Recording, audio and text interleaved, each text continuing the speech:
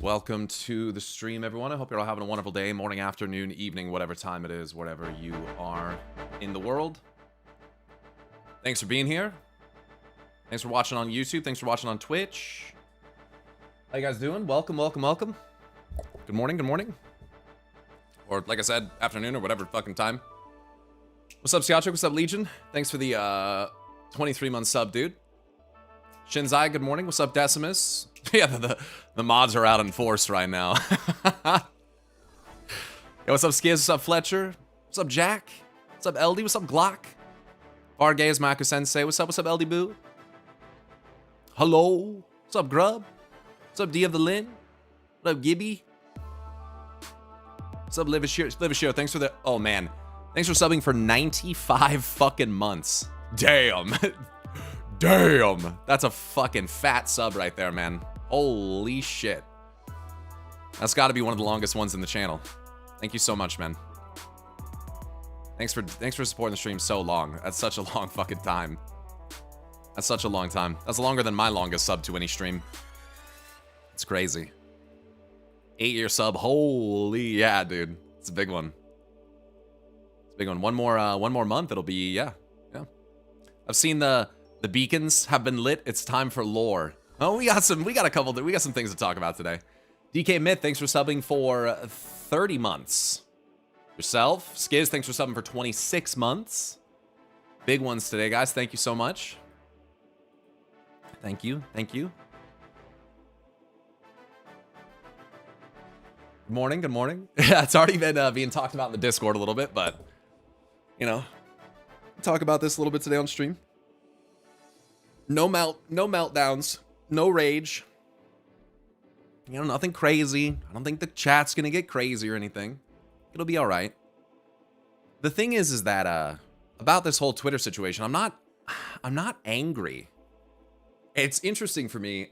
Like, I think typically, historically, I would have been angry about all this, but I'm actually not. I think it's more fascinating than anything else. I think there's a little frustration, but yeah. If anyone's expecting the meltdown from this, I don't think that's gonna happen. LD Boo, thanks for the 24-month sub. Congrats on the 2-year sub badge, and thank you for subscribing that long. The only thing crazy today is that I bought another Philly cheesesteak. Yo, I love a good Philly cheesesteak. It gets a little one note for me texturally. So, what happened? I'll show you. It's really not a big deal. This is just like Twitter discourse. I don't even think it's like disrespectful necessarily. Between Asmon and I. Some of the replies are...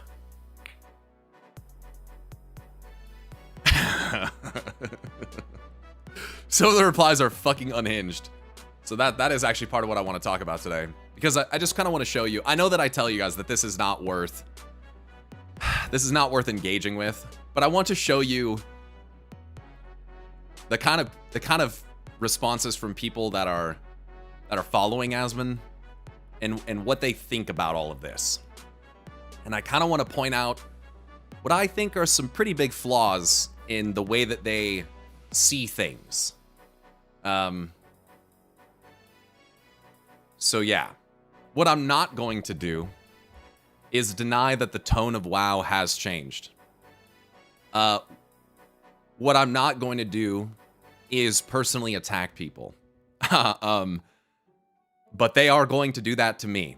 So you'll see. But I'm gonna try to remain respectful throughout this. I'm gonna slip in a couple little jokes, little jabs here and there, but ultimately I don't want it to be perceived as Asmon and his viewers would say, ad hominem. You know? Well, I'll talk about it, Celebrate. I'll talk about it. Because I don't think that Asmon is entirely wrong. I just think the way that he and a lot of his viewers look about it is very, very, very politically charged. And angry at more than just the tone of the game, but the way that they perceive politics affecting gaming in general. And their views on things like human rights, right? There's pretty big differences there, I think, between me and some of these people. So, we'll see. We'll talk about it. But yeah, let's get into it. Why not? No reason to sit and wait. So, this is my post on Twitter. I made a post that's a little bit rage baity. Okay, not gonna deny that. I was kind of poking the hornet's nest a bit, so I'm not gonna try to play a victim here. But what I tweeted was, Warcraft has been growing and changing for 35 years. I wish I could say the same for many of the players. This obviously struck a nerve with some people because they did not like this. There's a couple things that get said here that I want to be receptive to, but I also want to kind of point out why I don't really think the logic applies, okay? So Asmongold responded to this. Of course, his post gets a lot more likes than mine. And call it getting ratioed, whatever. The guy has fucking 1.2 million followers, okay? I don't expect for my post to get as much support as his. It needs to be understood that just because his post has more likes does not mean that everyone agrees with Asmongold. 26,000 people is still not that big of a number. It is a bigger number than 1.1K, but ultimately, this is not indicative, nor is this proof that his opinion and view of things is the widely accepted view by the majority of people. Okay? I think there's like a common kind of logical, like, fuck up, fallacy, whatever you want to call it, that just because it gets more likes, more people must agree with it. 614,000 people saw it. That number is a fraction of that. Populism is not necessarily truth, okay? But just because he gets more likes or views does not mean that it's inherently wrong either. That's not why I would say that I don't agree with it, okay? So he said changing and growing isn't always a good thing. That's true. That's a bit ironic coming from someone like Asmongold, to be honest with you. Now, again, I'm not going to turn this into an ad hominem personal attack on Asmon, but that is pretty ironic coming from Asmongold. I do see, and myself included, and this is anecdotal based on my experience, but I do see a lot of feedback from people basically saying, I miss the old streams. I miss old Asmongold. And he might say, well, I miss old WoW, and that's why I don't do that anymore. Fair enough. But he said, Warcraft has abandoned its original aesthetic and tone in favor of a more feminized, Disney-fied fantasy slop palette. Little bit of word salad there, but okay. Go watch the Warlords of Draenor cinematic, then watch the Dragonflight one. It's a different game. What I would say is that, yeah, it is a different game. It is a different game. We are also taking probably like the best expansion trailer that's ever been and comparing it to what some would say is the worst that's ever been. So they definitely are different. The tone of Warlords of Draenor is absolutely different than Dragonflight. Now, does different mean better? Not necessarily. But does different mean bad? Not necessarily. And so what you'll see here is that they will say, and understandably so, because the context of my tweet, the lacking context of my tweet, frankly, they'll say that it isn't better, that it's changed. But they are also saying that it's worse because it changed. What I'm trying to point out is that these are opinions. But the way that people respond to this stuff is not with opinions. I mean, they're giving opinions, but they're not saying it like it is an opinion. And this is the original issue that I took with the comment that, or the post that led me to make my tweet in the first place, was that the guy that I had read about, he basically was saying, this doesn't resonate with anyone. This is where, like, bubbles and kind of cognitive dissonance set in. It's frustrating for me because I think that femininity has always existed in WoW. There's always been female champions, whether that's like Sylvanas, Jaina, Tyrande, Alexstrasza. Like, the feminine aspect has always been there. Historically, those feminine characters have also canonically been like brutalized, like graped and used for like repopulation machines, Alexstrasza, and been mistreated by their male counterparts like Jaina. So, you know, there's definitely a you know, Sylvanas getting her soul broken in half and all, you know, that kind of stuff. So the whole feminized thing, I don't really agree with that. I also don't think more feminine energy is a bad thing, to be honest with you. I think a balance between masculine and feminine energy is preferred. I think that these kinds of remarks are, I personally kind of perceive them as pretty deeply insecure. I don't know if these people are, if they have a fragile sense of masculinity. I don't know if they're like, I don't know if it's that they're like afraid of women or strong women. I don't know. Like, I think maybe what it's saying is it's like girly. I'm not really sure what to say about that. One of the longest standing writers for World of Warcraft and who has written some of the grittiest novels is Christy Golden. So her kind of feminine touch is actually there in some of the most brutal literature that WoW has ever written. Like, she wrote some of the first novels and she's written the most recent novel. So Christy Golden's kind of been there like the whole time. When it comes to the Disney-fied slop palette, it's interesting because I think that you can reasonably make that argument for Dragonflight. I actually do. I do think Dragonflight had some, especially cutscenes, that are very like Disney-esque. I do think the Calic Ghost cutscene at the end, it is like, it's cringy. Like, when I watched it myself, I was kind of cringing at that. So I won't even deny that. What about Tusky? I'm not interested in having a one-on-one conversation with you right now. You can either sit and watch and be patient and allow me to address these things, or you can shut the fuck up. Okay, you can leave. Okay, you need to calm down because we're not having a one-on-one conversation right now. With that being said, to go back to this, there are moments narratively that I don't like in World of Warcraft.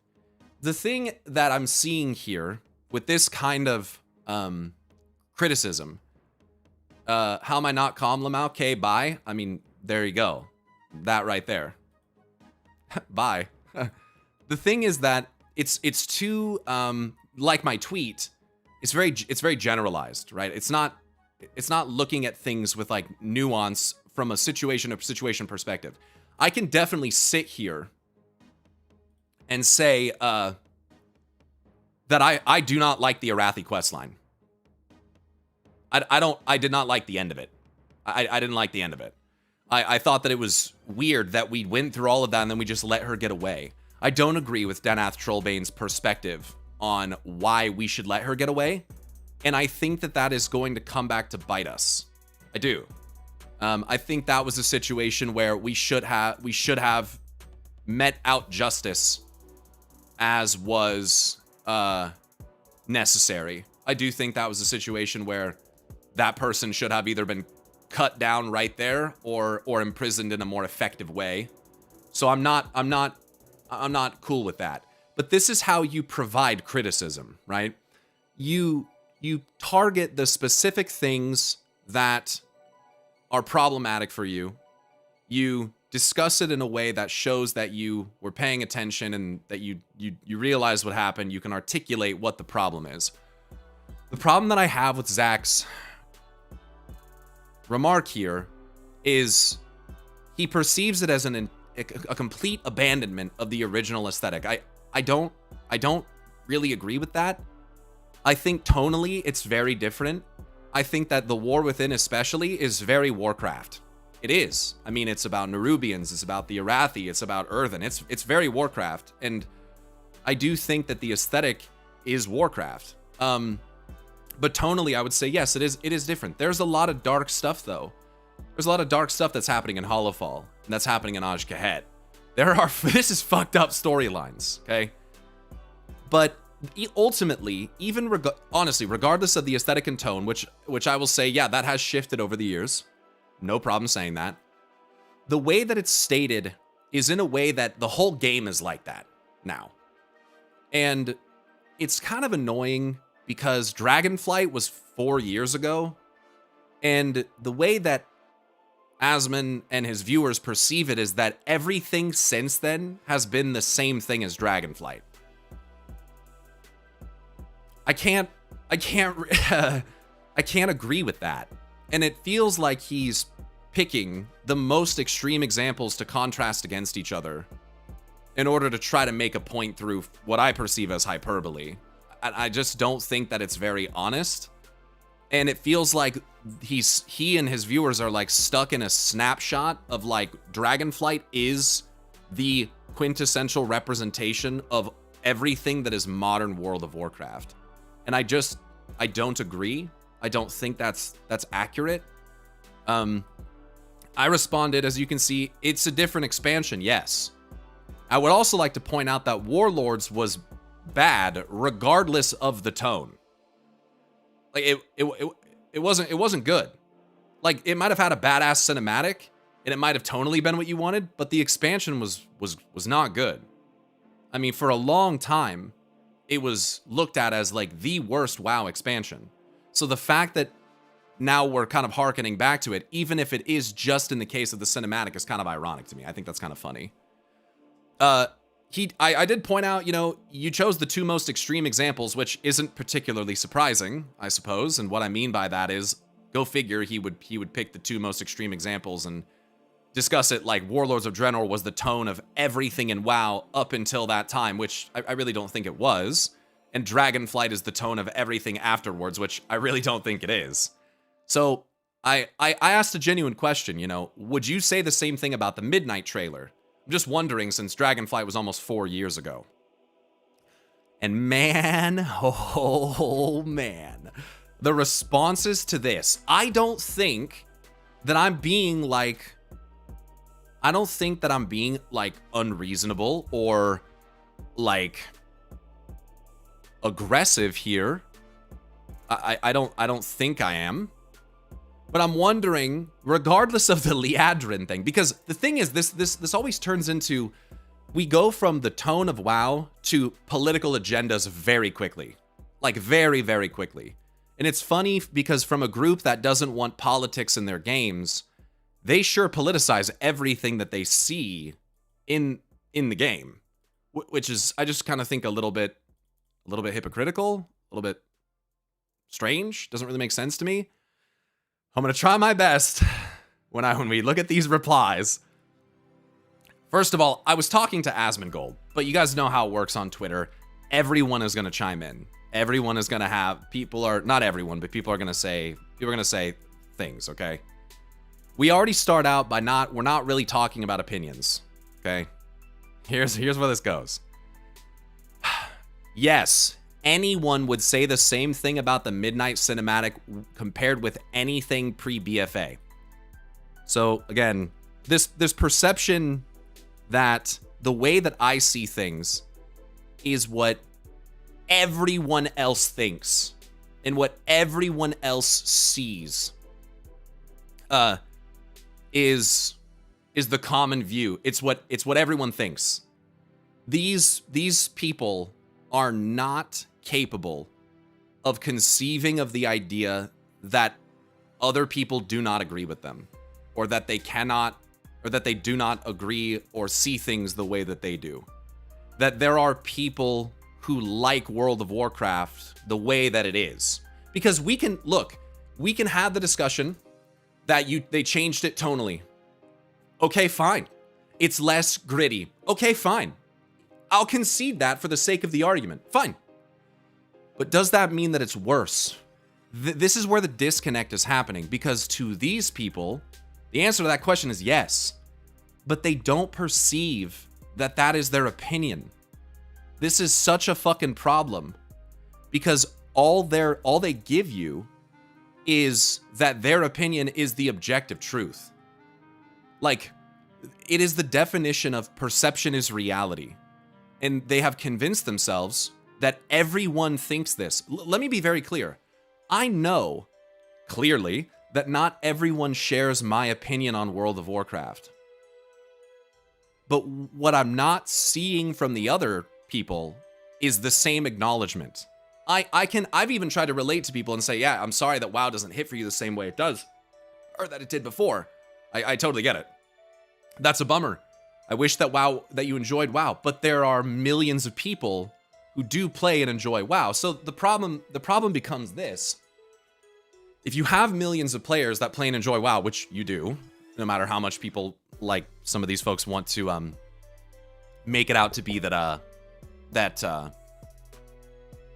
WoW is dying, which is not the case. If you were to ask them, okay, there's a bunch of people that do prefer what you describe as Disneyfied or feminized, right? If they shift away from that, and all of those people that enjoy that take issue with it and tell you that, are you going to listen to them or lend an ear in the way that you expect them to do for you? Right? If we shift this the other direction, the millions of people that enjoy the way that it is now, is their opinion and their perspective, is that effectively going to mean nothing at that point? The reason why I'm asking this question is because if the answer to that is no, I don't care, then that's pretty blatant hypocrisy, right? We have a situation where the game is tonally not what you want anymore. It's thematically not what you want anymore, but there are a lot of people who it is what they want. And you're willing to basically say that they should destroy that for those people to please you, but that those people don't deserve to have what they enjoy in the game and what they like from it. They don't deserve to have that, which I just think is like kind of immature, which frankly, like, that's kind of where the growing for 35 years comment comes from. Yes, it's passive aggressive, but like, I do think it's a bit immature. It's very, I do agree that, like, it's almost like I don't want to share my toys mentality.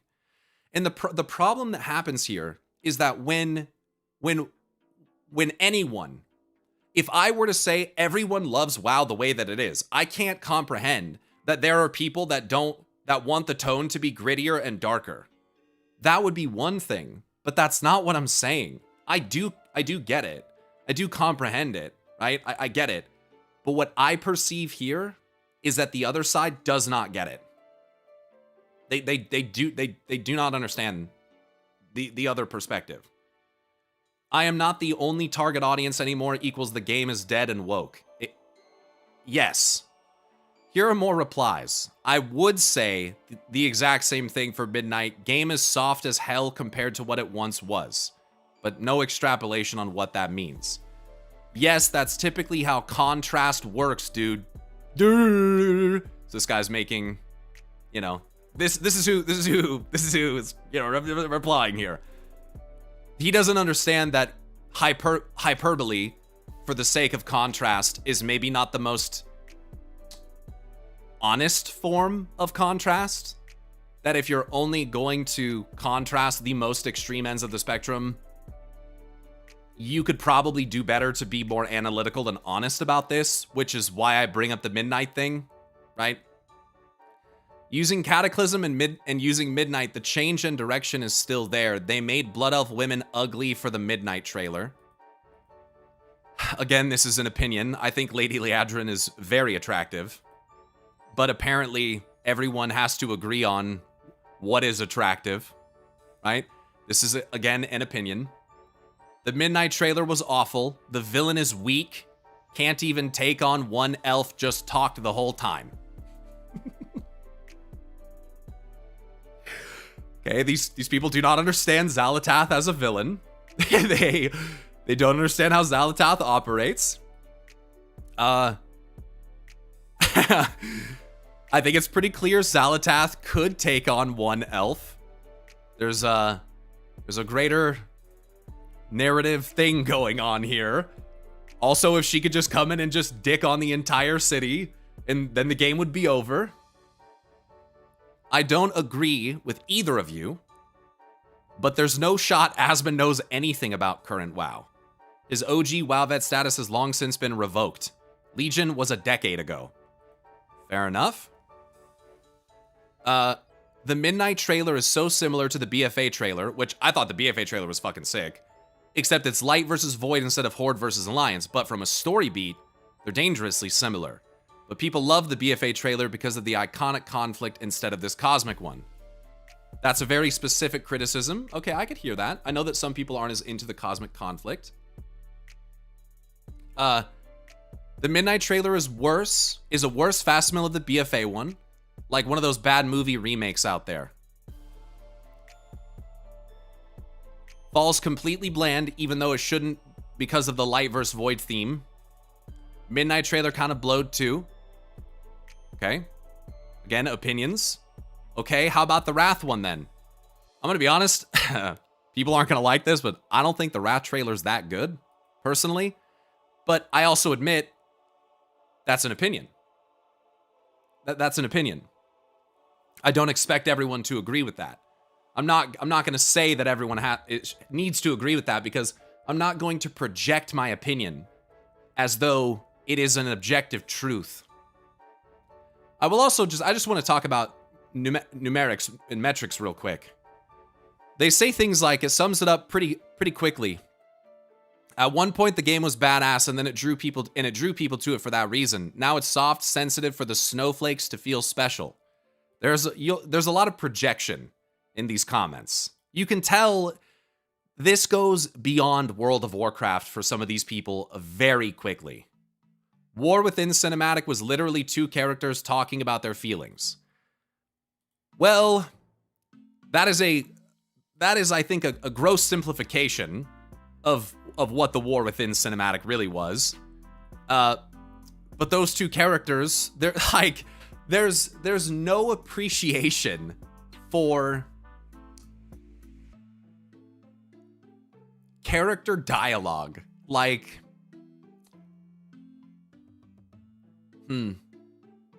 They showed, I mean, the cinematic literally ends with showing the gigantic sword plunged into our world by Sargeras. like, I like the people always showing pre-Warcraft concept art to talk about the good old times when those were never implemented like this either. Well, and also I want to talk numbers for a second. Warcraft 3 sold 4.4 million copies. 1 million in its first month. It's pretty good, especially for the time that it came out. There are many people who would say that the grittiness of WoW grittiness of Warcraft actually started to go away with World of Warcraft. It's interesting because World of Warcraft has had whimsy, silliness in it, kind of cartoony character models since vanilla. Vanilla sold 14.5 million copies. Three times what Warcraft 3 sold. So, obviously, just from the very beginning right there, it brought in a fucking ton of new people. I do not agree that Warcraft and World of Warcraft are equal when it comes to grit. I really don't. And I think that WoW, for its entire lifespan, has opened itself up, whether it's races that we have, whether it's different cultures that we have, main characters, to more groups of people. And WoW narratively has always pushed more like progressive stories. And again, this is not an opinion. Like, play vanilla. Like, read the quests that you're doing. Pay attention to the Defias Brotherhood. Like, this is one of the first quest lines that Alliance players experience. I mean, if you take Warcraft 3 and look at how it ended and what it leads to in WoW, a lot of it is fundamentally, we've been at war with each other for reasons that are justified, frankly, on both of our sides. But how has that hurt us? How has that left us vulnerable? We have failed to see the humanity in one another. That's a common thread all throughout WoW. And it may not have been in Warcraft, but the idea, again, that all the WoW players, and especially as the WoW players, some cycle out, some cycle in. I started playing in 2012, so I'm like newer, right? The idea that the core audience is just these people, that they perceive themselves as the core audience and the only audience that matters. When even like numerically, World of Warcraft, which shifted away from the grittiness of Warcraft itself, sold 3 times more copies than Warcraft 3. It was wildly more popular. It's funny because WoW's subscription numbers began to dwindle through periods, even during the periods where these guys are saying that the game was better. Bringing up Cataclysm. Bringing up Warlords of Draenor. I've even seen some people bring up Mists of Pandaria, which is hilarious. People bringing up Legion, of course. Perhaps even BFA.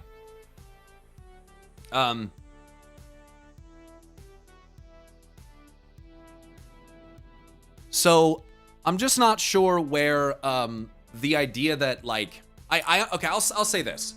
I understand how feeling like you're the core audience and for whatever reason the most important person that plays or is interested in WoW, I can understand how you can maybe feel like a little bit abandoned or feel like you're getting left behind to a degree. And I think that there is some truth to that. I do. I can kind of empathize with that. There's nothing wrong with wanting a grittier, darker kind of version of WoW. There isn't. Like, I'm not going to sit here and be like, no, you shouldn't want that. There's, it's wrong that that's what you enjoy. I'm not going to do that. That's fine that that's what you enjoy. But what I would ask for is the acknowledgement that there are also tons of people who that's not what attracts them to World of Warcraft, right? But it gets some of these replies.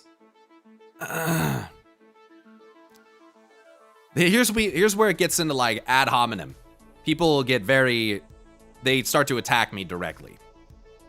I only know you for your old rant. Seems like you need to shill to earn some online cash now. Let me be clear about something for everyone that doesn't understand this. I did not rant about WoW because there was women in it. I did not rant about WoW because I perceived that it was being feminized. I did not rant about WoW because I thought it was being Disney-fied. I did not rant about WoW because I thought it was woke. I ranted about WoW because I thought the line delivery of Sylvanas sucked, and I didn't like what they did with the jailer. I ranted about WoW because I was upset about the things that were happening to people at Blizzard. So this is not a very fair assessment at all. My rant, I only know you for your old rants, so you don't really know me. You don't really know me at all. Seems like you need to shill to earn some online cash now. Well, no. I mean, I literally quit this game for 2 years, went and played another game, did just fine. I stopped playing WoW because I didn't enjoy it. That's what you do with things that you don't enjoy. You don't engage with them, right? You go and play something that is enjoyable for you, and you let go of that thing that you fucking hate. That's what you're supposed to do. You go fill your time with what you do like, instead of angrily shouting that it's not what you like. So there's a lot of this that happens. You'll see more and more comments. Like, here's another one. You'll see comments where, because they don't actually want to go after the argument that's being made, they'll go after me personally. This is extremely common. The game changed for the worse. That is objectively true. And see, again, this is the flaw in their thinking. It isn't objectively true. It just isn't. It's not. But they have convinced themselves that it is. Like, in matters of taste and thematics and tone, there is not an objectively better thing. It's like saying that red is better than green.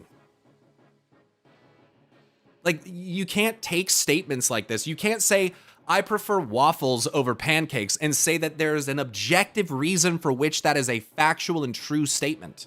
That's not how it works. There's nothing objective about subjective takes. Now, do I prefer waffles? And can I give you some reasons why I think they're better? Yes, but I'm not going to tell you that it's an objective fact that it's better. That is not how it works. This is that we can dislike different tones of WoW. No problem about that. No problem about it. But you have to acknowledge that it's an opinion. This is the biggest issue that I see, not only from Asmongold, but from the people that follow him. They don't recognize that their opinions are opinions. They see them as facts. Do you see, like, what that does? It puts you in a position where you will not listen to anyone else's thoughts on something, because to you it doesn't matter. Perception has literally become reality, the objective truth to these people.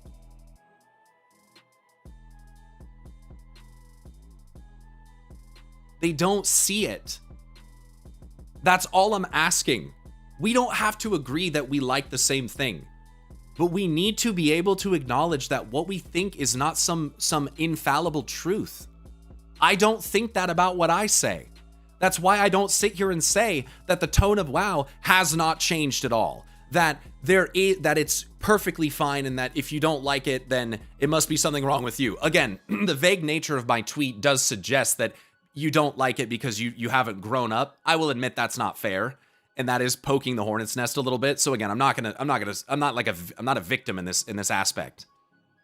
But this is literal cognitive dissonance due to being online too much instead of talking to people in person. Anyone who disagrees isn't real. Their opinion's not real, and they heavily personalize it to try to make it like there's a problem where they can't acknowledge that I just have a different opinion. I'm not defending WoW because to make money from it. Guys, let me be so crystal fucking clear about this. I do not make that much more money than people that are working 40-hour-a-week jobs. I am not a fucking millionaire like Asmongold. I have a very humble income. We live frugally 99% of the time so that we can afford what we have. It is not a situation of I can only live my life because I get to make content for WoW. I really appreciate that I can do this. Don't get me wrong. But I also don't just make content for WoW anymore. I do it for League of Legends. I do it for Cyberpunk. I've done it for other games throughout the course of time. I could, what I'm getting to is that I didn't start making videos because I was making money from them. I didn't make any money originally. I didn't continue making videos because I make money from them. I make them because I like them. I like making videos. I like the creative process of making videos. I enjoy it. If my channel got demonetized today, I would still make videos because I enjoy it. These people do not comprehend that.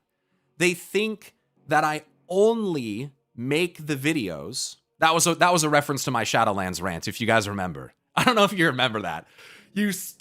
Yeah, that's sorry. They think that the only reason that I'm doing it is because I make an income from it, which is great, but I would make the videos regardless. I would enjoy WoW regardless.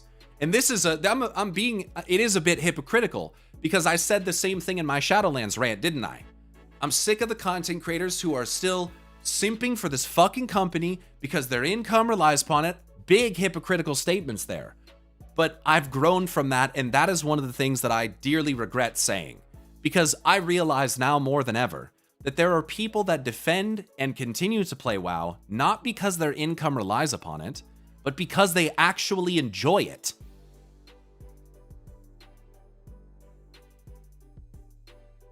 So I want that to be very clear.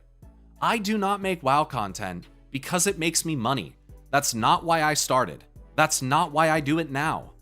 If you actually watch my edited videos or even my streams where I get into talks about this, it is very obvious that I am passionate about this universe. That, I think, is one of the most obvious things about me.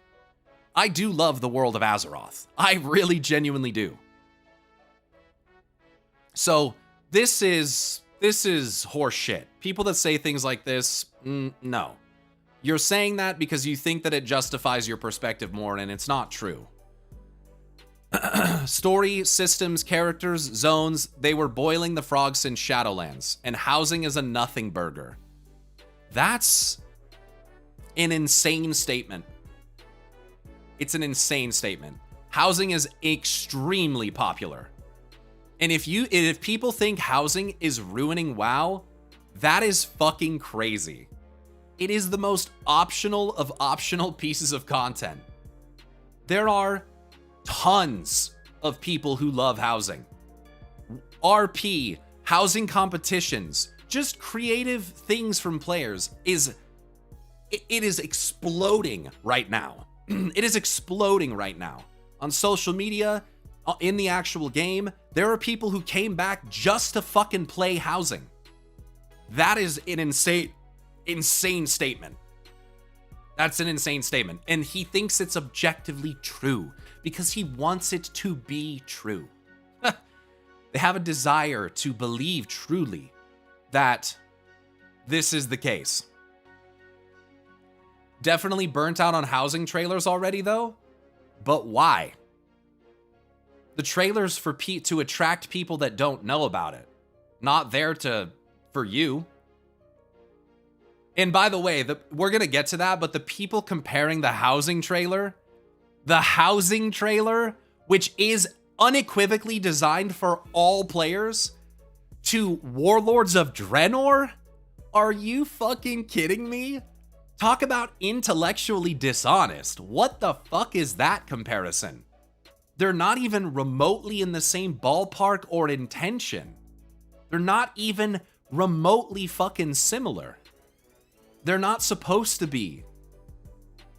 It's an homage to Ozzy. It's a fun, cute animation for people to get excited about housing. That's all it is. Anyway, this is what happens when we cherry pick the examples that we want to use. We take the most extreme, polarized things, and we explicitly compare only those things while ignoring the rest of it because it doesn't fit the narrative of the conversation. You notice how when you watch this stuff, when you read these comments, they're focused on trailers, they're focused on cutscenes, they are never doing actual character analysis, They're never doing actual thematic or zone or conceptual analysis. They're not specifying quest lines. They are generalized, presumptive, blanketed statements about very specific things because the way that they can go about talking about those things fits their narrative. That's why I think it's important for when I don't like something like the Arathi questline to be like, yeah, I think that was bad. But there's also a lot of stuff in The War Within that was pretty fucking good. That's not what you will find here. You will only find explicitly comments like this. So let's continue. The Midnight trailer was fucking garbage. That's fair that you have that opinion. I wonder why that is. That's the thing that I see as well, is that people will say things like this, but they don't seem, and maybe it's the Twitter character limit, but they don't seem to be able to articulate why it is. And I'm sorry, but like, if the Midnight trailer sucked because the way Lady Liadrin looks, like, I can't really take that seriously. Like, I think that we can have a separate conversation about the appearance of elves, the glowing eyes or whatever.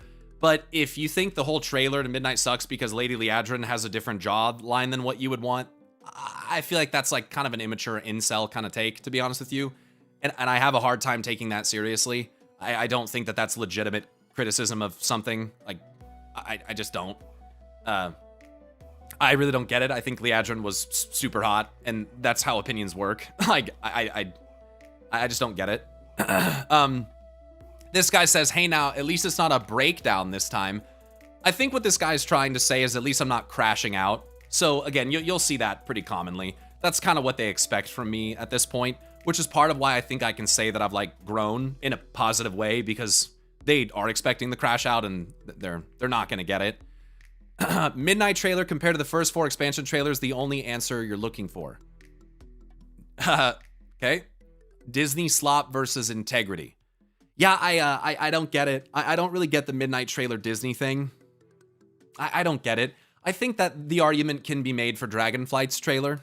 I really do. But I really don't get the Midnight thing. I feel like they're just kind of throwing around buzzwords at this point. And it is funny though, because they agreed with your crash out when it suits them, right? But then when you're angry about things that they don't agree with, now they're going to ridicule you for that. Yeah, that's a pretty common hypocrisy that I see here. That's very common. As long as Pyro's saying the things that I agree with and I think it's based, I'm going to praise his anger.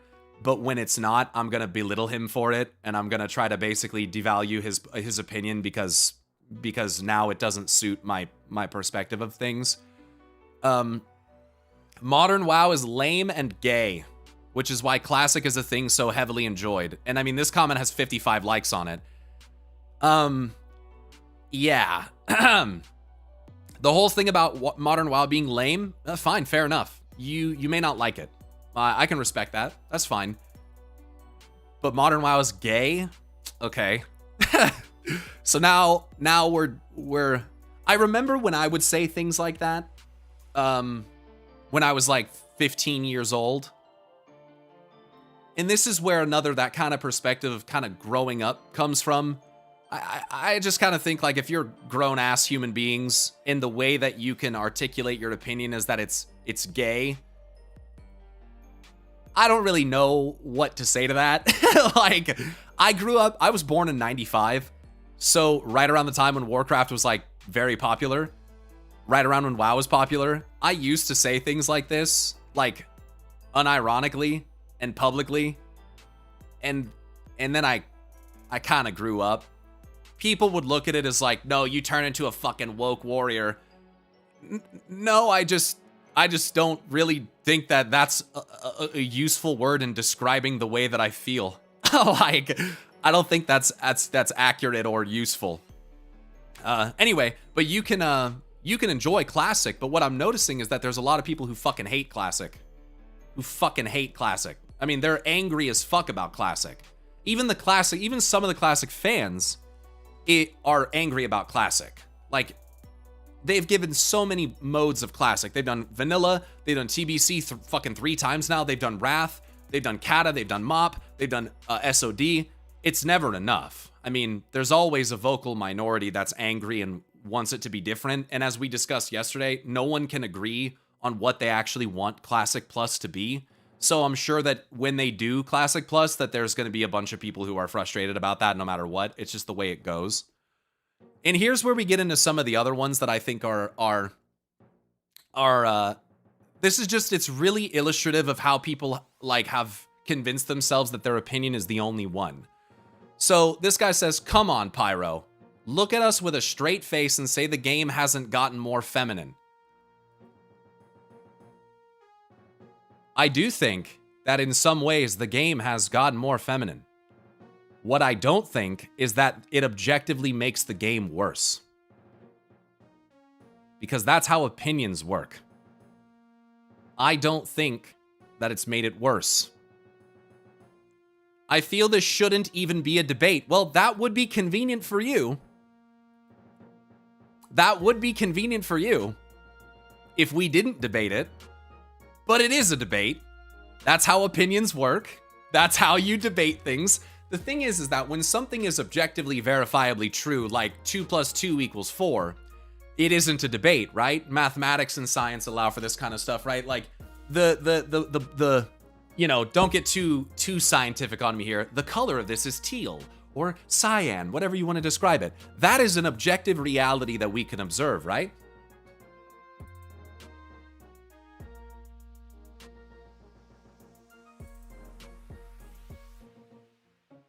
The opinion that it makes it worse.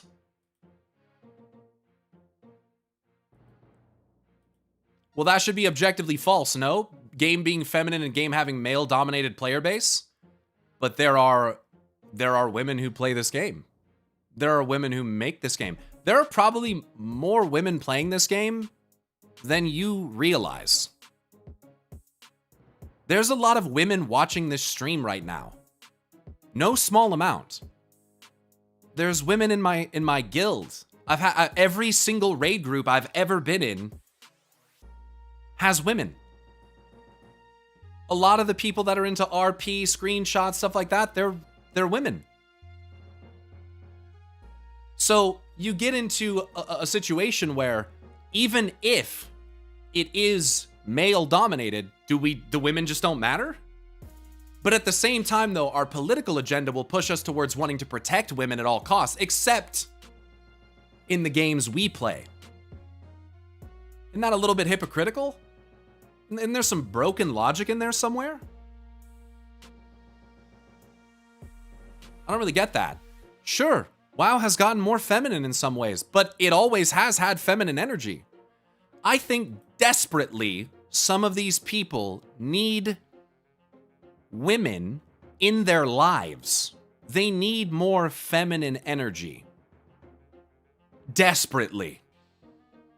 Anyway, defending it does nothing but encourage this more, which a majority don't want. I feel like I'm saying the obvious. He feels like he's saying the obvious because to him, in his perception, the majority agrees with him. This, again, we come back to the cognitive dissonance. This is not a majority opinion. You cannot quantify this. There is no evidence that the majority of people like this, that they want it. I think you're missing the point. It's about the appeal of the game. No one is against women characters in the game. But they are. but they are though. But they are. Especially if they're black women. And especially if they have short hair. It doesn't, what you need to understand is that yes, WoW has evolved to appeal to more people. Yes, it has. That doesn't mean that because you don't like it, that everyone who plays it, or even the majority of the people that play it, agree with you. If they agreed with you, they probably wouldn't be playing it, would they? Now hold on, wait a second. You're telling me that people that play the game and continue to enjoy it serve as evidence against the belief that the majority of them don't like it? Hold on a sec. So you're saying the majority of the people who play WoW agree with it. This is the problem. You want people to acknowledge your opinion, but you don't want to acknowledge theirs. You want them to value what you like from the game, but you don't want to acknowledge what they like from the game. You want the cake and to eat it too, but you don't want to share it with anybody else.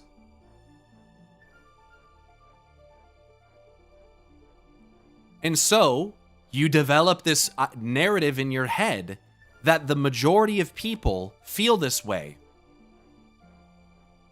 WoW has millions of players for a reason. It's just ridiculous.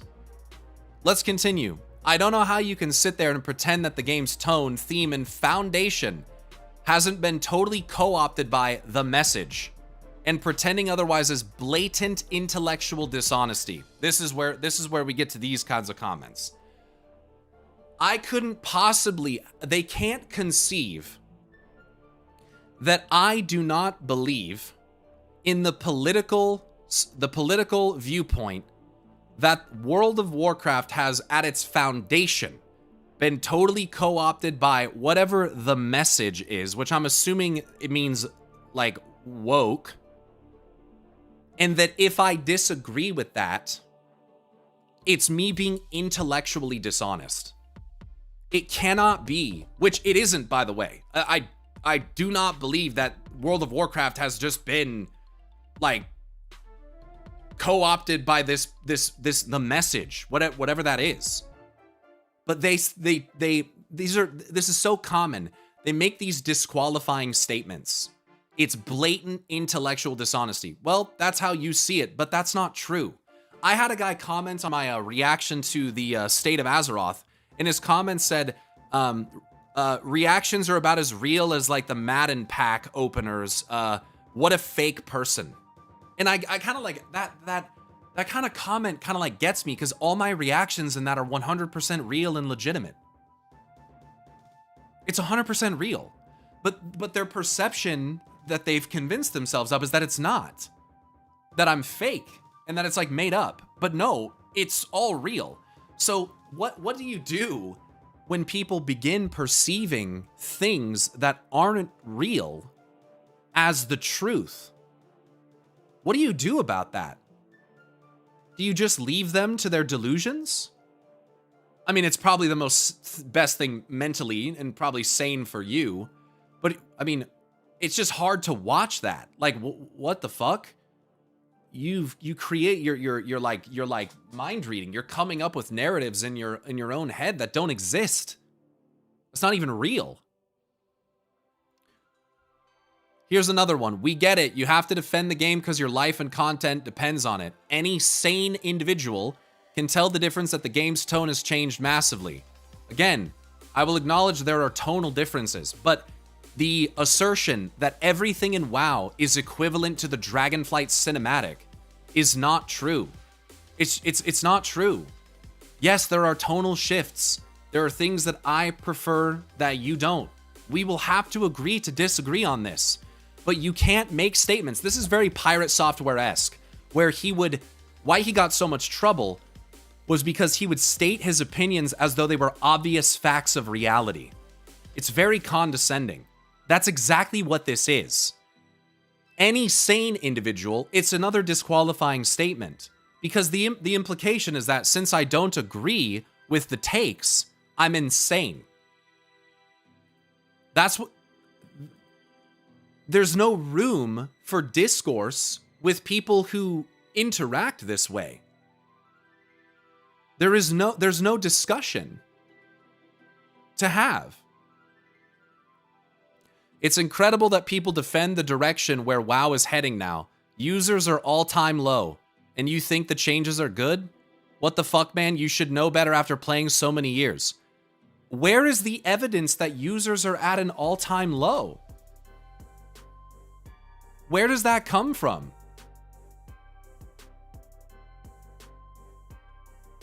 My source is I made it the fuck up. All-time low? There is no evidence of this. Arguably, it's the highest it's been since Wrath of the Lich King. Projected numbers indicate that. Like, what? But again, the reality in these people's heads is that since I don't play it and I don't like it, no one does. Since this doesn't resonate with me, no one does. Here's another one of these comments. Didn't you have a meltdown and stop playing the game because of the lore? Yes.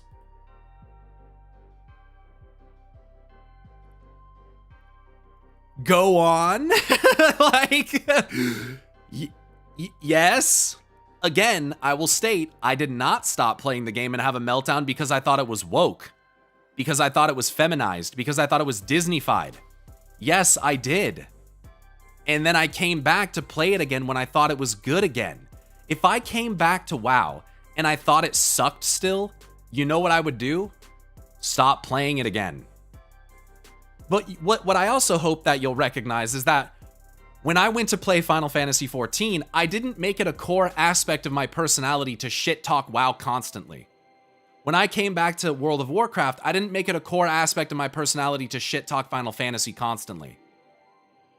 Because I love both games. I want them to be better. I don't have a vested interest, nor is my channel, like some people, based on giving negative, controversial takes on things. That's not what my channel is built on. It's built on story.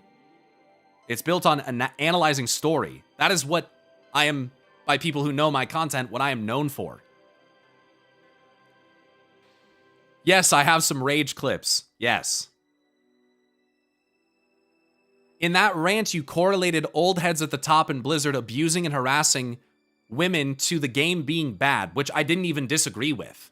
I do think that a bad situation in a workplace leads to worse work.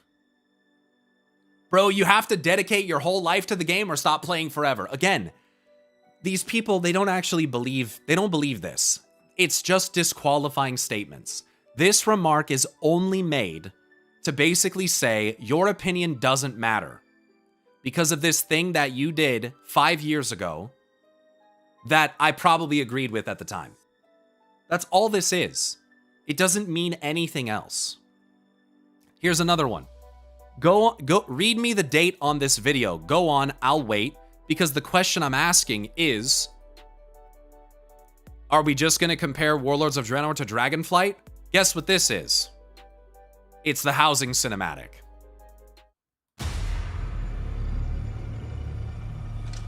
Because what these people think is that because this is a little mini trailer to advertise housing, this is just all that WoW has become, and they hate this. I don't even understand why. I think it's because of a lot of classic YouTubers and shit making idiotic fucking comparisons, but it is what it is. Like, here we are. Here we are. They fucking hate housing. I do not understand it. They fucking hate housing.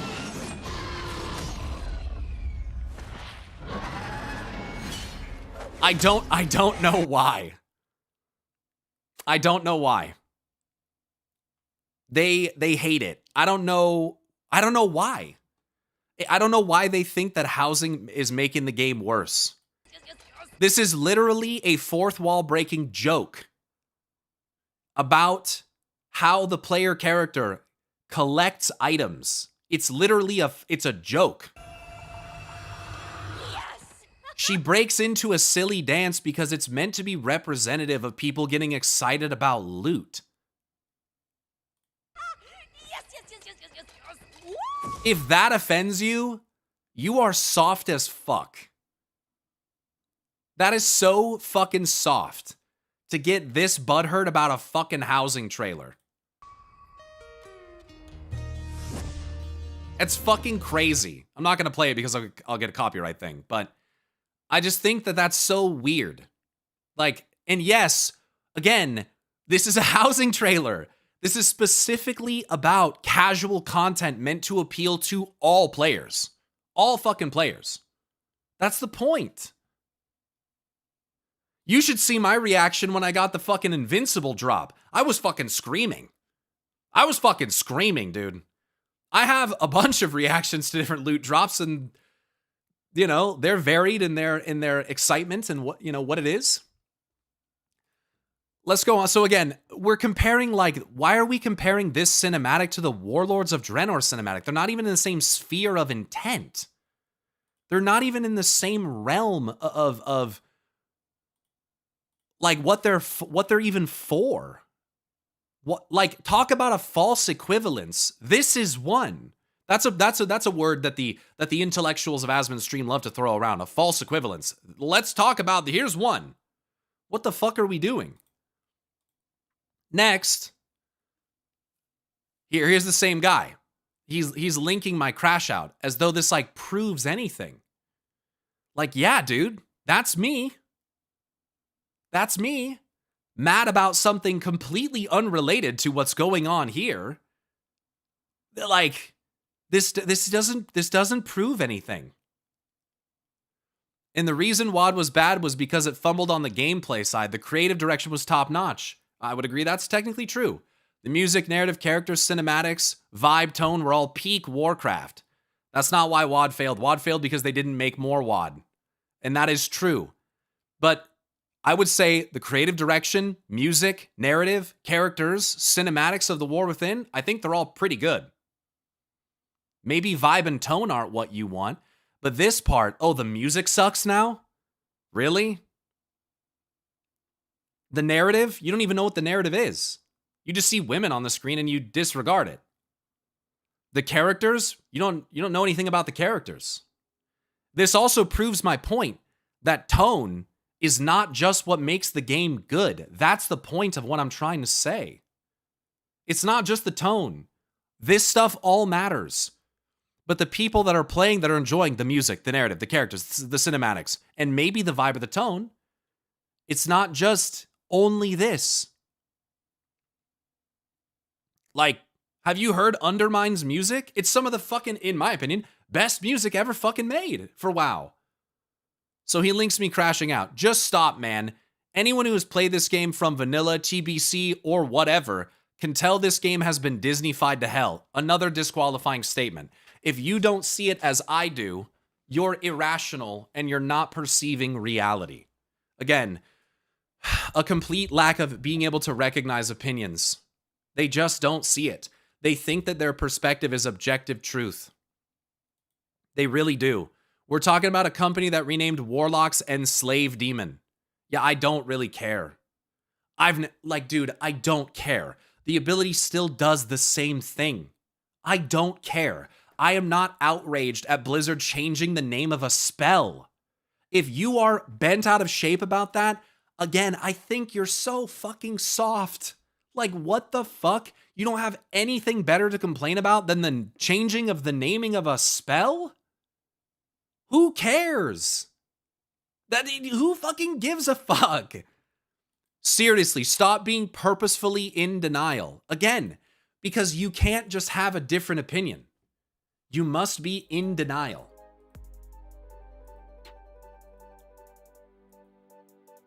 Why would they even rename that? Who gives a fuck?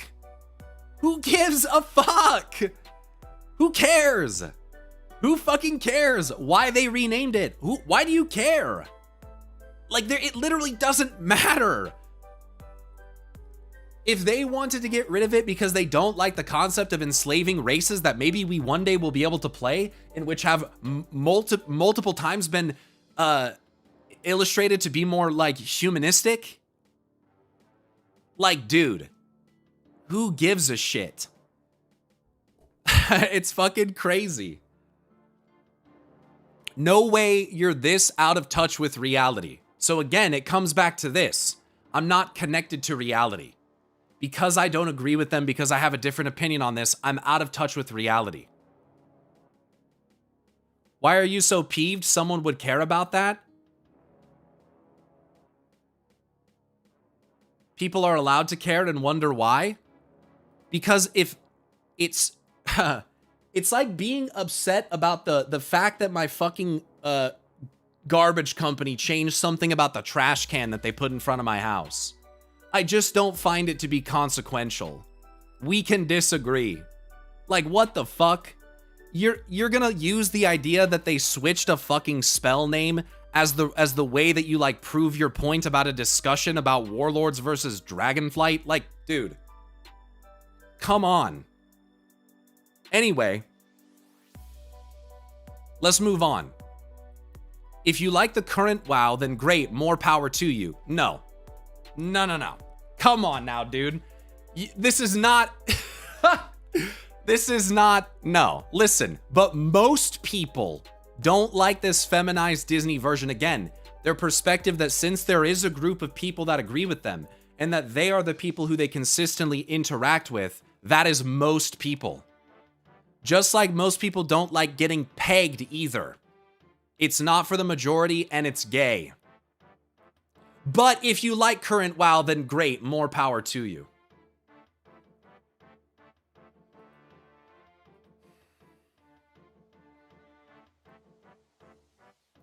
All that shit aside, have you bothered to ask yourself, why does it always have to be a black woman?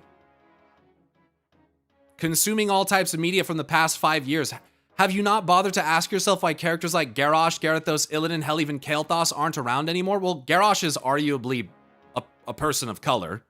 Garithos was literally a racist. Illidan is purple and is on the seat of the Pantheon, and Kael'thas is dead and in the Shadowlands. But World of Warcraft adds one black female character. Why does it always have to be a black woman? I have to be honest with you. No, I don't find myself thinking that.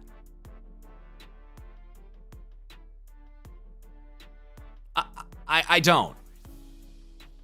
I have no embarrassment in saying that. I don't find myself thinking that. And I'm not gonna sit here and be like, I don't see color. Like, bro. No. I like well-written characters for the most part. I don't care. It doesn't outrage me. It doesn't.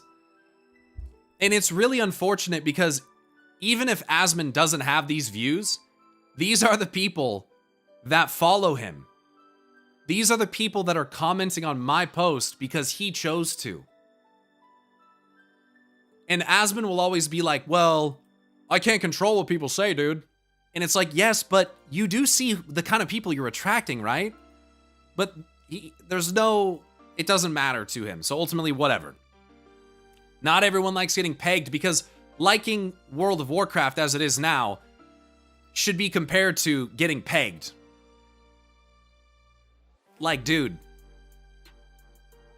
these comments are unhinged. And I'm getting to a point with all of this. Games are different. 2, I left a list of how WoW's changed on your OG post about this. Multiple replies to keep it going. Again, people who started in Legion have zero idea how the game was. Well, I started in Mists of Pandaria, so I don't know why he made that remark. And I mean, I remember the Mists of Pandaria opening cinematic. The next comment I think is relevant to it. WoW before, sweaty big man with big muscles and big hammers killing each other. That is really, again, I feel like a pretty gross like simplification of what World of Warcraft has always been. WoW now, rainbow dragons. Not really following that. Paladin. I don't know what that is supposed to mean.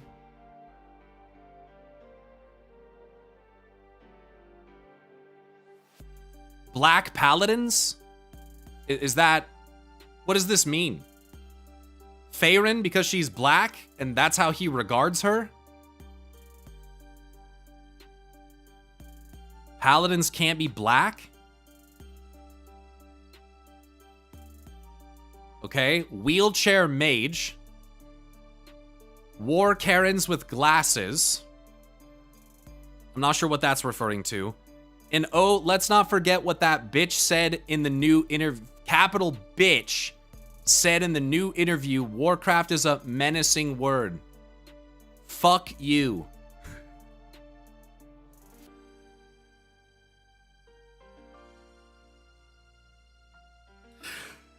Like, you can't make this shit up. You can't make this shit up, dude. It is so... It is insane, dude. Holly literally disagreed with Chris. Yeah, I know. The war Karen is Marin Trollbane.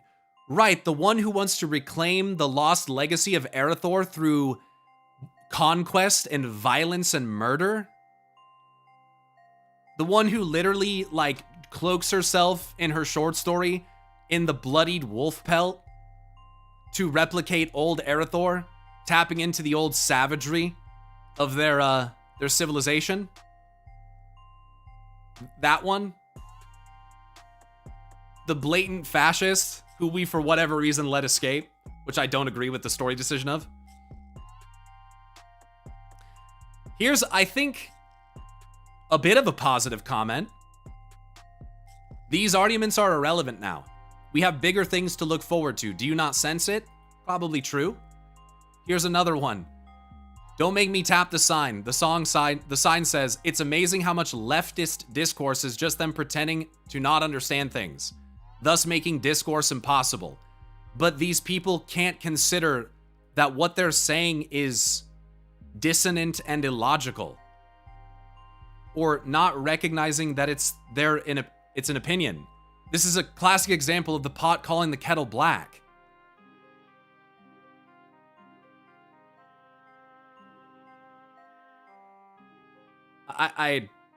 So we can move on from that. Sucks that you have no choice but to take the illogical path. Here's another example of it. Disqualifying statements. I can't possibly just actually believe and have the opinion that I do because it's illogical and I have no choice. You're actually retarded. So there's that. Okay. The Midnight trailer is so fucking terrible and gay. It's legitimately the first time I didn't get any hype for a new WoW X-Pack whatsoever. You're an idiot. So this guy liked the Dragonflight trailer, is what I'm getting from this. He liked the Dragonflight one. Interesting. Interesting. So are you blind and can't read, or are you just fucking stupid? You obviously don't know shit about WoW and what's happened to it. I don't care how long you've been playing it. You're obviously fucking retarded or deaf, DEF, and blind, so which is it? Maybe you're just woke and like woke shit?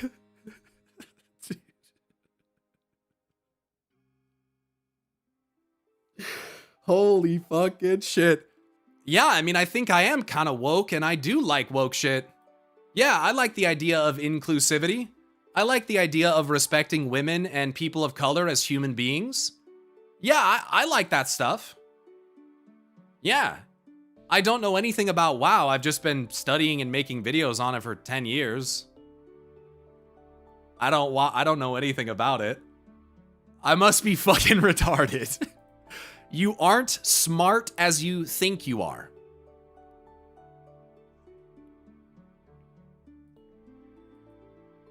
The thing is that I'm smart enough to recognize that I'm not the smartest person all the time. I don't think that I am, like, exceptionally smart. I think that I know enough. I think, actually, that I'm smart enough to recognize that there's a lot of stuff that I don't know and that I'm not, like, aware of. I think that's part of what comes with intelligence, is being able to recognize where you lack knowledge, and it's not even intelligence, but it's just knowledge. Yeah, I'd say yes to the Midnight trailer. Wasn't gritty or particularly masculine. I mean, I kind of thought that when Lorthamar Theron spit on the ground and said, "You can't even break one elf," and pulls up his fucking sword like that, I thought that was pretty masculine. I think when the fucking horde of fucking plate-wearing paladins came fucking marching up the steps with their fucking hammers, I think that was pretty masculine. I think that even though people think that it's woke and don't like it, I think Lady Liadrin was pretty masculine. So I'm a little lost here on, like, how it wasn't masculine. Or gritty. What does that actually mean?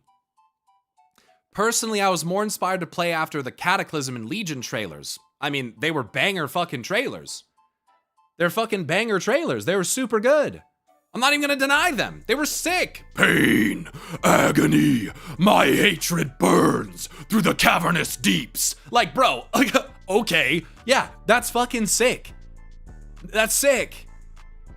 But again, WoW has a lot of different people who like different things. I would be willing to bet that a lot of the people, and this is just an assumption, that a lot of the people that like the older cinematics and stuff are probably more human or orc players.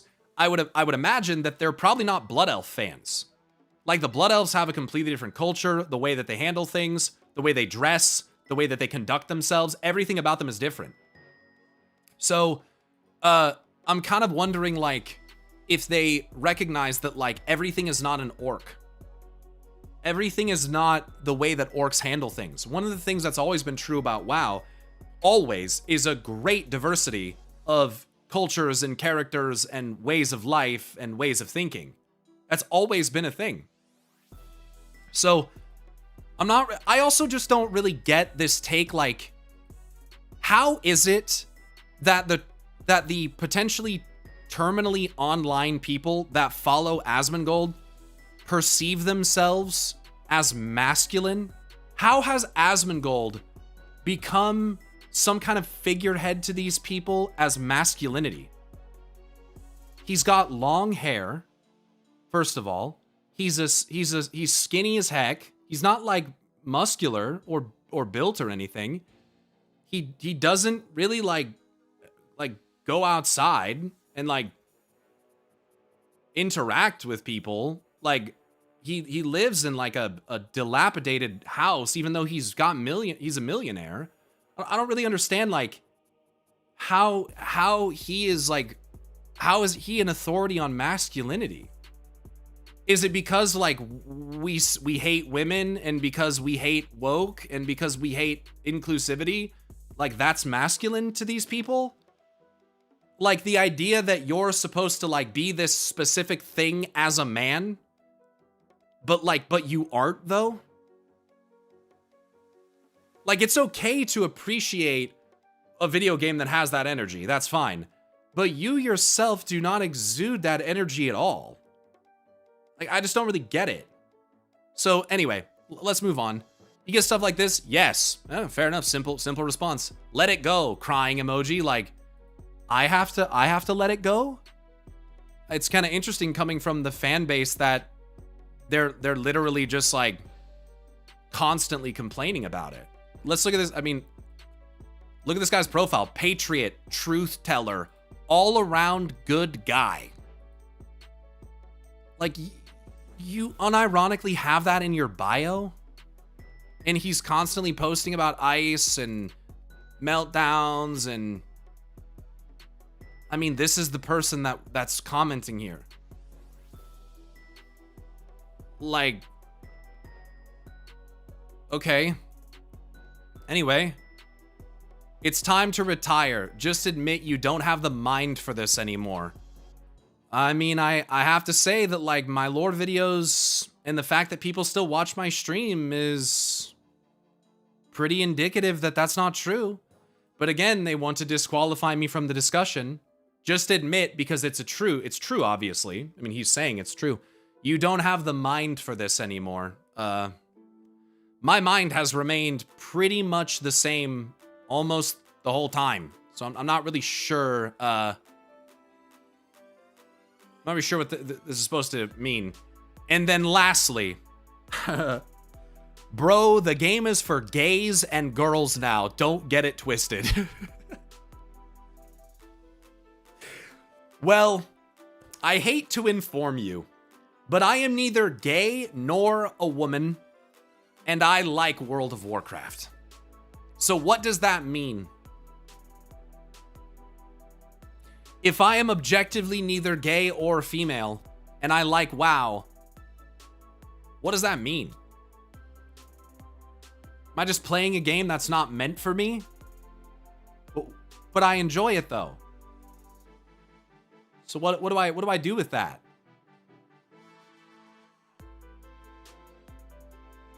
And also, while I do think that there is maybe more room for people who are gay or queer in other ways, and women, I don't have this perception that that makes the game worse. I just don't agree. And ultimately, that's what this all comes back to. A level of cognitive dissonance, where if you don't agree with them, it's because you're disconnected from reality. It's because you're, in their own words, retarded. It's because you're shilling, because you have to do it to earn cash. And that's the only reason why you think that. They cannot conceive of the idea that you actually just think this. Because to these kinds of people, anything that does not strictly align with their view doesn't exist. And they sit and they get angry and they shout all sorts of things at you about how you're not living in reality. But their responses and what they say pretty clearly illustrate that they are disconnected from reality. They have constructed a reality of their own, wherein they don't have to acknowledge the existence of anyone who has a different opinion than them. But then they call people the snowflakes. But they can't handle that other people have different opinions. I'm happy, and I did have a discussion with Michael Loda on here about his opinion, and we found an area where it's like, hey, we started around the same time, and like I said, I empathized with him and said, hey, I get it that like it doesn't hit for you the same way it does anymore. I am sorry about that. I think that we all deserve to have a version of WoW that hits, but don't you have Classic? Don't you guys have Classic? And if we come to this part of the discussion, if you have a version that's all the things that you say that it is, why don't you go play it? And just like let go.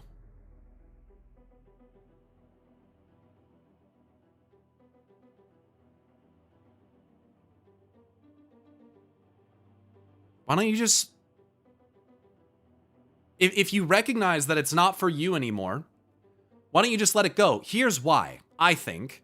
I think it's because this stuff is not, I don't think that it's really about World of Warcraft. Some of it, for some people it is, but I think this is about politics. I do. I think that's where the majority of this comes from, and considering that that's the majority of Asmongold's content now, it's not about the game. It's about politics. It's about the presence and representation of other people in games, in media. It's not about game design, which is why they don't have any criticism about the actual gameplay, nor content in the game. They only criticize cutscenes and cinematics, because they're not actually engaging with this content. They're not playing WoW. These people are not playing WoW, and if they are, they're fucking hypocrites, right? So you can safely assume they kind of put themselves in a vice here, because I know you don't play WoW, at least not retail, so it's hard to believe that you know what you're talking about. And if you do play it and you're sitting here posting this shit, you're a fucking hypocrite. So you kind of fucked yourself over. I promise you 90% of the people that complain about this stuff have not touched the game within 2 to 4 expansions, and if they were forced to play that, would realize how much is still the exact same. So it's just like, I'm not angry. Like, I think that's what people expected from me, and I think they're trying to bait me because they didn't get that. They want me to crash out so that they can laugh at me and make content from it. And I'm not angry. I am genuinely, and I've been going through this for the last like 6 months or so, where I'm looking at especially behavior in social media, and I find it fascinating.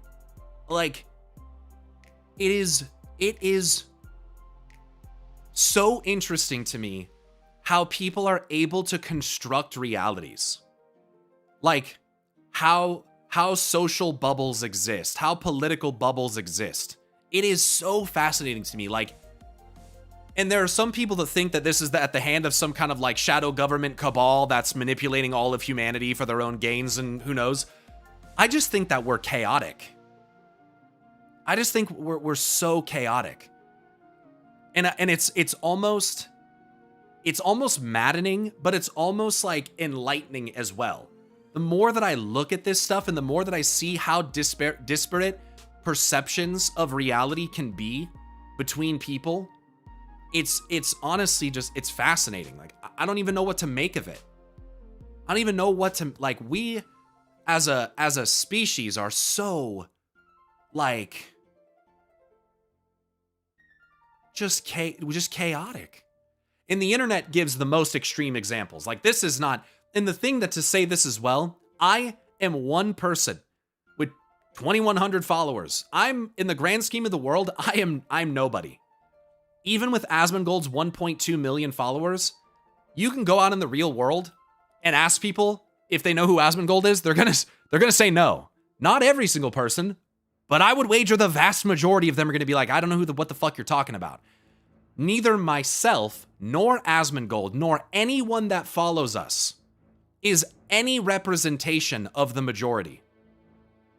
It cannot be used, no matter how many likes the post gets, no matter how many retweets, whatever. It is not quantifiable evidence of the majority. It just isn't. When you look at the statistics of this, the percentage of people who have viewed this versus those who have liked it, versus those that have responded, versus those that actually play the game, versus those that actually exist in the world, it is fucking minute. It is tiny. But again, I can recognize that. I do not speak for everyone, nor do I attempt to.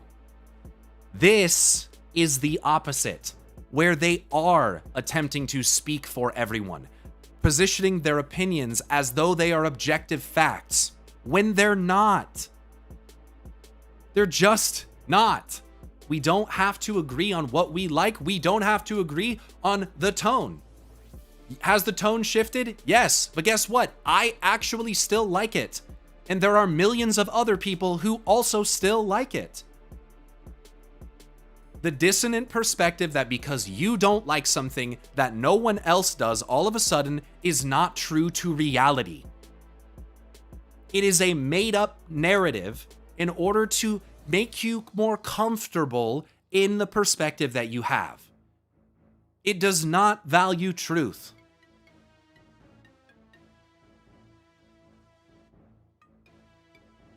It doesn't. So that's why I wanted to comment on this. Not because I'm angry, but because there is just a level of ironic, hypocritical, in some cases literally racist, misogynistic disconnect from reality that is going on here. And I'm not gonna try to fix it. I don't think you can. But I am observing it and thinking like, wow, like how and why does this happen? Like, it's just so fascinating to me. It's so fascinating to me. So there was another response here, which I think is a more moderate, understandable perspective, which says, no, it is not the feminization of WoW that ruined Warcraft, which is still coming to the conclusion that Warcraft is objectively ruined. It's the Disneyfication. As a girl who grew up with this game, I observed a deeply feminine side to WoW from vanilla, which made the world deeper and more interesting for all players. It was something that harmonized with the grit, darkness, and the epic fantasy adventure that was Warcraft. The modern aesthetic isn't dividing the player base due to the game being inherently more girly or feminine, and I do think that this is coming from people who just kind of hate women. It's happening because they moved away from the things that made it authentically Warcraft. Again, it still uses the same kind of terminology to try to objectively define something. And I do think that things are measurable. Yes, we can say that the tone and some of the themes, not all of them, but some of the themes in terms of conversation about identity, which is very, very small amounts of content in WoW, even in modern WoW, it's very small and very optional. Sure, there is more of that. I don't know anything about this fucking person, by the way. They have a Russian flag, and I don't really trust people who put fucking flags or crosses or anything like that in their fucking username. So don't take this as I don't know anything about this person. So, but I don't know. And traded their identity in favor of a kind of cartoon theme park aesthetic. I really think that WoW's cartoon theme park aesthetic has been a thing for a long time. In some places, remnants of older WoW linger, but in others, its original essence has eroded beyond recognition. I would like to have some examples of this. God, that's the only thing that from this kind of conversation I feel like is missing. Okay, I hear you. I think there's a potential for some good points here, but can you give examples? What's the example? What is the remnant of older WoW that lingers? And what's the example of the original essence being eroded beyond recognition? What does it mean? Right? It's like reading a fucking horoscope. It doesn't actually say anything. It just says vague general ideas. It doesn't mean that the game is, this is another thing I agree with. It doesn't mean that the game is bad. It still has a dedicated player base. That is the part that I thought was really nice about this post, because even if I disagree or want examples of what's above it, at least they can acknowledge this. And I value that, because it shows me that it's obvious not everyone thinks this. It shows me that they can at least admit that while it has changed, it doesn't mean it's objectively bad. And it doesn't mean that it doesn't have players or that it's dying. But the reality is, perhaps, that it is different now. And in some ways, I do think it is. At this point, a lot of what made WoW truly Warcraft could only be revisited in earlier versions of the game. And then they link the Sanctum of Elune in Darnassus? The Blood Elf beds in Silvermoon? Dalaran? Which is almost exactly the same as it was in Legion, just visually updated. So do we just like, what made Warcraft truly Warcraft was what? Bad graphics?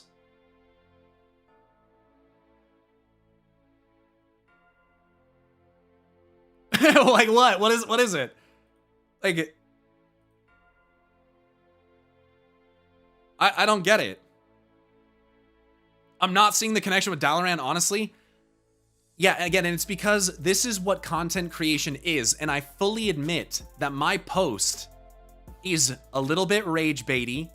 It is definitely poking the bear a little bit. And yes, it's stated in a way that is intentionally vague. This is what content creation has become. Aren't those images to show the feminine side of WoW? So what? Okay, let's operate on that. Okay, so you have a statue of Elune or a priestess of Elune, which continues to exist. Like, this stuff is still in WoW. So I guess, yes, this is something that they're saying has been there the whole time. Maybe the curtains are, I'm not really, pink and purple, maybe, and Dalaran?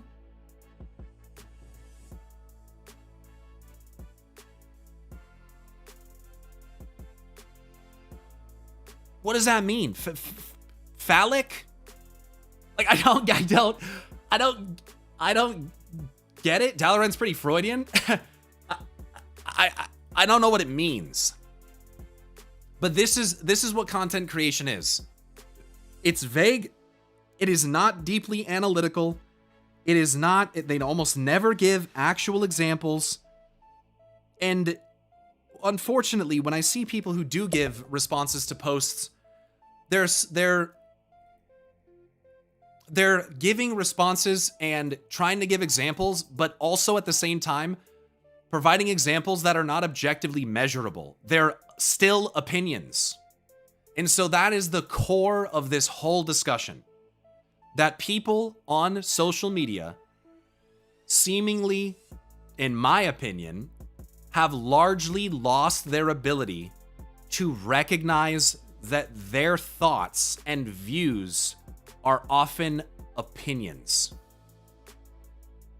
They do not see them as such. They do not see them as such. They see their opinion as just the truth. This is why humanity is divided. This is why we speak different languages and have different cultures and use different mathematical systems, which is so fucking dumb, but it is what it is. Because people's perception is just reality. We can't just have the discussion that says, I prefer the way that it was, I think it shifted this way, and I like the old way, and that's just me. It has to be, I think it shifted, the old one was objectively better, you're a fucking retard if you don't agree, and you're disconnected from reality, fuck you. That's what it is. And that's why we can't have discussions about this. So in conclusion to all of this, I don't think that this is worth interacting with at all. You're not going to change anyone's mind. No one wants their minds to be changed. People are not looking for common ground. They are not looking for the things that unite them. They are looking for the things that divide them. They will shout and yell expletives at each other in the same way that I have in the past. They just want to fight. They don't care. They want to come up with excuses for why you think what you do and deny that you might just like something that they don't. Angelica would also prefer WoW's story to end with Wrath and with Arthas dead. Then the game would have been over fucking 18 years ago. Woo, so based. Like, I'm not going to get into all that stuff. I'm not going to get into all that. WoW was, World of Warcraft in its world was always way more than Arthas.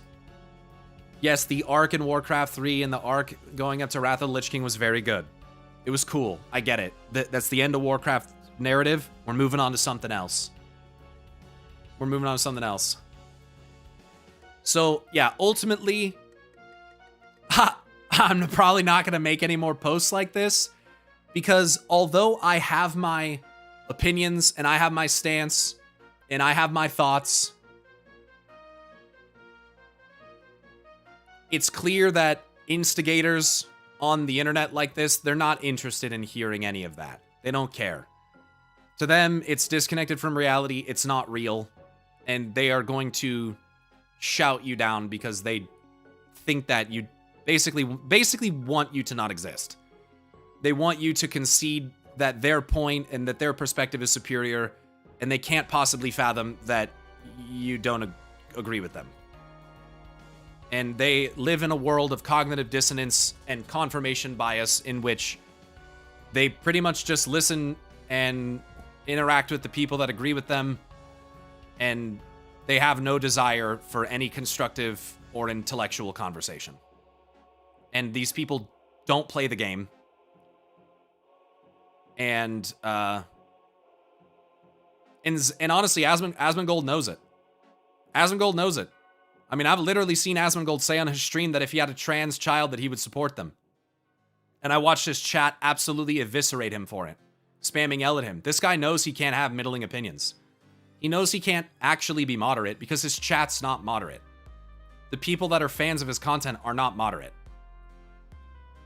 Most of them are not. Most is a generalization, of course, but I don't think most of them are reasonable. I think a lot of them see themselves as like superior human beings. And they think that anyone that disagrees with them is effectively like subhuman. They're extremists. The vocal ones in his chat, yes, because there are people who watch and don't say anything. So, I mean, again, changing and growing isn't always a good thing. Yeah, that's pretty true, Asmon. That's pretty true. I miss the big dick DPS guides, and I miss the transmog competitions, and I miss the jokes with McConnell. I miss that. But that shit's gone just the same way that he's changed. And not everyone agrees that it's for the better, so I guess we can at least agree on that. Things changing and growing isn't always a good thing. So, it is what it is, dude. I hope that I've been able to convey my thoughts in such a way that makes it clear that I'm not angry. I don't want to make this ad hominem and make it personal attacks, but like, I gotta at least call out this remark. You know? It's just, it's wild to me. Especially this website. Since fucking Elon took over, this website is something, man. It's fucking crazy. So, here's a couple other posts. WoW is dead. Always has been.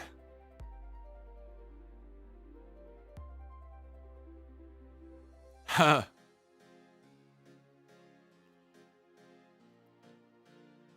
Look at that, a packed classic server. What, one server? Looks like the customer doesn't want to change and you are the minority called modern audience. See, again, everyone is the minority. Retail has way more servers and way more areas in the world to engage with and explore. Retail has fucking 11 expansions that you can interact with to level. Classic has like fucking 3 realms in a much smaller world. What happens when you take 1 million people and put them in an area of a quarter mile, a 1 square quarter mile, versus a 5 square mile radius? What do you think is going to happen? It's going to seem more dense. That's how population density works. They perceive that because Classic has people, it's packed. And by the way, it won't stay that way. And again, I want people that like Classic to enjoy Classic, but it's funny that these people can't just enjoy Classic and just shut the fuck up. It's funny. It's funny, it's wild that they don't understand the vocal people on social media forums, etc. are the minority. Yeah, they don't get that. They don't understand that. Like I said yesterday, if you're here on my stream, you're a minority. If you're watching Twitch, you're a minority. Even if you're watching Asmongold, you're a minority, right? The people that are engaging with online content in general are a minority. The majority of the people that play WoW are not on here. They're not even fucking on this website. They're not. They're watching fucking TikToks and Instagrams and whatever the fuck they're doing. We are all in a fucking minority. But ultimately, what I notice, and there are always extreme members of every group, and extremism in any form is unhealthy, and it just breeds more extremism, let me be clear. But one side of this appears to be able to look at the people who play Classic and go, awesome, good for you, I'm glad you're enjoying that. But the other side, and not everyone, and this is why people who comment like this make other people who are quietly and respectfully enjoying their Classic experience look like they're part of a group of assholes, because they can't just say, hey, I hope you enjoy retail, I'm glad you like it. It's a superiority complex. No, Classic is better. It's better. It's not that just I like it and I'm happy to play it, it's that it's better. So, it doesn't go anywhere. It doesn't go anywhere. I've seen some comments that I wanted to respond to from some folks that I think often have really good insight. Ed said, you'll never get any sort of nuanced discussion. These people don't give any information or examples, even if it might be interesting to hear their takes. They never answer the question, why? Yep, they will just describe something, but not actually give reasons for why they see it that way. And that's what makes it sound like they're kind of just parroting shit that they heard from other people or saw on Reddit. It's very politically charged buzzword usage of words. It's just word salad. That's just like, wow, you're saying a lot without saying anything. And then some of them just blatantly go full mask off and they're like, yeah, you must be retarded or gay to want to play this. And I'm like, wow, that's... I can't believe there's black paladins in WoW. Like, what does that mean? Is that like an insinuation that the Divine and the Light wouldn't choose black people? Like, what does that mean? That seems like a fucking crazy racist dog whistle. Like, what the fuck? So again, I think that the majority of this stuff is not about the model or about the game at all. The Knight/Paladin model in Warcraft 2 was black. I think that most of it is politics. I think it's politics. And they take the people that scream the most about not wanting woke and politics in their game have the most politically charged takes on video games. It's actually crazy. It's actually crazy. So that's all I have to say. That's all I have to say on it. I just thought that was interesting. I'm not trying to start a fight. I'm not trying to like start beef with Asmongold. He has his different opinion. I don't agree with him. I think that he lacks specificity in his examples, and he's using the most extreme polarized examples with hyperbole to try to make a point. I don't think it's a genuine and honest comparison. And ultimately, my opinion is that at the end of the day, I don't really value what he thinks about WoW. And that's within my right to believe. He doesn't play the game anymore. Why should I care about what he thinks about it? And ultimately, that's why I'm just gonna let it go. But I will say, I kind of poked the bear with my post there. But I just feel like sometimes people need someone on this side of things to advocate for them a little bit. Because this kind of shit is like, when you have voices and people that are drawn to that voice as much as Asmongold, like, it's like, oh, here's Pyromancer giving his take, his vague little poke and prod. Let me come here and, make sure we try to stomp that out with our remarks. Whatever, he can have his opinion. I'm not trying to disqualify his opinion. It is what it is, but it is what it is, dude. But yeah. And here you are acknowledging the flaw in your post. That's what people do when they have discourse, right? And I think that's a benefit to my character, is being able to reflect and recognize, yeah, okay, I did kind of ask for this a little bit, but ultimately the response seems pretty disproportionate to what I said. What I said is really, I don't think it's really that bad, but it is provocative. There's no question about it. So it's just interesting. Social media and the dynamics that exist therein are just very interesting. It's very interesting. And how people perceive their opinion and perspective as the majority. And the funny thing is that I don't even think that what people will probably take from this is that I think that my opinion is the majority. I actually don't think that that's true either. But I'm also willing to concede that I don't know. I think a lot of people are probably very much in the middle. They're not like, yeah, I don't think it's a problem because it's like woke and gay and because there's a black paladin. I think it's more so that like, yeah, I would like a little more grittiness, and I will happily agree with that. I'm at the point now where I kind of wish that they would just go balls to the wall grittiness so that these people would shut the fuck up. Because I'm just tired of hearing about it. I'm just tired of hearing, just fucking do it. Just do it. Just do it. And just so they will just shut the fuck up. Even if it's for one expansion, just do it. Please have the Titans come back as giga oppressive Terminator fucking robots who will literally fucking smash anyone who gets in their way and plan on enslaving the entire fucking cosmos to their will because they're fucking like order cold logic fucking turrets. And then you're gonna get people that are like, oh, the Titans are so based, and then you're gonna be like, okay, well now we're just reciprocating. We're feeding into the problem here now. So like, what the fuck? What the fuck? I think ultimately though, it's like Classic Plus and Classic. They're just gonna keep moving the goalposts. They're gonna continue to move the goalposts until they find something to fucking hate. Because ultimately right now, I think they just relish in being miserable and coming together, being miserable. They're just commiserating with each other. And I don't think that they have any interest in finding something good. They could put out the most fucking gritty, warlords, whatever fucking comparison type of thing you want to make. But then the expansion will have one fucking gay character and they'll be like, woke, garbage, game is objectively fucking bad. Like, what are we doing here? What are we doing here? What the fuck?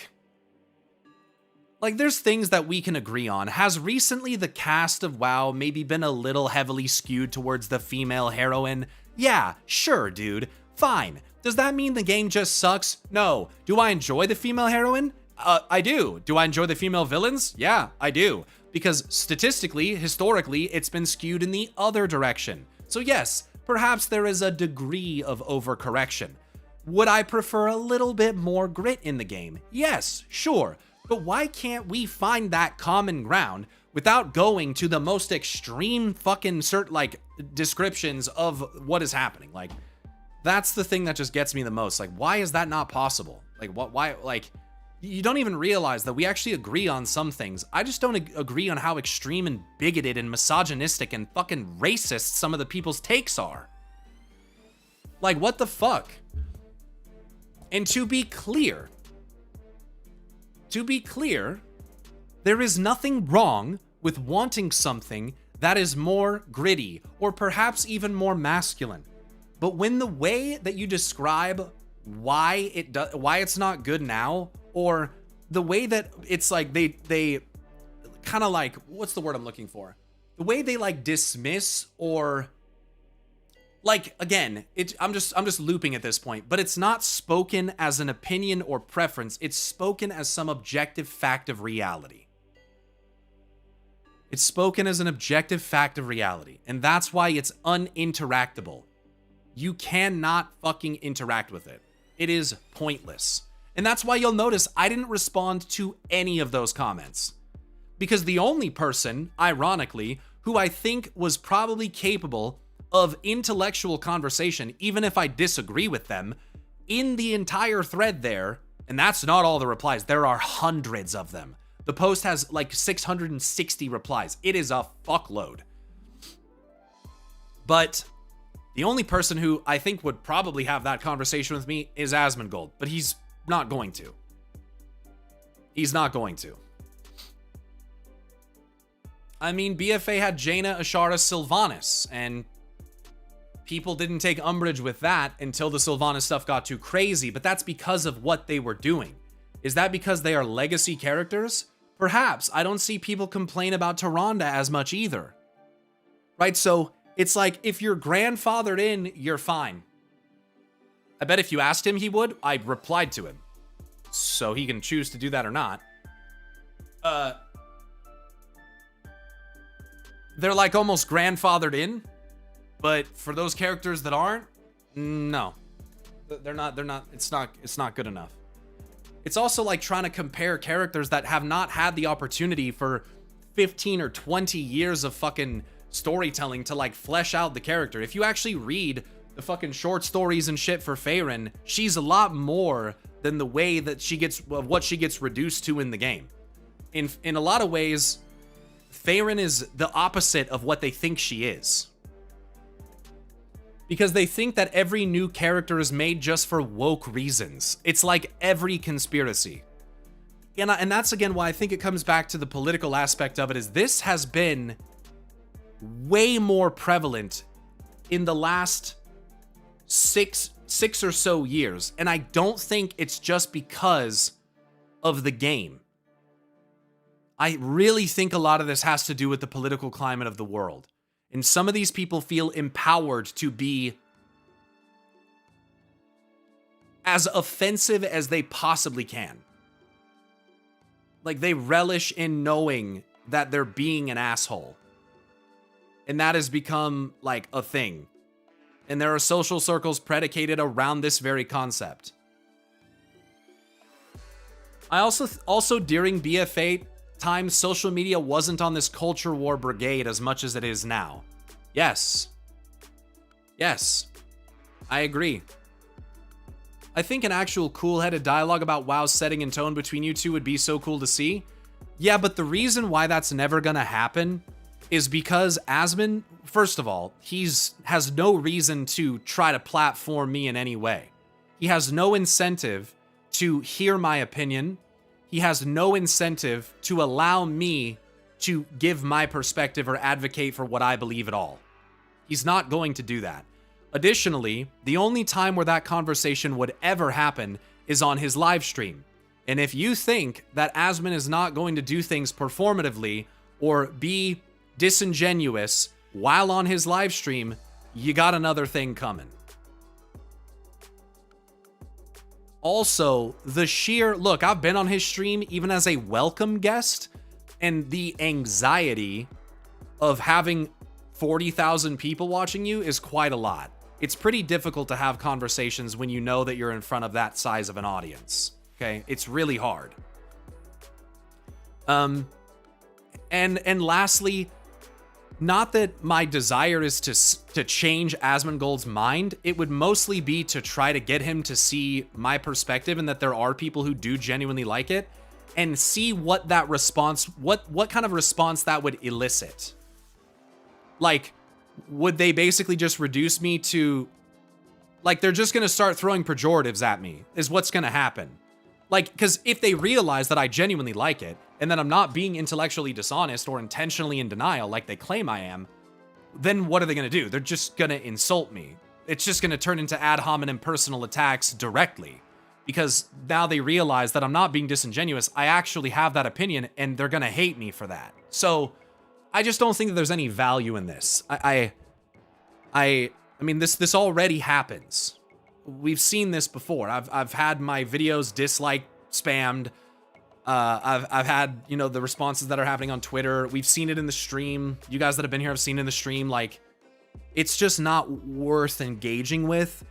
And I've realized that since the last time I got really mad at Asmon and kind of blew up irrationally, which I totally admit was an irrational response and not the way that I should be behaving on stream. I've kind of realized, like, almost every time that I allow myself to get enraptured in these situations and get passionate, it always gets turned against me. That's why I feel like what I did today was a lot more level-headed.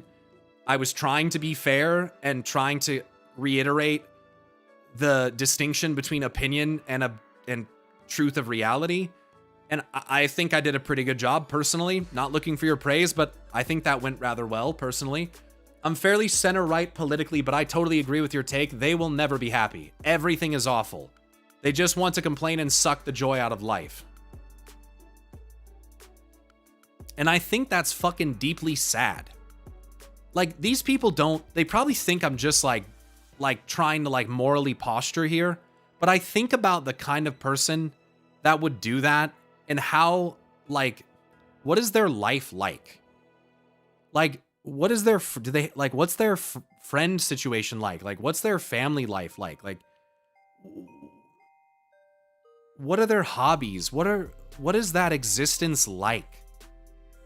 I don't know, like, it almost makes me a little sad. Like, I keep saying like a lot, sorry. I almost want to use the word pity, but I don't want to be condescending. I just think about what sort of misery and how someone like that must view the world in order to behave that kind of way. And I reflect on myself at times where I was more in alignment with that kind of attitude and viewpoint, and I was miserable. So it honestly, like, kind of makes me a little sad, but I'm also being presumptive. It's just the same as yours, except their friends and family are that racist as well. Maybe. And it's not like every single person is like that, right? Generalization is never accurate. But yeah, I just don't follow. I don't know. I don't get it. I don't get it. Streamers who go that far into politics have no way out of that circle. Even if their politics change, they have to keep the mob happy. They have to throw that red meat. Like, even if Asmon did enjoy WoW and wanted to go back and play it, he would get absolutely eviscerated and thousands of people that watch him would stop watching him. Because now the narrative and the personality is directly associated with hating WoW, especially hating modern WoW. So you can't ever abandon that when you're at that level. I'm pretty lucky. I can be pretty flexible in the content that I make. I'm pretty thankful for that, and I can still make it work. I won't see tens of thousands of dollars lost monthly as a result of changing that. So he did say he'd play Midnight. Well, he also said he'd play Final Fantasy, but then he let the viewers and the people there that were brigading him ruin that experience for him too. Like, so I'm not really hopeful about that, and ultimately I don't really care if he doesn't like it. He's within his rights to not like it. That's totally fine. But I also think that a common thing nowadays, especially with media, is people intentionally going into things in bad faith. If you have the expectation that it's gonna suck, you're probably gonna find reasons why it sucks. You're gonna look for reasons because you already have an expectation. You already have a perception. You already have a thought of what it's gonna be. So you're not, I don't feel that people that do that are going to be genuine in their thoughts on it. They're gonna look for shit to be upset about. And that happens a lot. That happens a lot. The argument continues to fall apart the more expansions you go through. WoD had Yrel, Garona, Maiev, Legion had Maiev again, Illyria, Sylvanas. I think that they would make the argument that at least those characters were gritty, which, especially in the case of Maiev, Sylvanas, Garona, I think you could make those arguments. I mean, Garona's literally a great baby. So, yeah, so sick. Ever since COVID, I feel like social media has gotten really nasty. It's always been nasty, obviously, but these days it's just genuinely miserable as fuck.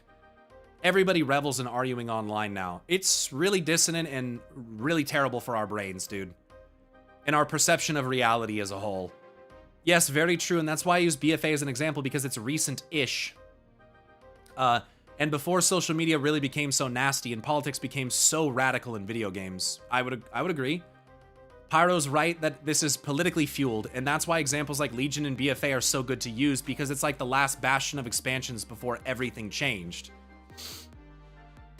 I just caught up with the thread, and I think it revealed that Asmon and his fans are not interested in the game, and are using it as a proxy for their politics. Yeah, ultimately I think Asmongold has figured out that he can pretty reliably tap into disenfranchised gamers who have grown up around like pretty racist, bigoted type shit. I mean, I grew up in COD lobbies, you know what I mean? The N-word, the FA slur, the R-word, all of that shit. Every fucking lobby, bro. I mean, I was a Call of Duty, Halo player, all that, and then I kind of started to just kind of move beyond that a little bit. I met more people, a more variety of people, learned about different ways of living and sexualities and how people are, and just was like, okay, this is cool with me. I'm a straight fucking cis white guy who's married to a white blonde woman. Like, I'm not some fucking, but I just respect, like, the rights of expression and existence of other human beings. And I don't get upset about representation of them in video games. I just don't care. I just don't care. It doesn't negatively impact me. I don't care.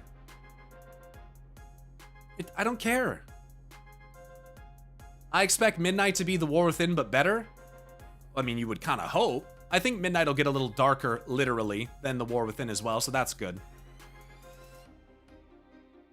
It's really bad for young men. It's very incel-coded and hard to watch. Yeah, and I just have to wonder, again, this doesn't equate to anything, but like, how many of these people are single? Like, what are their views on women? What are their past relationships like? What does their relationship with their mothers and fathers look like? Like, I just can't imagine that that's a pretty picture. I just can't imagine. It gives like very peaked and high school type energy, and it's part of why I insinuated that like there are factors of maturity and growing up at play here.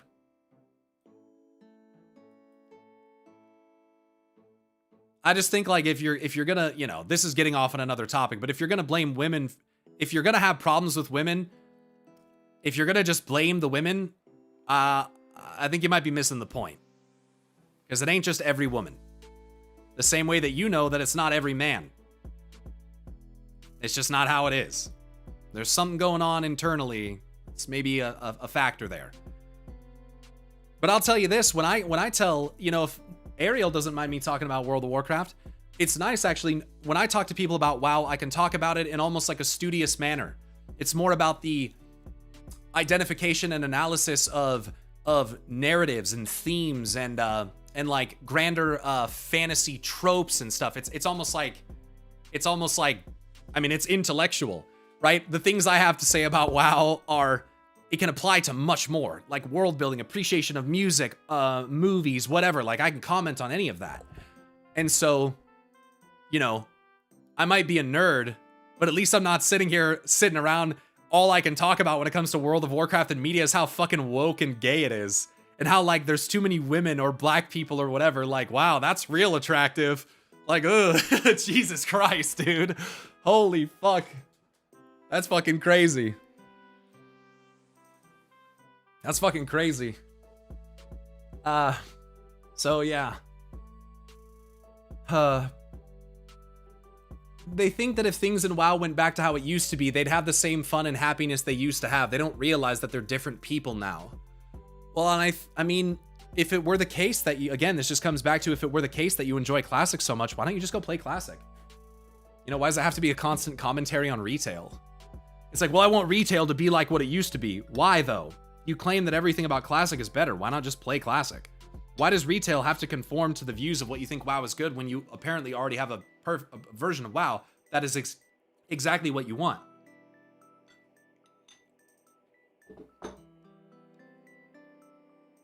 So much of these people's criticism of a video game is just their broader way of expressing their opinions about the culture war in general, even though WoW doesn't really fit as well as they think it does.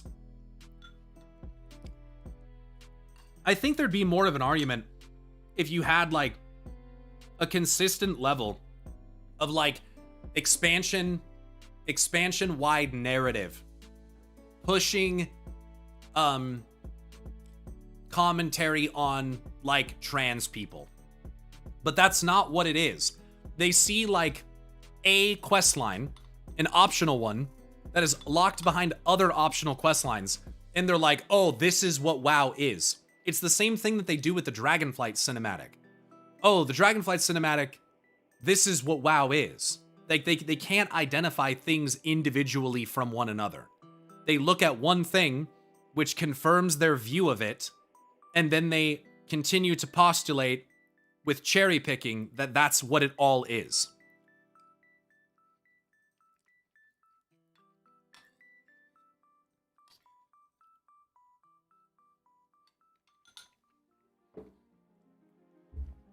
I'd like everyone, hold on. I'd like everyone to consider this. You grew up around blatant racists, homophobes, and misogynists. They taught you to hate people for little to no reason. And if you were in, if you obliged. You said and did terrible things to people that were different. That's what you were taught. Now, as an adult, you're surrounded by examples of the people you hated, and they're proving you wrong. They prove that you're a monster.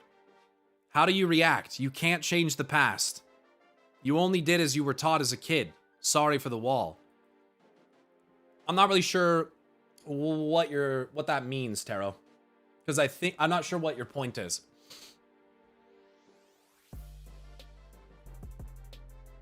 I feel like there needs to be more there. I feel like you kind of left off there.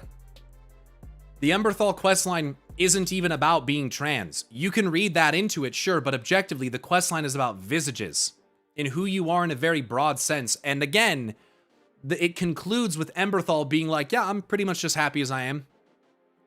Emberthal's not like gay or trans or queer in any sense that I understand. She's just a regular old Drakthir. And the quest is about accepting that as well. You're not lesser because you're what you consider to be normal. That's not the point. The point is that you can be whoever you want to be. That's it. Even if that means being traditionally whatever it is. Just a regular old genetically crafted super soldier. Shut the fuck up. Shut the fuck up. The rest goes, if you're going to protect yourself, your identity, your ego, your basic way of life, you have to reject the truth, even if it's obvious. Otherwise, you lose family, friends, your way of life. Essentially, they're trapped in a cage made from hatred.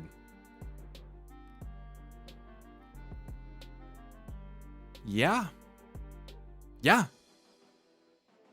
And there are people that, I mean, think about it. There's people who come out as gay or whatever, and their families literally disown them. I mean, how sad is that? That in order to continue to be accepted by your family, you have to basically deny who you are. It's a war within? Yes. And this is why I always say that men are slaves to what we call the patriarchy as well. They think that it's just made out that only women are, but that's not true. We're slaves to the expectations we put upon ourselves as men, too. the societal expectation when that might not be who you are. And that's okay. It's okay. Some men being a little more feminine, a little more in touch with their emotions, that's fine. It's okay. It's okay.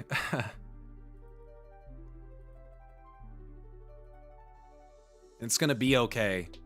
Yeah, I think some of these people needed to be, I don't know, shown more love, shown more acceptance, dude. Because they see love, and they see family, they see acceptance, and they resist it. They don't even just resist it, they hate it.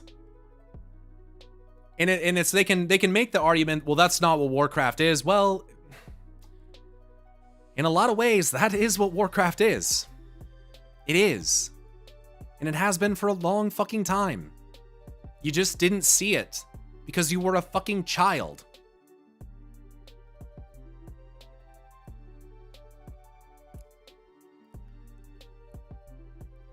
Everyone has their own experiences and everyone has the right to take from them what they will. But that being said, everyone also has the ability to learn and grow, and some people choose the opposite.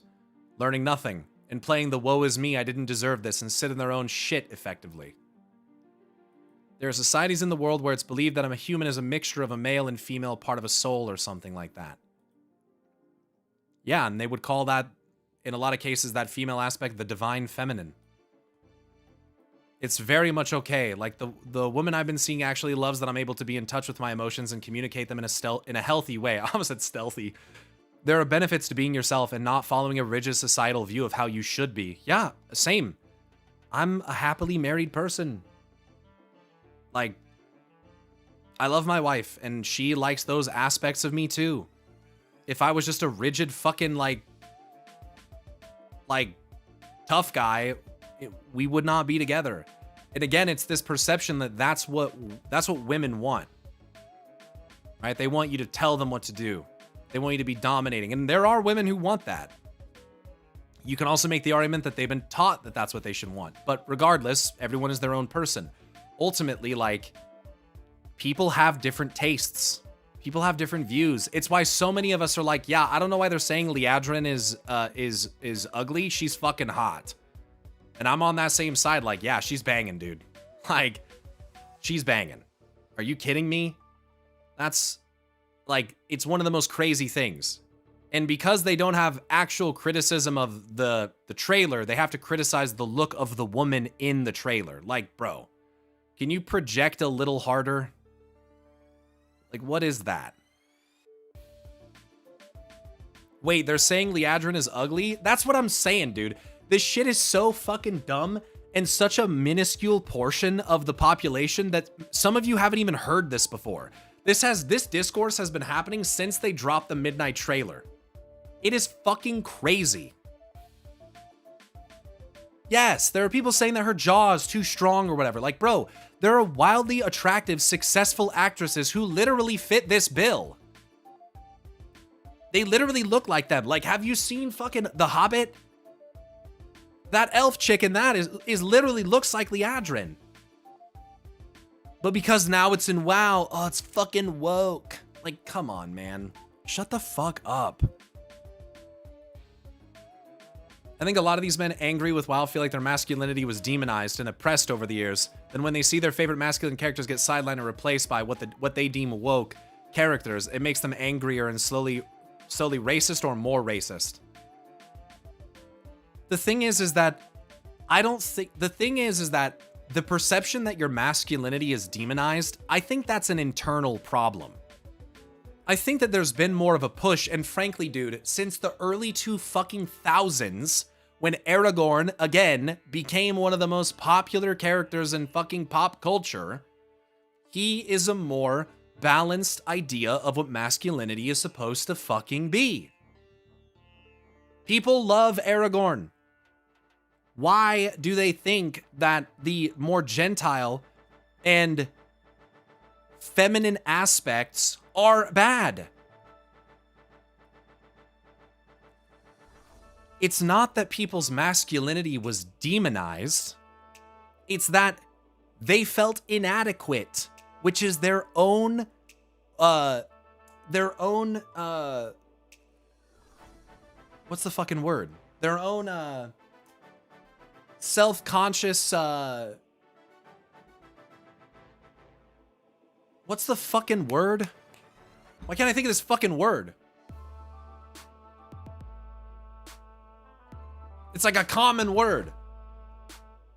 Insecurity. Thank you. Thank you. It's like, you have to be able to recognize when someone is saying that who you are is like wrong versus you perceiving and interpreting that who you are is wrong. Like, insecurity manifests from the inability to look at ourselves and be confident, have a sense of surety. That's what literally insecure means. So it's just like, I think that I don't know, dude. I don't know if this is like a father issue, if this is a mother issue, if it's both. There's a lot of insecure fucking people. And I think really at one point I was definitely like in that group. But it's insecurity. And ultimately it's that what they perceive as masculine being looked at with different opinions as like, well, maybe this rigid definition of masculinity is not the healthiest for us. And that maybe there's other factors that we can kind of put in there that will make us more like compassionate or empathetic or considerate of like, I don't know, women and the things that they go through or their representation in media and or their rights as human fucking beings. Like, and because those things are not inherently aspects of what they perceive to be masculine, which they don't adhere to anyway, most of these people are not adhering to what they even perceive is masculine. It's just, I feel like it's just this manifestation of insecurity. And I don't know, I don't know. It definitely starts at a young age in the house. I mean, I think that's largely true. Are we still replying to Twitter? No, not really. Jiminio said, I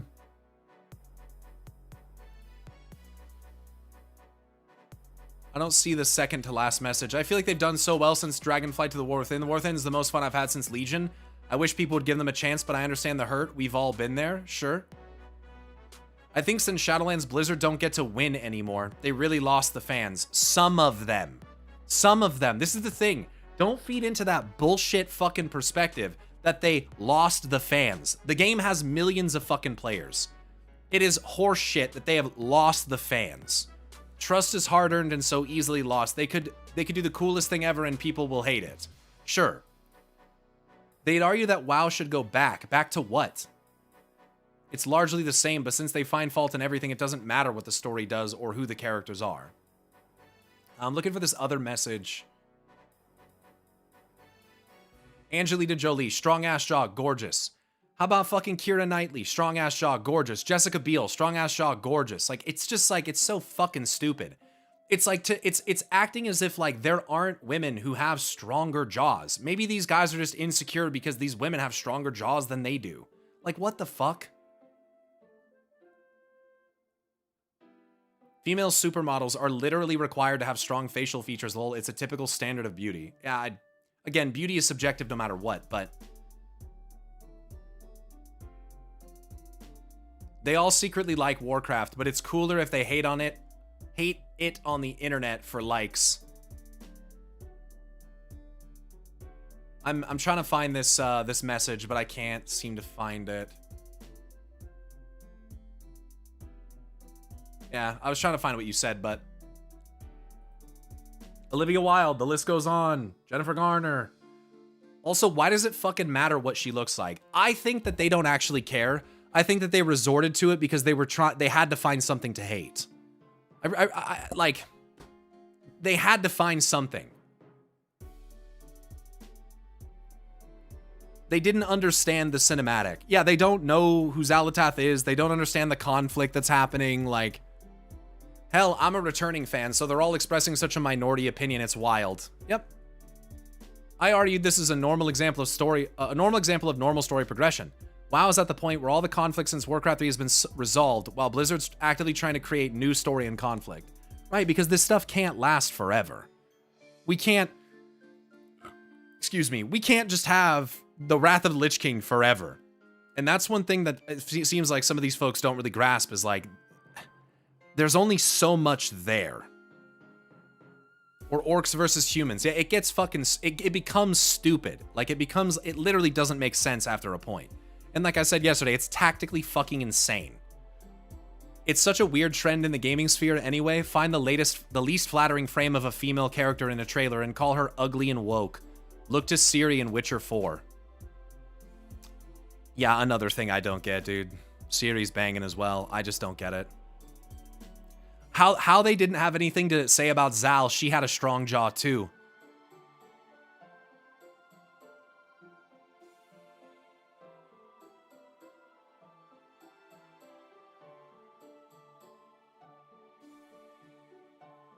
Welcome back, by the way, Jiminho. Olive. What are you doing?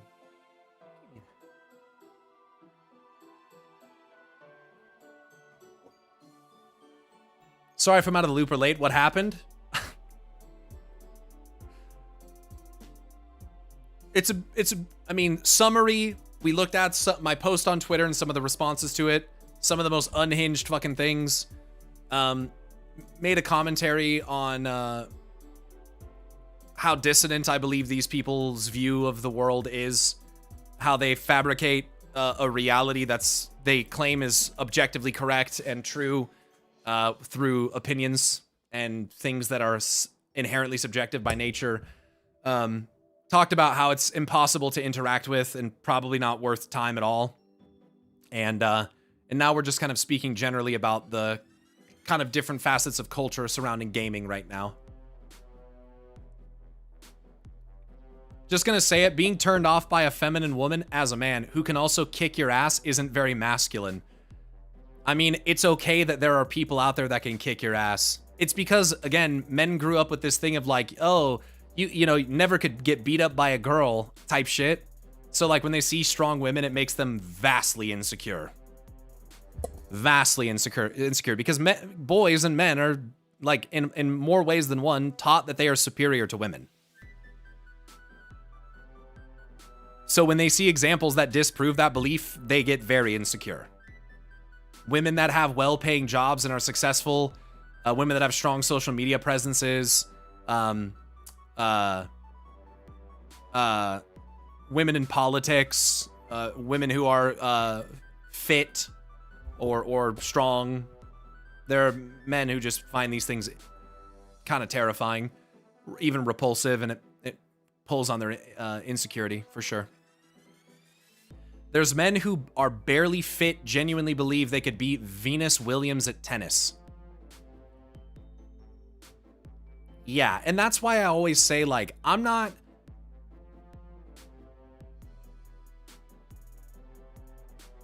Like, if you're gonna have an idyllic view of what masculinity is gonna be, but you don't embody literally any of it, what does that mean? Doesn't that mean that you're not masculine? Like, if your view of masculinity is a rigid thing and you don't fit it, don't you have to logically concede that you're not masculine? And then shouldn't you then kind of like look at that and be like, huh, maybe even my definition of masculinity does not suit me as a person. It means you wear a mask and dress up like SWAT and cosplay having a dick.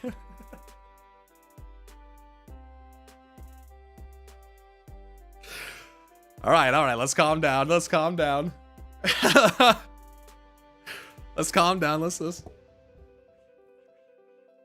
Garrosh was peak male performance, and Toxicity is a song by System of a Down. Fun fact. You can like masculine things without being masculine yourself? I guess my question would be, why is it that you're drawn to what you perceive as masculine?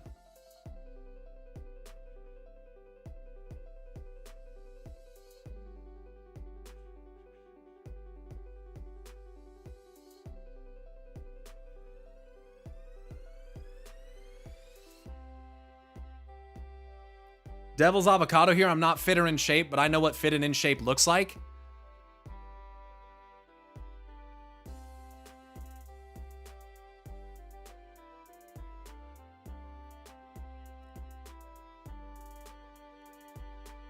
Is that what masculinity is?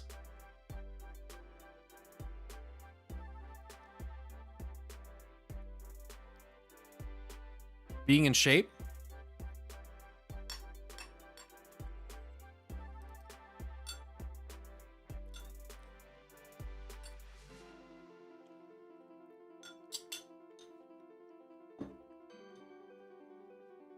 The key is likely in the perception. Why is being masculine the same as being a jackass generally? Didn't say that was the definition of masculinity. My point is I don't have to be of that lifestyle to know what it is. But why would someone...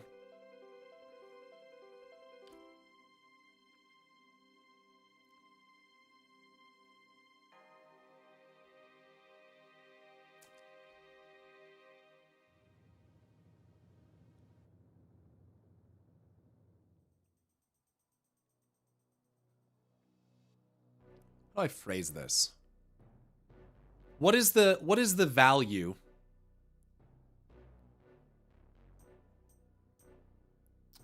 Maybe you can just ask that. What is the value? Why do people treat it like it is inherently superior? What is the value? Like, what is the attachment to it? Like, it's one thing to like something. It's another to act like it's the only thing that's valid or the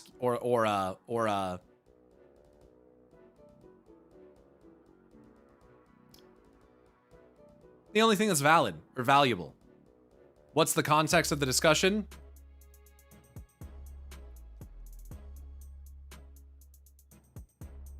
I think generally masculinity in video games. I mean, is masculinity that has to be something that has to be spoken about in a specific context? Is it not possible to discuss masculinity in general? Like, I just think it's a bit interesting. Like, I'm not like,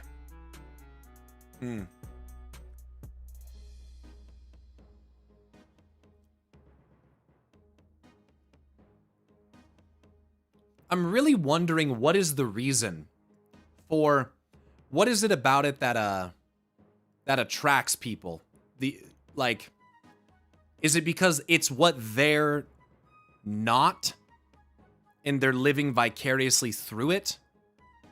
Is it they were taught that it is the ideal or the superior? And like, I think it is important how we define, like, what is masculinity? Because some people would say that, like, emotional regulation and thoughtfulness can be a form of, like, masculinity. But I think, especially in the case of gaming, it is often reduced to brutishness, muscularity, and almost kind of thoughtless violence. So I'm wondering, what is the attraction to that? Why is that happening? And I think it's really hard to answer that question because that's probably different I'm sure it's different depending on who you're asking. But what I'm kind of wondering is if in some cases it's kind of, I'm wondering if it's kind of a projection of people's insecurity to a degree, that like they think that interacting with what they perceive to be masculine content makes them more masculine, even if it actually isn't, if it's actually not doing anything. Like, I like masculine stuff, so I must be masculine. But even by looking at what they define as masculine and comparing it to themselves, that doesn't just make them masculine. Does That's what I'm wondering. Like it is like I don't think any of you will have the answer to this, and I don't claim to have the answer. I think it is like more of a psychological question. Like masculinity is very cultural too. Absolutely. Absolutely. What one culture in time sees as masculine can be vastly different than another time/culture. But remember, we're talking about people that live in a fucking bubble where if you don't have the same opinion as them, you're not real. So they're cosplaying it through the content they enjoy? Maybe. Like, maybe you're kind of a smaller, weaker, meager person, and the masculine energy of someone like Garrosh or whatever, you know, is attractive for whatever reason. You perceive them as like a powerful, even if brash and overly aggressive, leader. It is something that you can like admire. I can like see that, but I guess I just sort of wonder, like,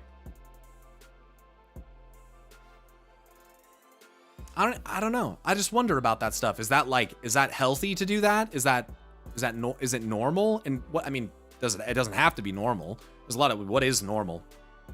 But I guess I ultimately wonder about the reason.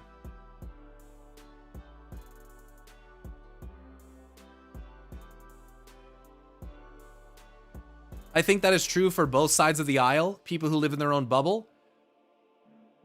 This guy missed what we went through on Twitter earlier. Yeah, bro, can we not do the, but it's a both sides thing? No fucking shit. No shit. No one said that. No one here is saying that. No fucking shit. I did. I just tuned in about 10 minutes ago. Then don't fucking inject your shit into this conversation when literally no one is saying that. No one said that this is a one-sided issue. What you missed earlier is that I discussed at length that there are people in bubbles on both sides. What I'm saying is that what we were talking about earlier was very fucking clearly people who perceive things, their opinion, as the objective truth. I'm not getting sucked back into this fucking conversation. Go back and watch the fucking VOD or something.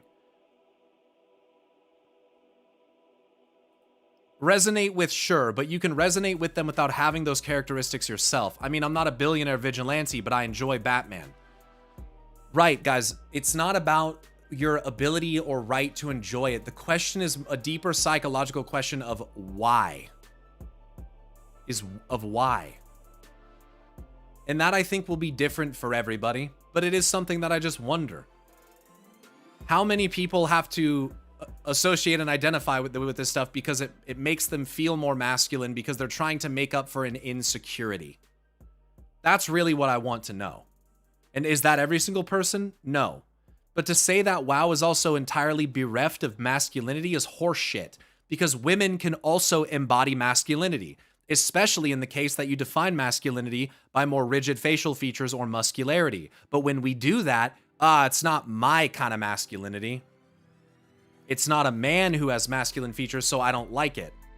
That's the psychological aspect of it that I'm curious about. Like, why is there... It's just so interesting to me. Masculinity is often perceived as something only personified through men. And that women can't be masculine and that men can't be feminine.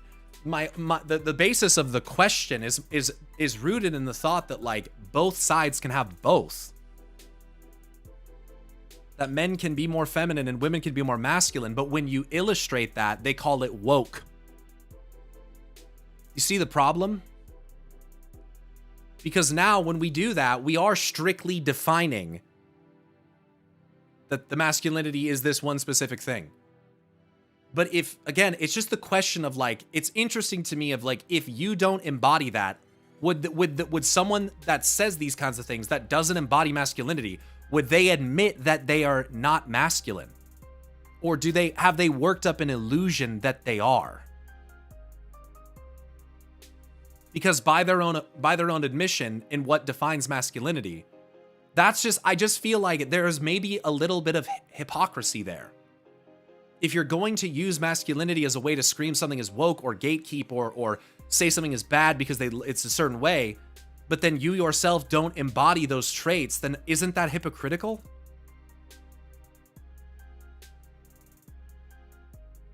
That's my question. And ultimately, yeah, if you want to go to the idea of what actually is masculine, what actually is feminine, I don't know how we came to the conclusion that blue is the masculine color and pink is the feminine one, but that's what we have. I don't think wearing pink makes me less masculine. I don't. I don't think that. Blue and pink being boy and girl was a market agenda? Yeah, capitalism. In the past, it was reversed. See, that's so crazy. That's so crazy. The paradox of gender norms is not filling what is missing in these individuals' lives. No. No. And it's what they go out and attack because it's what they've been, and I think in a lot of ways, brainwashed to think is the problem, when it isn't. That's not the problem. There are masculine women. There are feminine men. And some of them are you. And that's okay. It's okay. The Vrykul woman in the HUD in the Wrath of the Lich King shows masculinity. The traits of masculinity are strength, courage, independence, leadership, dominance, and assertiveness, which both men and women can have. Because men and women can be strong, courageous, independent, good leaders, dominating, dominance, and assertive. Both can do that. This idea that, and we're not even talking about we're not even talking about being trans or any of that stuff. We can have that as a completely separate conversation, though you mostly all know my opinion on that. We're just talking about what it means and what are societally accepted like views of what it means to be masculine or feminine and why that's good or bad. Do I think that WoW is strictly feminized and it lacks masculine energy? No. The irony is that I think a lot of the masculine energy happens through female characters recently. And I think that is what people are having a problem with.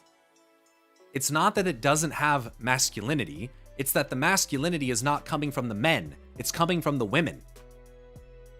And the femininity is, in a focused way, not coming from the women. It's coming from the men. And in this way, World of Warcraft, thematically and tonally, is challenging what it means to and what restrictions we should impose upon perceptions of masculine and feminine. It is. And I think that it should. It should. Because just like Aragorn did back in Lord of the Rings, it's okay to illustrate that men can have femininity and women can have masculinity. It's okay. We don't have to feel insecure as a result. You are good enough as you are. It's why Night Elves, from the inception of WoW, have been a matriarchal society. It's always been that way. People, and this is even pre-WoW lore. This is even pre-WoW lore. People blatantly ignore that there has always been a civilization that embodies this very premise. It's only just recently become a problem to them, and they don't use older examples because they don't fucking remember.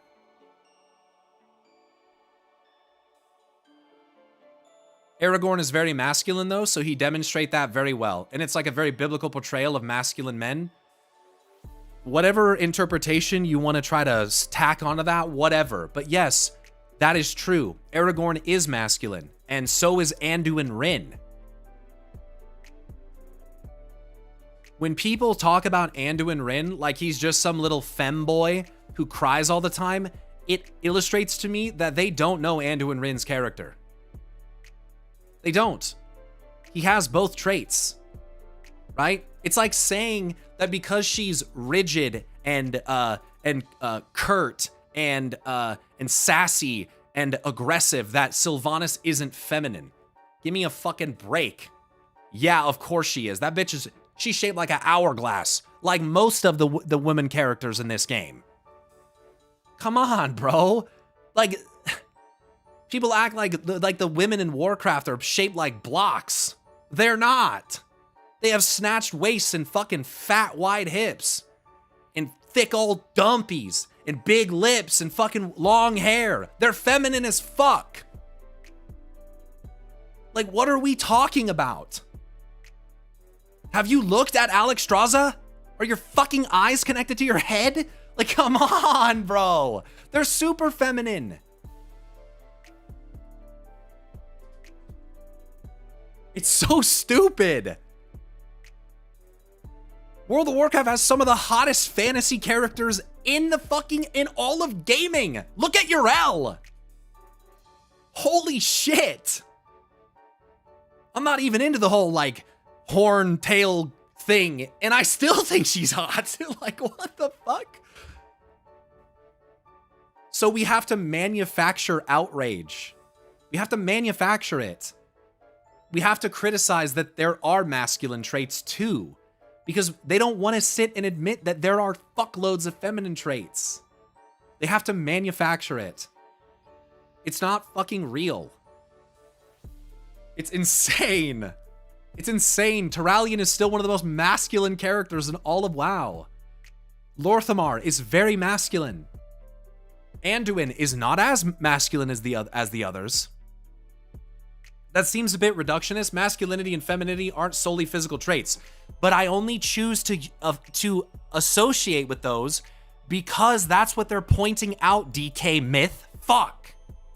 You're gonna piss me off with remarks like that. They are specific. We're talking about people that are specifically targeting like the jawline. They're literally commenting on the physical masculinity and femininity of characters. That's why I'm speaking about it in this context. I literally said not fucking 5 minutes ago that behavior is also feminine and masculine. It's not just the way you look. God fucking damn. Have to take the whole discussion into context? Yes. Don't just fucking listen to one thing to me that I said and then be like, whoa. Come on, dude. Are you telling me anger is a unique experience to people and they don't know how to handle it, so they look for community figures to tell them how to deal with it? Shit. But again, those characters also embody masculinity and femininity through patience, compassion, empathy, being delicate, being vulnerable, things that are typically more associated with femininity, being open and honest about our feelings. Wow, what a fucking burden that must be to be able to actually say what you think and feel and like get it off your chest. Oh my God. And then you have more masculine traits. Like Tyrande embodies a lot of masculine traits, not just because she's, you know, fucking kind of a muscle mommy, but because of her assertiveness, because of the way that she can be aggressive and intimidating. She doesn't fuck around. She's very to the point. She doesn't mince words ever. Right? My bad hopping in out of work. But yeah, I get it, dude. But just like, come on. Tyrande's rear delts are out of this planet. They are, dude. They are. They are. I think the guys in WoW need bigger, better defined bulges. Personal opinion, but this seems like a good time as any to say it. Anduin's masculinity comes from his desire to protect. Yes. Yes. And his bravery. I mean, Anduin's fucking brave, dude. That guy's younger than most of us, and he's very brave. Jumping off fucking ships to fight horrible Nerubians in the dark. I mean, standing toe-to-toe with Sylvanas as she points a fucking Mournblade at his throat. And he still has the capacity to confront her. He's got more balls than I do. I'd be fucking quivering. My little nuts would be quaking. I'd be like, don't fucking do this. Like, please. I'd be begging for mercy. Like, the things that these characters face, and then they're reduced to being crybabies. Like, give me a fucking break, dude. Sourfang putting his forehead to his dead son and lamenting about the way that he lost him and how Sourfang himself feels denied of this warrior's privilege to die an honorable death is one of the most masculine things I've ever fucking seen. And then they go, oh, it's fucking sad thing, he's woke. Like, dude, you're so cringe. Nah, brother, you'd surprise yourself. I can see the bravery in you. Maybe. I mean, who knows what you'd be like in that situation, but Sylvanas is kind of scary. So, yeah, it's just, there's room for both. Now, I think the problem, again, that is being perceived as some massive shift to femininity is, again, it's because the anti-woke agenda doesn't want masculinity in women and it doesn't want femininity in men. And so that's all they perceive. They don't perceive as a balancing act, and they don't perceive that maybe at some point these two aspects of people are going to come together to make a full-blown person. Like, I imagine a future, and if it doesn't happen, I will be disappointed, but I imagine a future where Anduin straps on the fucking plate armor and gets to fucking business. Like, and I mean it. Like, I'm not fucking around. Like, I hope for and imagine that this guy, he's gonna regain that confidence in himself. He's already on the way. That fucking flame inside is gonna ignite to a level it never has.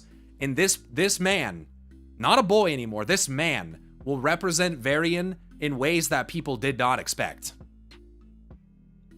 Like, I really fucking think so. I really think so. And if it doesn't happen, I will be openly critical and disappointed, as I always have been. What do you mean he already did in the War Thin when he jumped off the ship and saved Khadgar? No.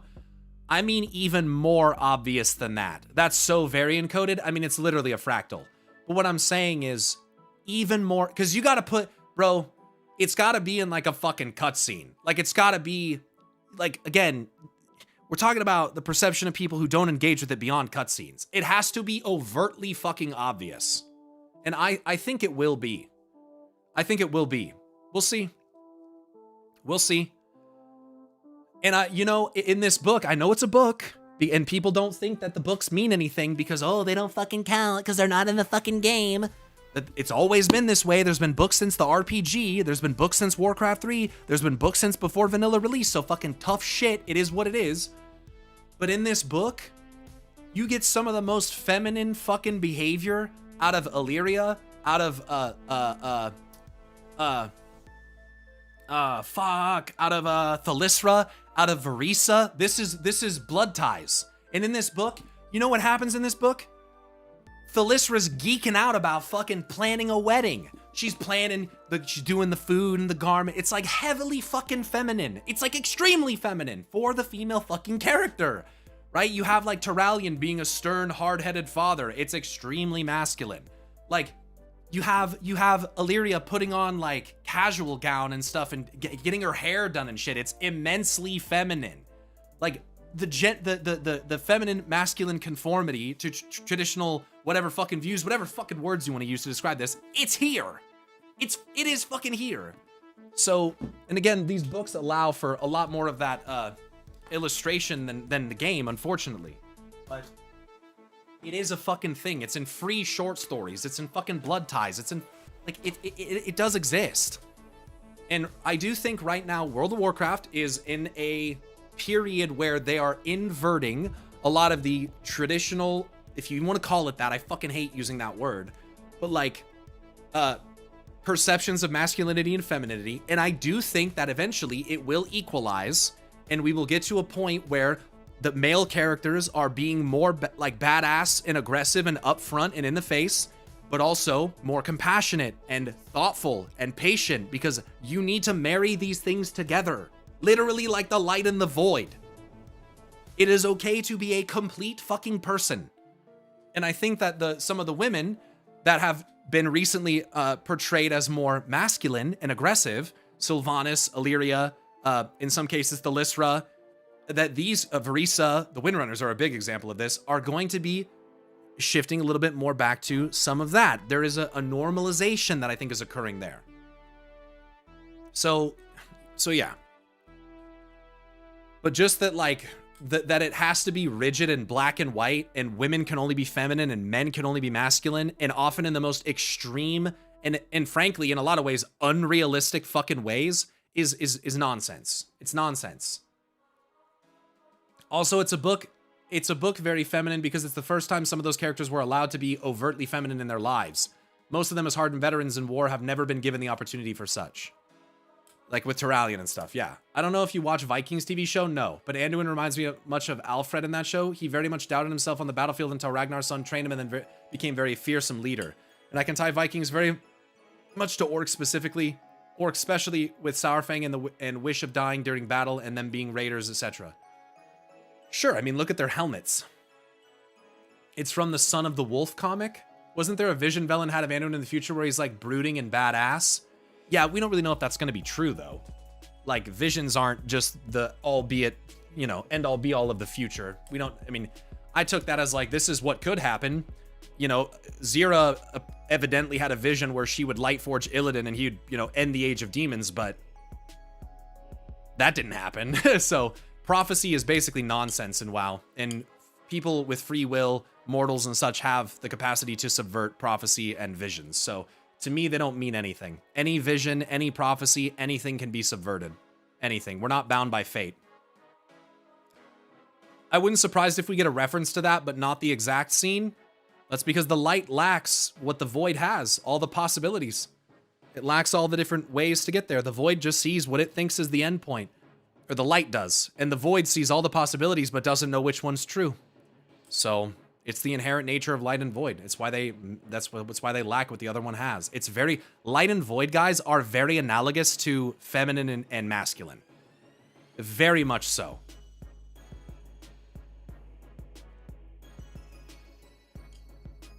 Some would argue that they have what each other lacks, and the union of them is the truth. It doesn't mean you have to be trans. It means that as a man, it might be healthier for you to embrace some of your feminine aspects as well. And I'm sure that the women in this world would probably appreciate that.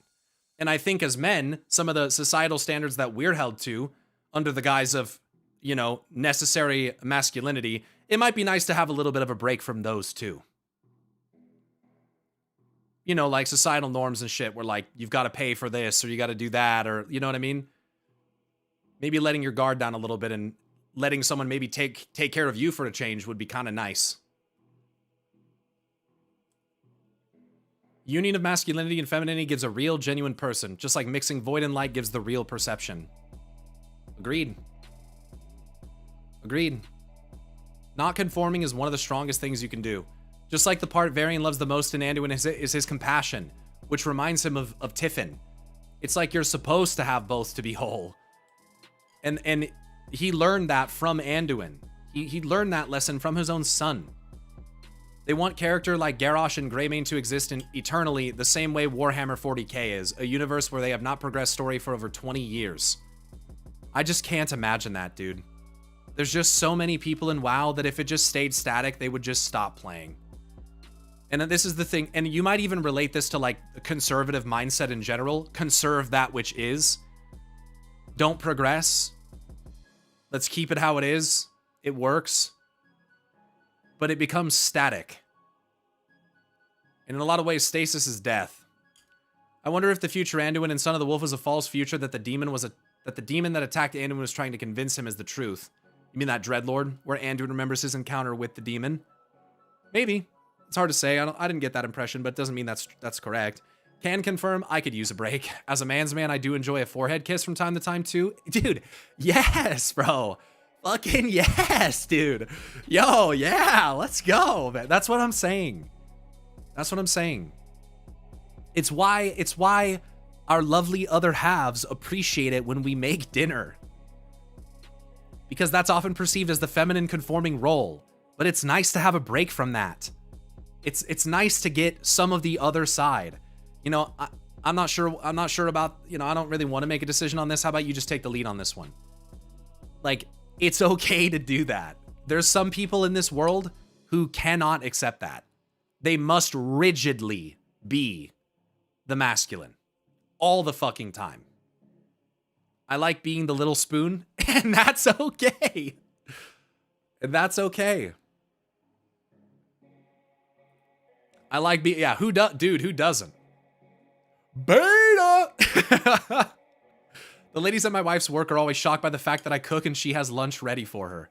I mean, I understand because you know, and I'm sure that like, they probably look at that and they're like, you got a good one. You know what I mean? Fragile masculinity is what it's called, am I right? Some would say. My wife makes more than I do. It's fantastic the bills get paid on time. Fuck. I mean, I'm okay. I'm happy that what I do is what pays the bills for like for the most part. But I would be fucked in other ways. Like I always say, I'd be fucked in other ways without her. I don't know if you remember questline to unlock Kultiran, I think, and at the end of the questline you give warship to Anduin, a warship to Anduin, and you have no choice to name that ship. And I pick Anduin mother's name for it, and I literally had tears at the end of that quest. Oh, yeah. It was a thought I just came up with, that it's not a future we'll encounter, but that we're seeing Anduin's inner thoughts. Bro, back rubs the best. Anyway.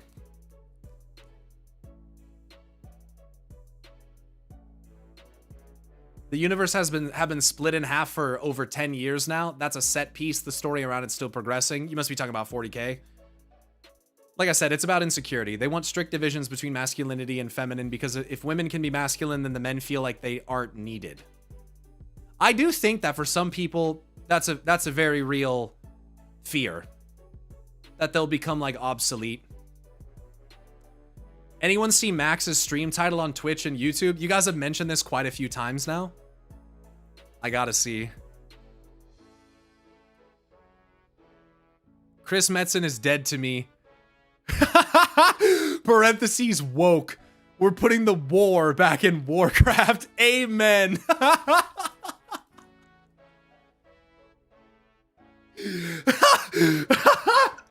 Oh my god.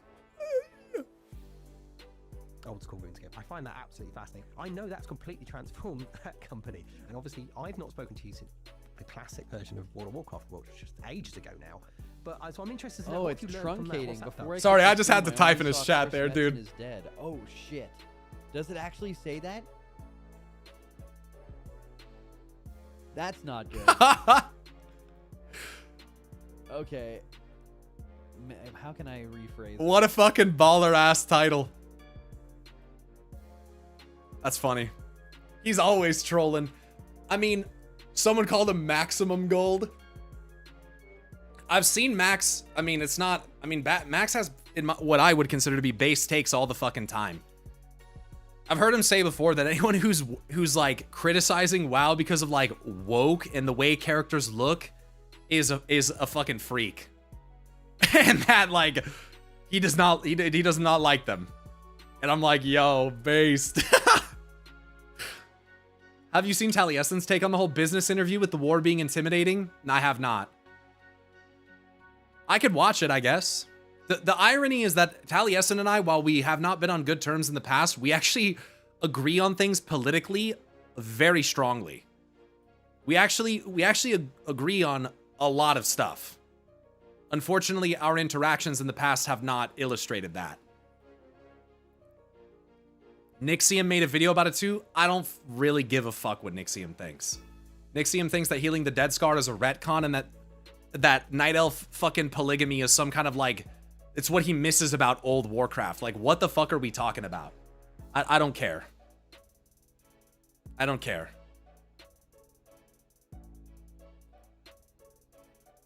I miss the polygamy of old World of Warcraft.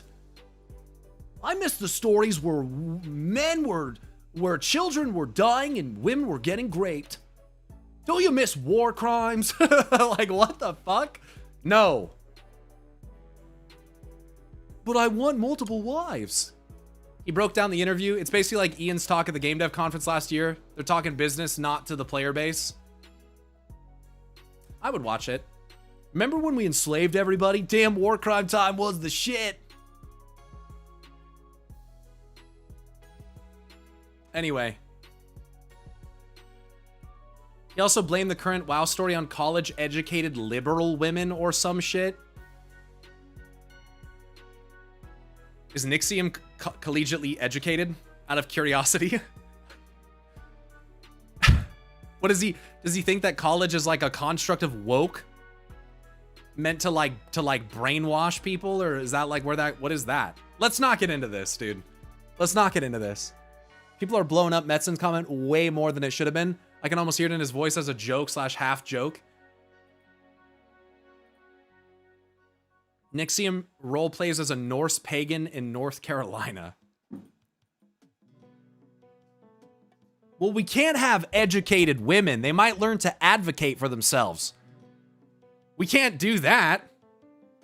They can't have careers or like fight for representation in politics or in video games.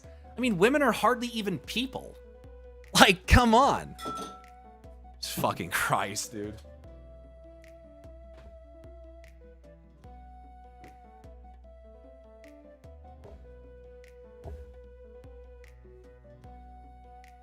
Yo, what's up, Jay Wild? Thanks for the 25-month resub. What that mean? Thanks for the 31-month gifted a sub earlier. Affabel, 25 months. Krikia, I think I got those ones. Clip it, chat. Shut the fuck up. We have groups on Facebook where we Europeans make jokes about Americans who think they're Vikings. Yeah, bro. Yeah.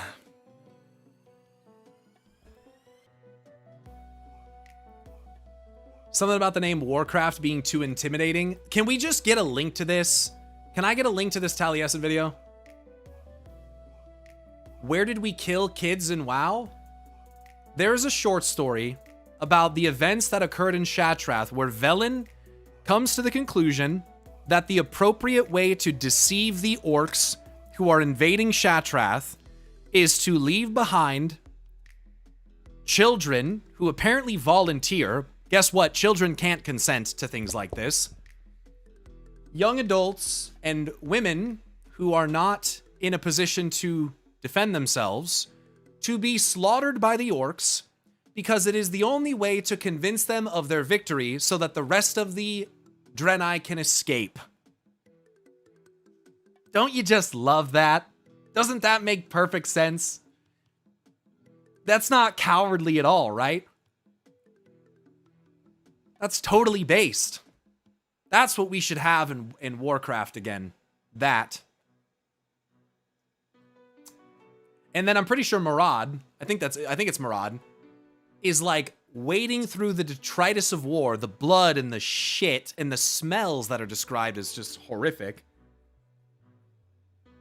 And, you know, we want to go back to the story in Draenor where they were capturing the Draenei women and literally raping them. You guys know that Garona, the orc Draenei woman who assassinated King Lane Rin, is the product of one of those interactions. Like, so that's what Warcraft is. That's what that is. Like, and it's funny because you see feedback from people that played back around that time, because again, everyone does not share the same opinion, that criticized that writing because it was like, dude, this is a kind of unintentionally fucking edgy here. And not only that, it doesn't make sense. This isn't even good writing. Velen, the prophet, and the guy most aligned with their religious fucking stuff, comes to the conclusion that it's best to sacrifice women and children and young adults to convince them that they won so that the rest could get away. It is the most cowardly fucking thing I've ever heard. Run away and live to try to fight another day. Leave some warriors or something, dude. Like, but you're gonna leave. God, it's the most despicable fucking thing Velen's ever done. It's actually fucking insane. It doesn't even make sense. It literally doesn't make sense. Anyway, dude. Like the Alexstrasza Grave storyline to produce the orcs red drakes? Yeah. Most funny. Yeah, let's just like enslave Alexstrasza and force her to be the mother of a bunch of children that she didn't consent to be the mother of. Let's keep her imprisoned and use her as a reproduction factory. Like, holy shit.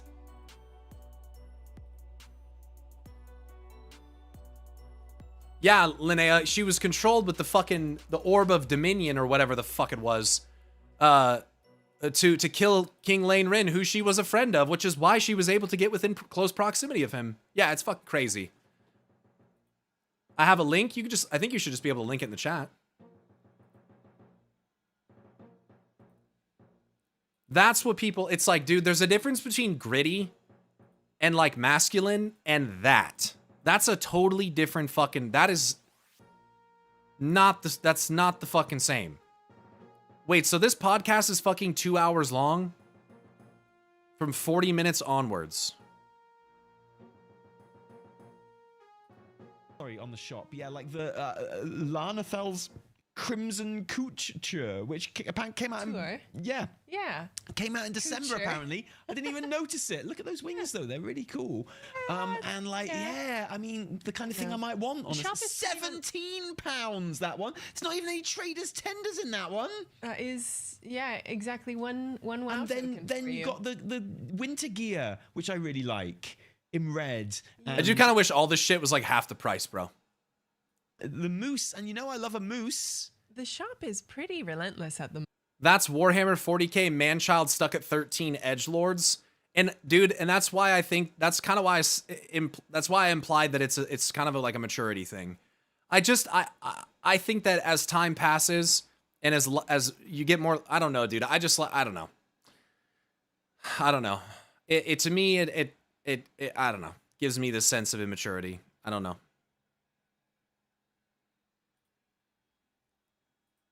Anyway, moving on. So that's because, like and I think the reason why is because it gives me the impression that people don't value like complicated, actually relatable, emotional storytelling. Like if you can't value or see like, I don't know, it's like imagine like being a father and having that attitude. I just can't imagine how your parenting style would be. Like, I'd imagine you'd be a fucking asshole. Like, and like scar your fucking kids. Like, I just can't, I don't know, dude. I don't know. And not even 40k has a lot of that type of content outside of one instance. I work at LARP events. These people surround me the whole year. They sure did spend a lot of effort on that shop. I mean, it sure does make them a lot of fucking money. No shit. I love 40k, but it's always a dog whistle when people bring it up as some shining example. Yeah. Especially when people don't realize Warhammer 40k is a sardonic parody that actually criticizes the fascism that is portrayed in the lorem. Dude, the same exact fucking thing happens in Helldivers. Like, there are people who unironically are like, yo, fucking based. Like, dude, I don't know if you're just an idiot or immature, or I don't know, or if you're just into fascism, I don't know. But like, it's fucking crazy. And it's sad because there's some great stuff in Warhammer in general, sure. The fact just did real mental damage to me. That fact, the whole Dark King aspect of the Emperor is so good. It's over the top and edgy and it becomes comical, but so many of the fans just don't get that and are into it unironically. It's media literacy, I think. The same happened with Starship Troopers. Bro, the same happened with fucking Team America. Team America is like one of the most blatant criticisms of the American exceptionalist racist mindset post 9/11 that you can possibly fucking come up with. It is so obviously satire. And there are people somehow who do not get that. And ultimately that boils down to what we call media literacy. I smoked some of my first joints ever to that movie. Back then it was funny as fuck. I mean, it is still kind of funny. It's certainly not politically correct, but most comedy isn't, to be fair. But I watched it for actually for like the first time, fully actually watched it for the first time recently, and I was like, damn, dude, this is actually crazy. Like how much of a commentary this is giving on this type of ignorance. That is fucking crazy. Isn't Helldivers 2 on those woke detector lists because they dared to show a black woman married to a white man in the trailer? You mean the racist lists? Like, what the fuck? Except this one adult guy who's so edgy, but this also just illustrates the minority of people being dumb. Sure. Is there a bank in the City of Threads? No. People need to watch the Game of Thrones spinoff. Main character is a well-written masculine man built on honor. The character is compassionate, and compassion can be very soft, but people would ignore that. Speaking of illiteracy, Trump playing Fortunate Son at his events. Yeah, they're not listening to the lyrics. Kind of off topic, but there's a TTRPG called Trench Crusades. They had to ban a ton of 40k people from their Discord because they wouldn't stop essentially writing papers about Nazis being cool. 40k fans suck. Not all of us. You're right. Not all of you. It's just the unfortunate fact. It's like classic players. People perceive classic players under an umbrella, so they say things that generalize them. But the unfortunate truth is that there are enough people that behave that way that it gives an impression to people outside of the sphere that that's what it is.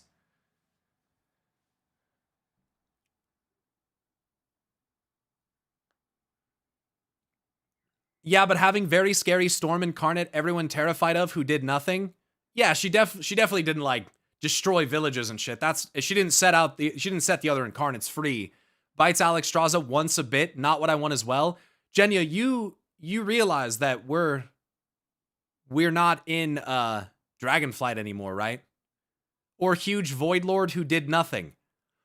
Right, yeah, the Void Lord that didn't destroy an entire fucking world.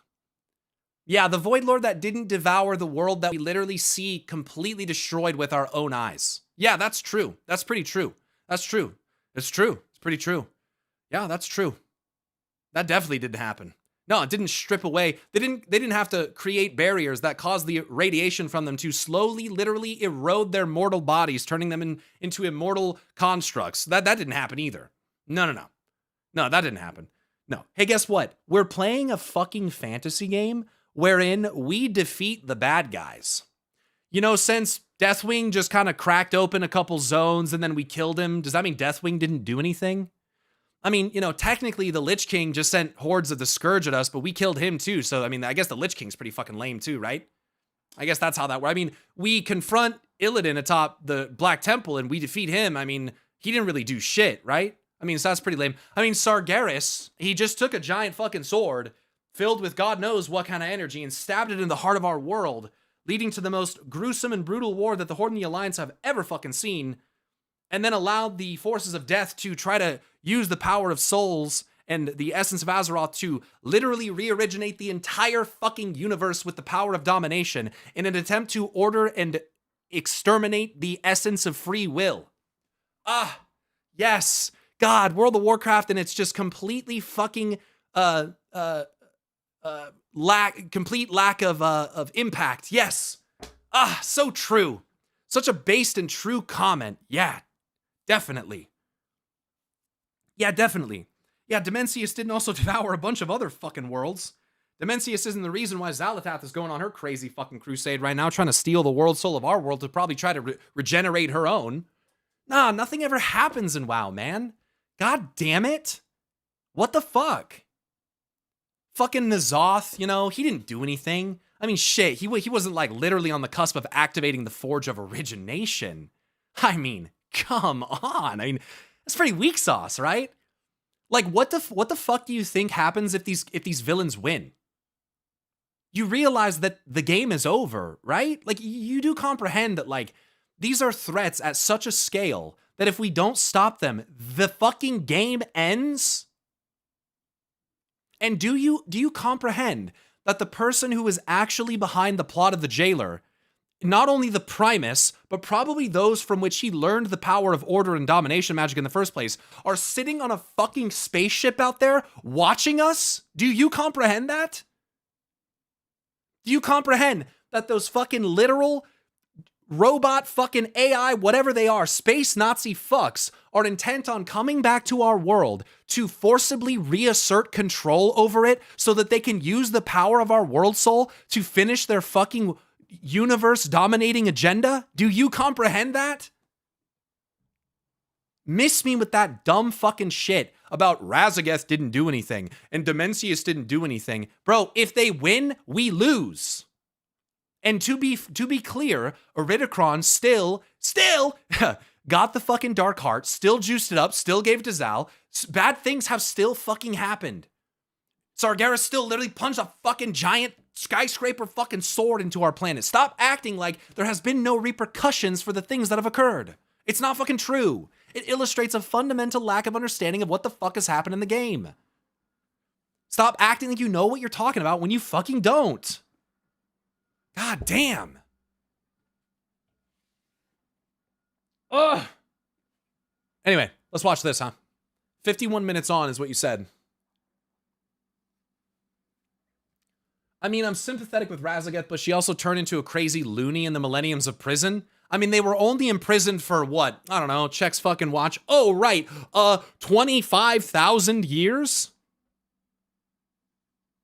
Big fucking deal, right? They were just being held in stasis as the fucking dragon aspects took all their eggs and fucking genetically mutated them into fucking dragonflights, right? Oh, God, who the fuck? What a fucking soy game.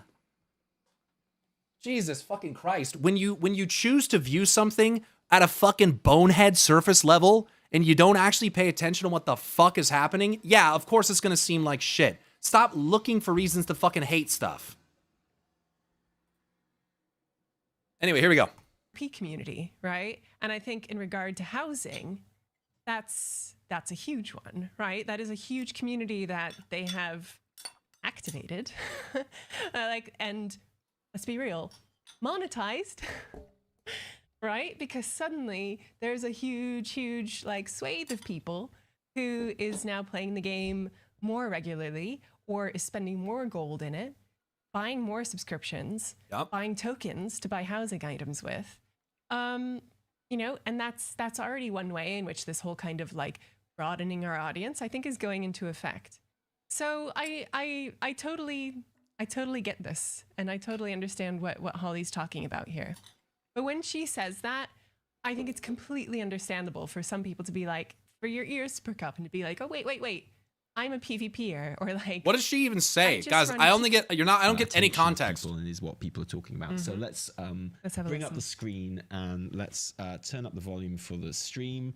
And thanks, Ezekiel. Hear it. IP, I think, in my humble opinion, it's been underutilized, and I just want to bring it to as many people as possible.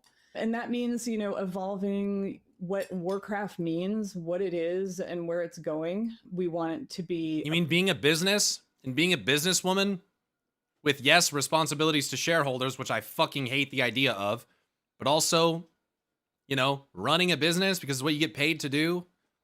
Again, I don't think just being a business like justifies fucking $90 store mounts. What the fuck is that? But like, come on, man. Approachable. And that's also part of it. You know, even with Chris Metzen, we talk about, sometimes he's like, man, I wish we hadn't called it Warcraft. It sounds kind of intimidating. I'm like, nobody really thinks that about Warhammer. It's just, it's an understood name, essentially. Wait, so it's not even Chris Metzen who says this? It's Holly paraphrasing or quoting what he said? I thought it was like Chris Metzen said it, like directly. And I'm not saying it didn't happen. That's not the point, but it's like, that doesn't mean, dude, it's just, this is what people are freaking out about. I mean, I can understand to a degree why that sounds a bit weird. When I read the quote out of context, I was like, okay, that's kind of an interesting I'm not sure if I agree with that. But they're talking about it in terms of approachability. Like that there might be people who hear Warcraft and they think that it's just this brutal, crazy thing, and it isn't. Because guess what? It isn't. And it hasn't been for a long time.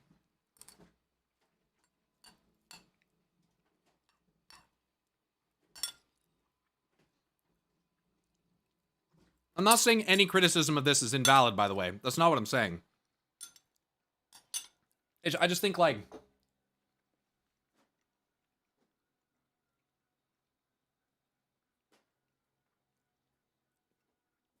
How can I put this, chat?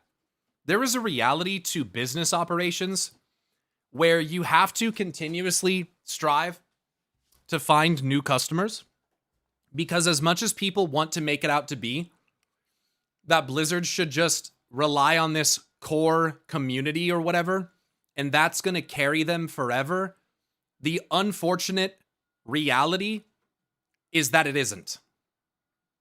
It isn't. That's not how it works. People age, people lose interest, people die. Right? In a world that is changing, products also change. Experiences also change. You cannot just design WoW only for the most into the hardcore fucking crazy shit and just expect that it's gonna last forever. That is not going to happen. You have to acquire new customers. And if you're that angry about this, maybe it's time to get mad about capitalism. Wow, what a fucking downside that is, huh? Why is it that companies are pushed to do this? Why is it that there are such pressures from shareholders to generate profit?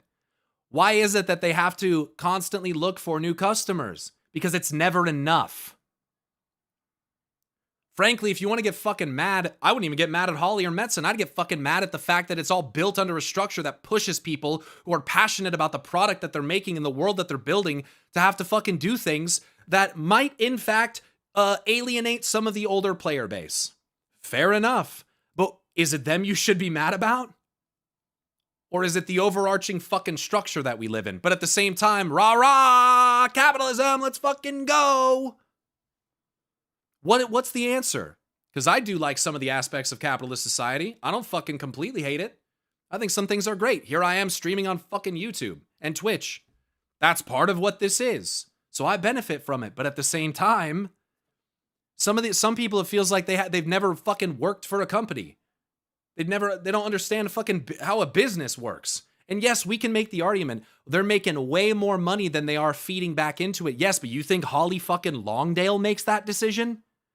You think Chris Metzen makes that decision? No. What people need to kind of wake up and realize here is that it doesn't matter if it was under Activision or Microsoft. The same fucking thing is going to happen. These are tech giants who want to continue to not only make, but improve profit.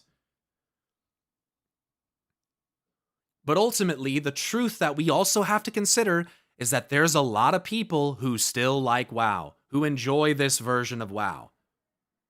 It doesn't mean it's objectively worse. It might be subjectively worse to the people who didn't like it before, but this is how opinions and tastes work. So it just is what it is. We're in a situation where it has to continue to fucking grow. The never-ending shareholder hunger for more and more money is one of the worst parts of capitalism. It absolutely is. When can we just get to the point where we have enough people, we are making enough money, we can produce the product at the quality which we want it, and not have to worry about this massive level of additional profit that we disperse to the fucking top 5% of our company? When are we going to move past that? And by the way, they should be taxed more too.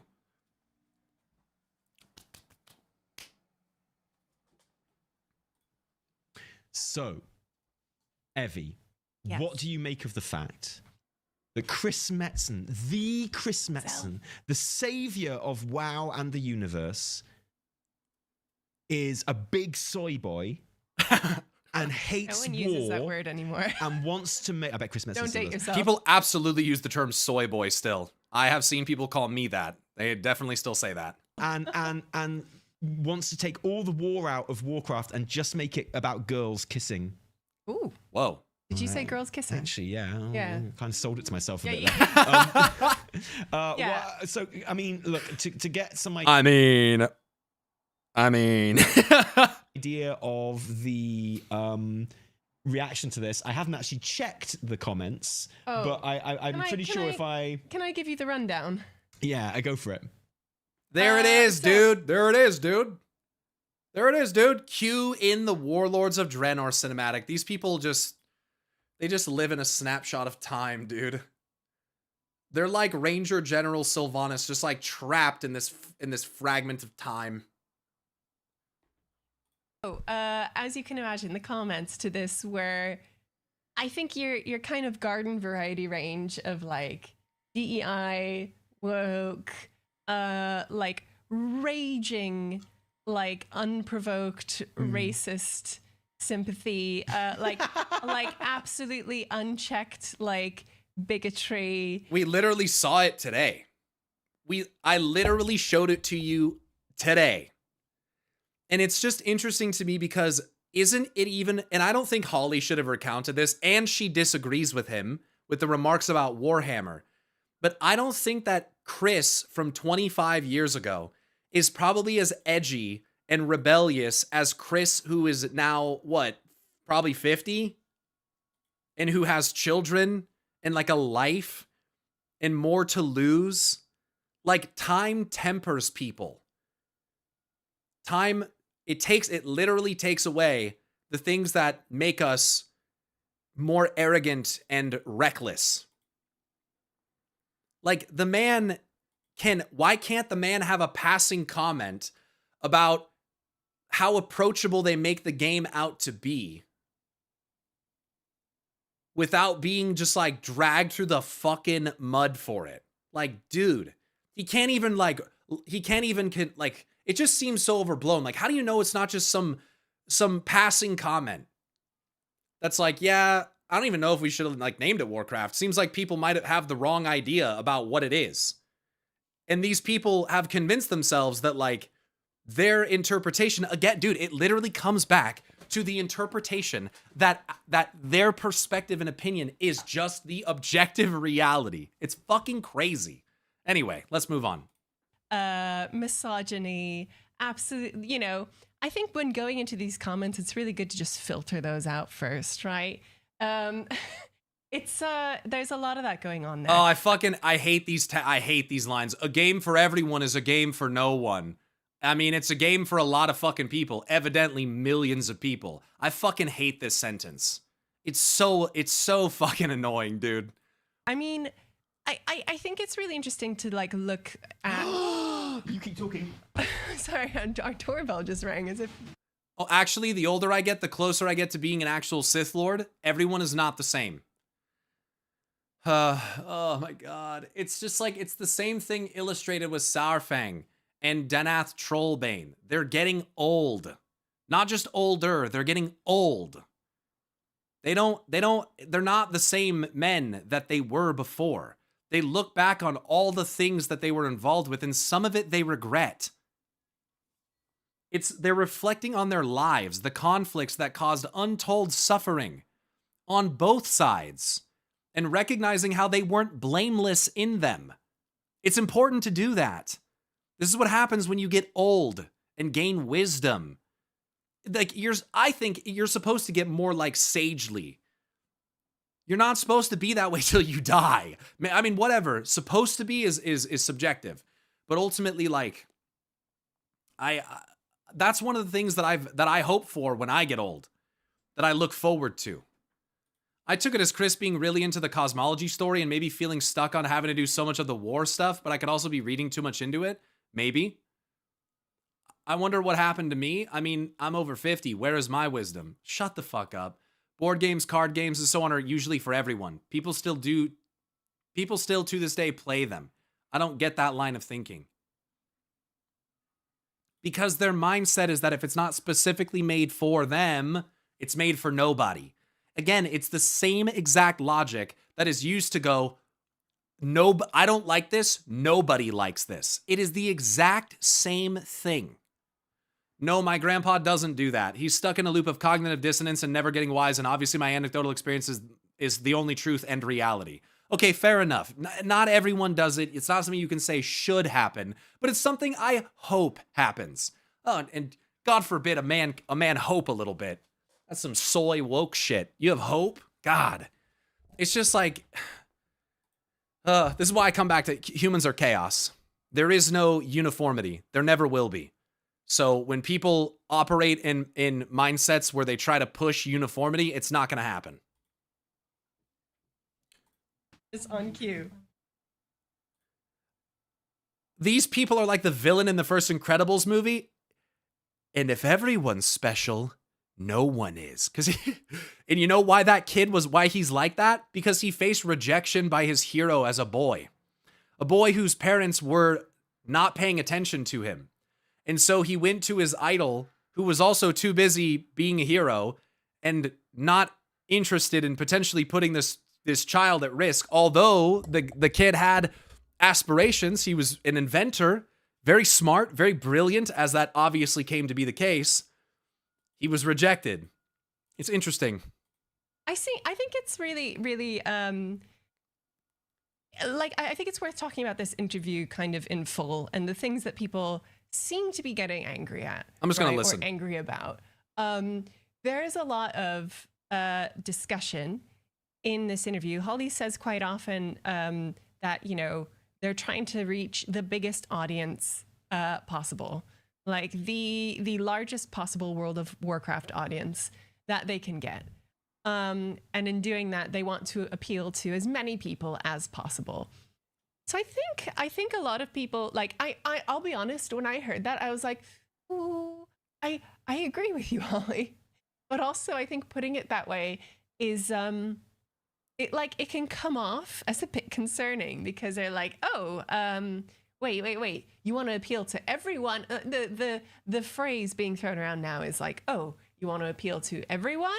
That's the quickest way to appeal to no one. Yeah. And you know what? There's some truth to that statement, right? Sure. I do agree with that.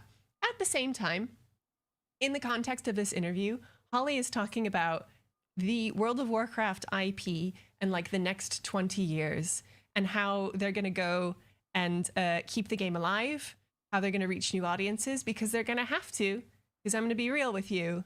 In 20 years, many of us here might not be here anymore.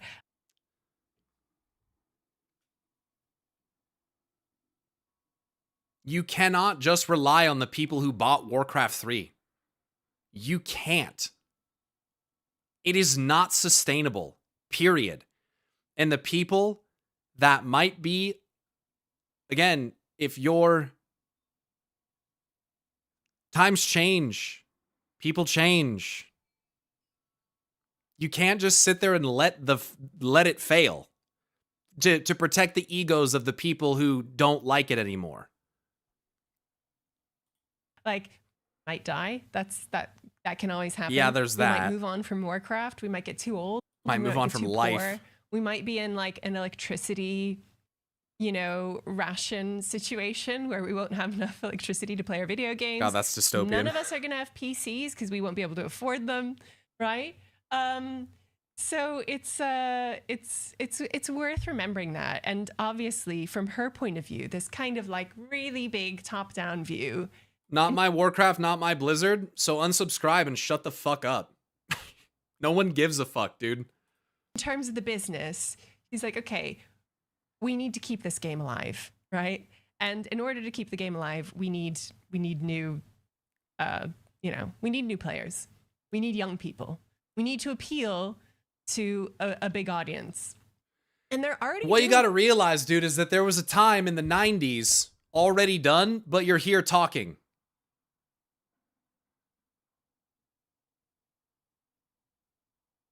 So not really. In the 90s, we were definitely raised on more edgy shit. There's no question. Content was edgier. Television was edgier. I wanted to see what you were saying. Yeah, and you said ew, and now you're typing fucking hashtags. Are you done? Anyway, we were like, I remember growing up watching WWE, WWF back then. And man, there is some awful shit that they put on there. Shit that if I had kids now, I would not let them watch that shit. Holy fucking shit, there was some crazy stuff that they put on TV back then. So I think that's probably where Chris is at to a degree, is like, if I want to play this with my kids, I don't really want my kids to see that. I don't, and like, what, now you're going to blame him as a father for wanting to protect his kids from that shit? Like, is he in the wrong for wanting to do that? Is that the case? Because you get really mad, about trans kids in sports. They're well within their rights to, get into that, right? But not Chris, right? So it's just, yes, we were definitely raised a little bit more edgy. I don't think that that's necessarily always a good thing. I don't. Like, I don't. So ultimately, it also sounds like, and I hate to keep interrupting Evitel here, but ultimately it sounds like they're talking about, as she's saying, as an IP, as a greater, like, League of Legends as an IP is not just the game League of Legends. There is a shitload of stuff that branches out from it, and a lot of it has been very successful as a result. But they're not even specifically talking about the game World of Warcraft. They're talking about how they take the universe and things that they can pull off tangentially from it and make those appeal to wider audiences. It's not even literally talking about changing the main fucking game, and how the name Warcraft might not be fitting for the audience that they intend to attract with those other things. Does that make sense? Like Warcraft could still be a thing here in the IP in a greater sense can be taken to branch out, but that perhaps Warcraft isn't the best way. Like they named it Hearthstone. No one got fucking mad that they named it Hearthstone and not Warstone. You know what I'm saying? Like Hearthstone is inherently a part of the World of Warcraft universe, but Hearthstone isn't a game. It is in the Warcraft IP, but it's not as a game designed to attract like players that are interested in literally in Warcraft. Like it can also be TV shows. It can be what the fuck ever. That, like Ian mentions specifically the RP community, right? And I think in regard to housing, that's a huge one, right? That is a huge community that they have activated, and let's be real, monetized, Yep. right? Because suddenly there's a huge like swathe of people who is now playing the game more regularly or is spending more gold in it, buying more subscriptions, buying tokens to buy housing items with. You know, and that's already one way in which this whole kind of like broadening our audience, I think, is going into effect. So, But then you can't monetize it because then people get mad. But unfortunately, unless the structure of how businesses function changes, which it won't because this is how it's built, they would be fucking stupid not to monetize it. Like, I'm sorry, but for like, you're not going to have someone come in and be like, how about we put in this giant time investment thing to our system, but let's not do anything to make any more money from it. How fucking stupid is that? That's never like that's not, Jesus Christ. Like they're not going to not monetize the game or something that's going to attract so many. Like let's say hypothetically, let's bring in 1 million new players, but let's not do anything to make money. And then people go, well, what about the subscription? Okay, $15 million. You think that's a lot of money to a company like Blizzard? You think that's the bank changer? 15 mil. Yeah, maybe a month, but ultimately it ain't that much. We're talking a multi-billion-dollar company under the umbrella of a gigantic fucking company. I dislike the extra monetizement, so I don't buy anything. As long as I can still play the game without paying a bazillion more money, it's fine. This is not encroaching upon my ability to fucking play the game how I want to play it. It's just not. I totally get this, and I totally understand what Holly's talking about here. The most egregious monetization things that they've done, again, in my opinion, is the Brutosaur, and to a degree, the fucking level boost and the cost of that shit. I understand the time investment and the trade-off and like all that, but fucking $60, dude. And I do think that some of the digital services like transfers and stuff like that are still way too expensive. I think that shit should be like half the fucking price. I will not shirk that at all. I absolutely think that shit is over fucking priced. That's obnoxious. So I'm not going to sit here and defend every monetization practice or every aspect of the monetization which they choose to utilize. I don't believe that. But when she says that, I think it's completely understandable for some people to be like, for your ears to perk up and to be like, oh, wait. I'm a PvPer, or like, Sure. I just run keys, or I raid, what about me? Like there's all this talk about finding new audiences, but what about the audiences that already exist? It's frustrating because that position is discussed from a perspective that they don't do anything for those players. I would say that the PvPers have way more of an argument than people who do Mythic Plus keys or raids. We get new Mythic Plus dungeons all the fucking time. They shift and shuffle them out so that we have a fucking varied experience. We get new raids every single fucking major patch. We're not being ignored. I would argue that PvP, again, has more of an argument there than anyone. They should be adding new battlegrounds, remaking fucking battlegrounds, updating shit, improving it. Like, they need to incentivize war mode. Like, PvP fucking needs more. We fucking agree. We agree. I feel for the PvPers. It fucking sucks. I hear the same thing in RuneScape all the time. But then I have to wonder, like, how many people playing these games are just not that interested in PvP anymore. I used to do a lot of PvP. I used to do fucking arenas and MOP. I used to do RBGs. Yeah, I always say RGBs. RBGs in WoD. I used to do that, but I don't care anymore. I don't care anymore. I also used to fucking play shooters and stuff. I just don't care anymore. It's not what I'm into. So it's not that I don't care that should make it not relevant. I do think it is still relevant. It's important. But what I'm saying is maybe there's an audience of people that used to engage with PvP more that doesn't. And, you know, I just don't know if PvP is as active as it used to be. Like, I don't think that, what I'm trying to say is, I don't think that PvP in games like RuneScape and in World of Warcraft feel dead necessarily only because, and I do think it is partially because, Blizzard has underserved that player base. I do think that's relevant, but do I think it's the only reason? No. No, I don't. So ultimately, I think that there's multiple factors that need to be considered in terms of like why this is not. Oh, that's why. I mean, I would be sorry. I would be using the oven mitt because it's grippy. Yeah, I can't fucking open this. I'm not masculine enough, chat. Shit, I can't give opinions on World of Warcraft. Oh shit, if you open this one now. Oh shit, if you open this one, I loosen it up for you, right? That's what men always say, right?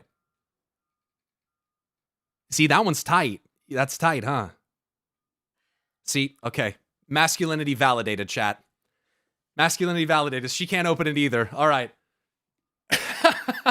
Don't hurt yourself. Yeah. Oh, jeez. That's funny. Give it to Asmon Gold. Holy fuck, that's funny. Dude, okay, we've all had a fucking jar that we couldn't open before. I don't want to hear shit. I don't want to hear shit, all right? We've all been there. We have all been there. Sometimes it's like they don't want you to open it. Sometimes it's like they don't want that. Yeah, okay. Now see, now you got to get the grip in here. So you got to get this is the strat. If I don't open it here, this is going to be bad. There we go. It's all about leverage and grip. You know what I mean? That's what it's not strength. I have the strength. All right. Thanks. Or you're welcome. Stab the jar lid to let air in. Ah, yes. I feel PvP is kind of dead, to be honest. If not, it's just not as accessible for casuals, I guess. I mean, I feel like they've made it even more accessible. You can solo queue. You can, there's casual battlegrounds. They have, they're going to be, they've done PvP zones. I don't know. I don't interact with it, so I can't really talk about it that much. But then, also in like RuneScape, they have like Deadman mode, and they have like things, LMS, which is like a closed loop, like PvP game mode. They have things that people interact with in terms of PvP quite frequently. I feel like PvP in WoW has like a couple different ways of playing it, but to me, it just feels like very stale. Like something about PvP, like if I play PvP now, to me, it just kind of feels the same as it always did. It can also depend on like player skill. Like, let's be honest, man, maybe the average player is like not that good. And like maybe there's a chance that you come across players who that's all they do and you just get absolutely fucking shit on. Like, and that's not very fun. Like, I'm not a PvPer, but it feels like I'm being put up with people who are way more skilled than me. Yeah, I mean, I feel like they probably are. And so, yeah, I think, how do you attract, what do you do to it to revitalize it, but also do it in a way that like keeps people around and playing it? I just think that WoW PvP is so complicated and has been that it's like pretty daunting for people and they don't want to engage with it. And the people that love it and get really into it probably find that it's like dead because like people don't get into it. Like, especially when it's like, get these add-ons to track the CC and all this shit. Like, I just don't think that that's something that most players want to do. So as someone who used to PvP a lot, modern PvP seems to be mostly participation awards and time spent gets you all of the gear. It has very little reward for skills, which is what PvP people typically want. Right, and so I don't think that it's necessarily that PvP isn't catering to or isn't attracting the casual player base. How would I put this? Like,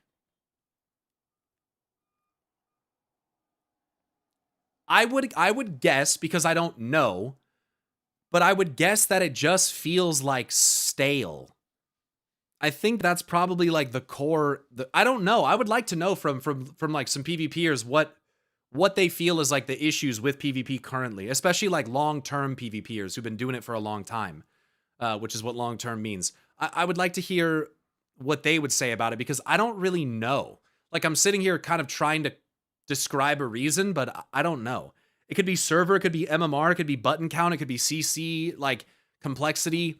It could be the try-hardness of it. It could be that it's stale. There's not enough game modes. There's not enough fun game modes. Like, there's not enough incentive to do war mode, whatever it might be. I think most players like the Alterac Valley style battlegrounds, but we need more. Yeah, I don't disagree with that. I don't disagree with that. I think PvP has 200 vendors and 50 currencies, and I don't get it. And there's toxic assholes and 1,000 add-ons. Fuck all that, man. I get it. There's actually not that many currencies, though, is there? Isn't there just like, it's mostly honor or honor tokens?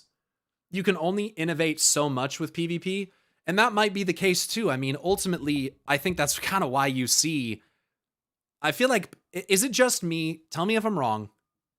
But unless games are like League of Legends, where they are entirely focused around PvP as the core game, is it just me, or does PvP in games that have it as an optional thing tend to struggle? That's my anecdotal perception of it. Honestly, the exact same problem Bungie has and had with Destiny 2 PvP. Like, and I think that's why PvP players probably are frustrated, because they love WoW, but the part of WoW that they enjoy is they feel like it's not a priority. And in some ways, I hate to say it, I feel like it's because it kind of isn't. I think in some ways it kind of isn't. And so I get their frustration. Let me be clear. I'm not here to tell the PvPers that they have nothing to complain about. See, this is how you're supposed to be able to decide on specific issues what stance you take. Right? So I'm not going to sit here and be like, well, they're just making up their problems. They don't live in reality. No, I can very much see what has gone on with PvP. I don't know how to fix it, but I empathize with the position. 10 plus abilities times 13 classes is way too complex, in my humble opinion. IB play in TBC feels so much better than retail. In what you mean, PvP in TBC? The PvP in the TBC with the WOD and the RBG. Fucking hell, dude. WoW is just so rife with fucking acronyms. FF14's Frontlines and Crystalline Conflict are fun? Yeah. Well, do you think, what is it about TBC PvP that makes you ENJOY the PvP? Is it it's less buttons? What is it? Is it less classes? I'll get back to this in a second. I do apologize. I feel like I've kind of Kanye'd Evitel here.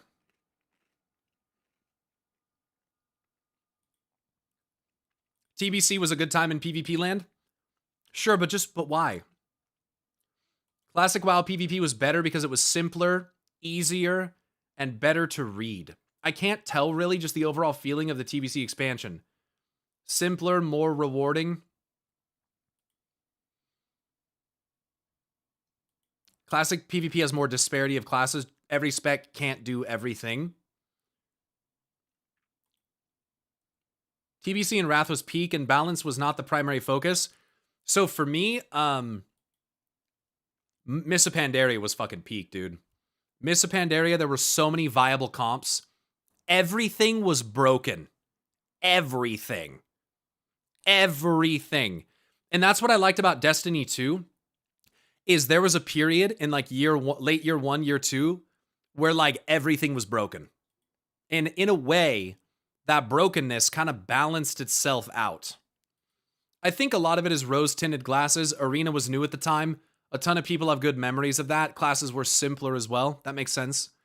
Dude, the fact that I could like one-shot someone was so fun. For you.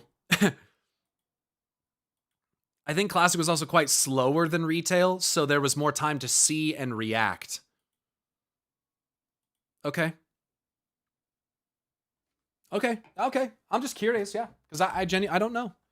I will just fully admit when I don't fucking know. I can't speak on it. So thanks for kind of cluing me in on maybe some of those reasons why people think that. People also seem to forget we were different players back then. You can't keep the same state of the game forever. Is it fun that you can play it now? Sure, but it'll die eventually. Yeah. I like metas where everything feels broken. Recently, Guild Wars 2 PvP had a meta like that, and where all the new specs were doing something absurd and created a weirdly diverse meta. MOP PvP was amazing, but it was not respected as much back then. Not people know that it was best PvP expansion. Not a lot of people know. Dude, I loved MOP PvP, man. Oh, man. It was so sick. It was so sick, dude.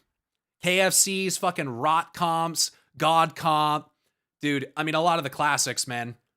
Cupid Cleave, Jungle Cleaves, dude. Turbo Cleave. There were so many sick comps, dude.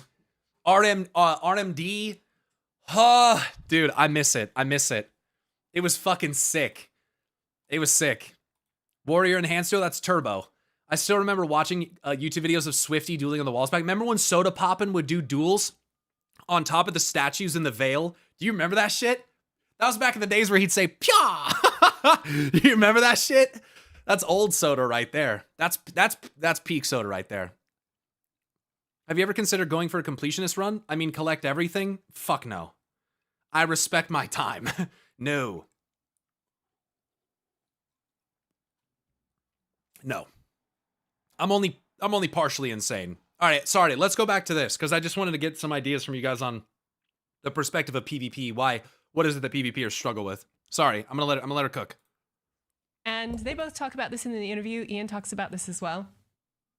And they're like, yeah, you know, we want to keep serving those audiences to the best of our ability while also opening the door for new ones.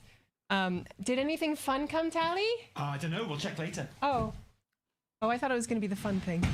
But anyway, yeah. So I've just done a little quick recap of the whole interview. Well done. Okay, so yeah, here's we the can thing, move on right? now. So, well done. That was really impressive. Thank you. So, you know, I left when you were talking about the range of responses to it. You might repeat yourself. I'm gonna just put it out there. Yeah. Do people have a point? Is it worrying that Chris Metzen said something like that? Oh, right, the Chris Metzen thing. Yeah. Yeah. Yeah. You know, I think what it signals is that I think that it's more, I keep cutting her off. I think it's more nuanced, but I can see why people can be put off by the comment. When I first read it, it was off-putting. But I think that type of remark is best analyzed in the context of the whole discussion. in this video game business podcast, they're just being really honest and upfront about like what works for the business or what they perceive would work for the business. And they're like, yeah, it's called World of Warcraft. It always will be called that. Although for many people it's just WoW now, right? Yeah. It's just WoW, like as a short. Well, I mean, and that's the thing, right? So I think a lot of what they say, they're talking about Warcraft, and a lot of people have taken that to mean the specific game World of Warcraft. Yeah. Whereas I think a lot of the time they are talking about the franchise Warcraft. Yeah. Right. I want to focus very specifically on the Chris Metzen thing because that's the thing that's really upset everyone. This idea that, and it's been a topic with with the TV ad that they showed last week, the housing ad, with Bella, your cutesy. Is that her name? Does she have a canon name? Unofficial, but a canon name. Okay. Bella, the cutesy blood elf rogue, who's very kind of Overwatchy looking, which itself is kind of Pixar looking, which used to be Disney. And, you know, there's this idea that are they softening it up? Are they dumbing it down? Are they sanitizing it? Yeah. Are they homogenizing it? Are they sanding off the rough edges? Specifically to cater to an audience that doesn't really exist and phasing out their core audience. And then you get this. You get Chris Metzen saying, you know, I wish we hadn't called it Warcraft. Horrible it's so timing. intimidating. It's actually horrible timing. And is there something in that? Yeah, I think if they were to name the game now, it would not be called World of Warcraft, right? Or Warcraft, right? You think so? I don't know. I I mean, wonder what they would call it. If they ever, not that they would, but if it were made today and they gave it a different name, what the fuck would they call it?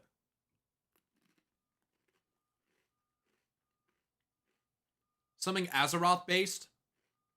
Legends of Azeroth?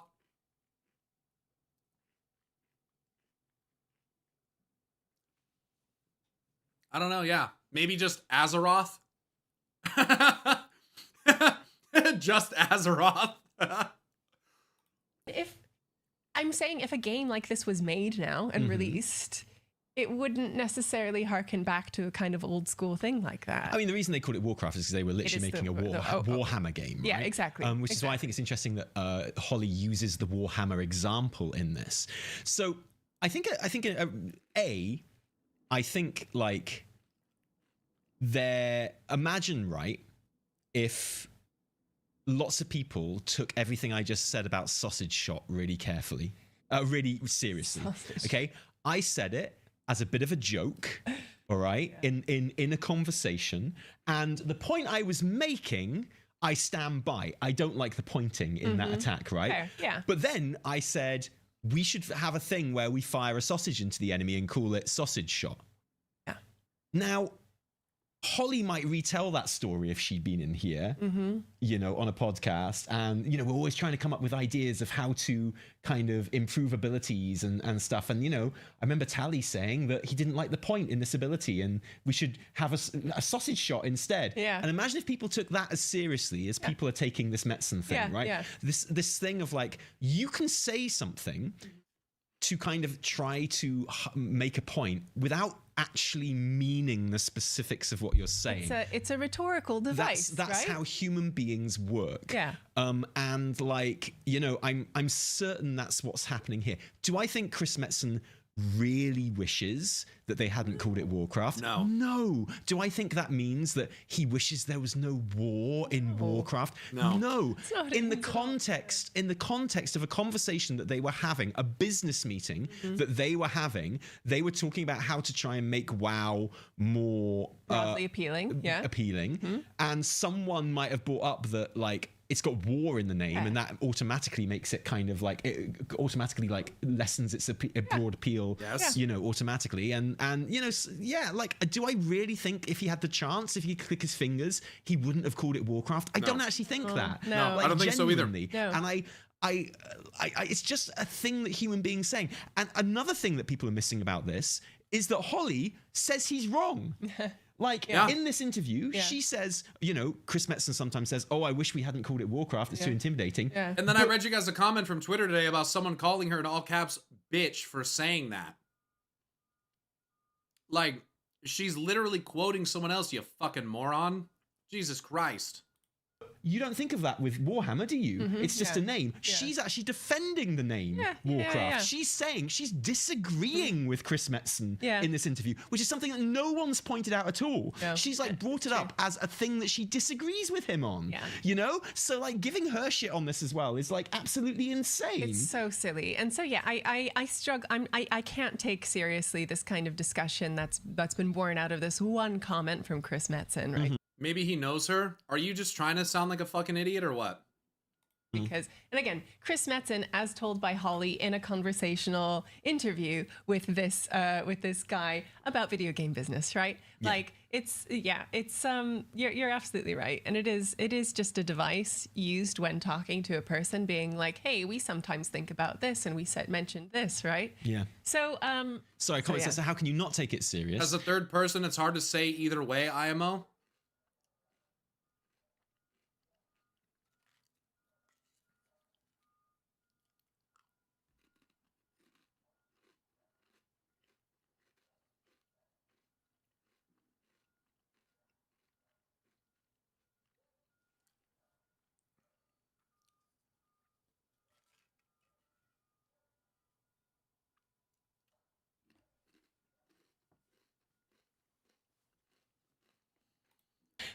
take the WoD cinematic and the Midnight cinematic. Never mind Warcraft of Vanilla stuff. This is like 2 different games. Yeah, one of them is about orcs, and one of them is about elves. Yeah. So yeah, there's no orcs in the Midnight cinematic for a very obvious reason. Yeah. And you know what? Like, I thought your problem with the Midnight cinematic was that it wasn't feminine enough. Like, all the criticisms I've heard of the Midnight cinematic is, this elf lady looks too masculine. Well, I thought you fucking wanted it to be more masculine. I thought that's why you like all the masculine orcs, man. So why are you shitting your pants about that? But again, they want masculinity from the men.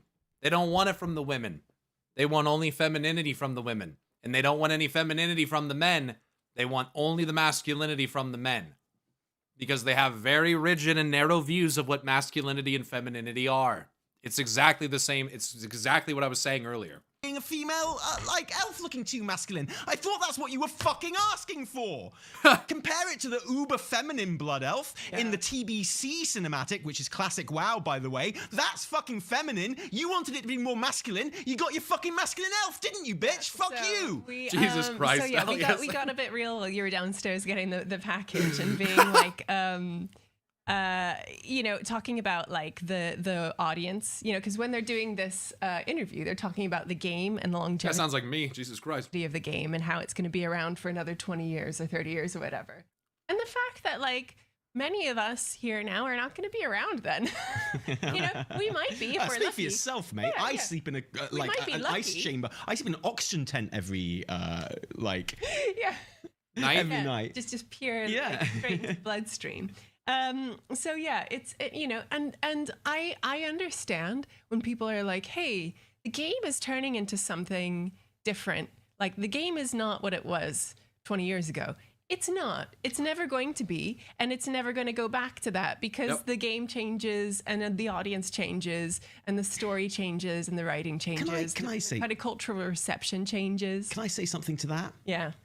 I think we exaggerate how much the game has changed and how much the tone of the game has changed. But if you just take fucking Warlords of Draenor and compare it to Dragonflight, dude, I mean, it's not even the same game. Yeah, true. It isn't. That's Warlords of Draenor and that's Dragonflight. That's fucking crazy. I think there's a little bit of history rewriting here when we pretend that World of Warcraft, or indeed Warcraft 3 or 2 or 1, was like this dark fantasy, like grim, dark, violent, bloody thing. And it tells you something that the only evidence anyone ever really has of this is like that old Chris Metzen sketch of like the orc killing the human, right? The fucking drawing that isn't even in a video game, right? And like it's from 1995, and what annoys the fuck out of me is that they contrast it with that derpy looking fucking orc, which is not official art, by the way. That is a fucking fan submission to an art contest for Hearthstone. That's not even official fucking art. It's the most disingenuous horse shit ever.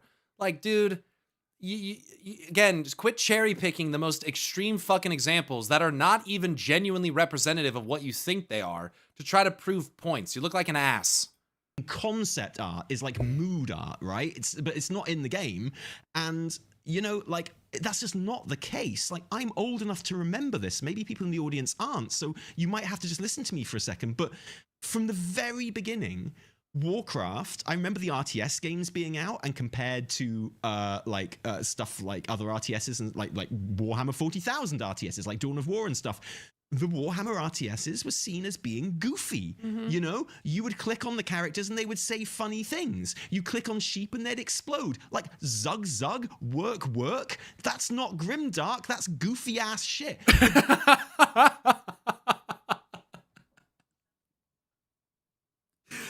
I mean, yeah. I mean, how you clear barriers is you send goblins in that explode themselves. Like, they literally go in and blow themselves up, and that's how you clear the barriers. Like, what are we talking about? Zug Zug, something you doing? Ready to work. Like, what the fuck? Graphics are cartoony and goofy and always have been. Bro, look at we want to fucking compare art. Warcraft 3 orc, Warcraft 3 orc, fucking, just look that up. Let me look at this fucking, let me see if I can get this picture. Bro, are you fucking kidding me? Are you fucking kidding me? Are you fucking serious? Like, what the fuck? Me not that kind of orc. Like, that's grimdark right there, huh? Like, holy shit. Yes, there are some gritty aspects, so I'm not gonna just act like, you know, that's everything, but like, fuck. It is goofy. When WoW was released, it was seen Me to my wife when I let a stinker rip. as the kids MMO. People literally called it the kids cartoon MMO, partly because work, that's not grimdark, that's goofy ass shit. The graphics are cartoony and goofy and always have been. When WoW was released, it was seen as the kids MMO. People literally called it the kids cartoon MMO, partly because of how it looked and partly because it was way more user friendly and forgiving than other MMOs that were out at the time. This And that's part of why it is the most successful one. Because it's casual and goofy and more inviting. That's why it's the most successful MMO. writing of history that A lot of you played it as kids. Why do you think that is? It's rated T for fucking teen. Like, what? Was somehow this dark, edgy thing is completely false. Look at the game that they were trying to make before Warcraft 3. Look at Lord of the Clans. Like, this is Metzen's vision. Pyro, I completely agree with you, but the concept and theme of cinematics used to be much more grim, no? Why are you asking me to confirm your view of it? Is it? I mean, when I look at the fucking Midnight Cinematic, I don't think that it's not gritty or that it's not grim. Like, what are you talking about? Everything is not Dragonflight. Fuck. And then when it gets grim and has an emotional impact on people, then it's fucking soy. This is what he wanted Shinzai, I Warcraft to don't. look like. There's that stupid fucking comparison, bro. Oh my god, that's exactly what I'm talking about. This is the most disingenuous, dumb fucking shit ever. That is Hearthstone fucking, and it's not even fucking official. Lord of Metzen's, I put in, sorry. You're just that's a little Freudian. Was Shadowlands not grim enough? Like, seriously. Was that not grim enough? Well, it wasn't well written. That's not what we're asking. That's not what we're asking. If you're talking about grim and tonality and themes, it's fucking fucked up. It's super dark. Still regarded as one of the worst expansions. Tone isn't the only thing that makes a game good. What is this?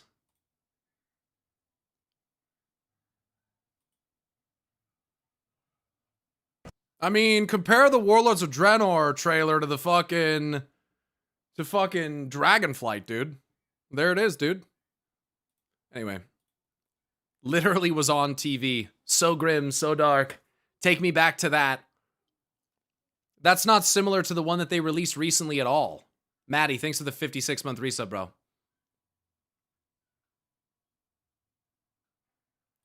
And slip there. This is what Metzen wanted. This is what they wanted? I'm Ozzy Osbourne, and I'm the Prince of Darkness.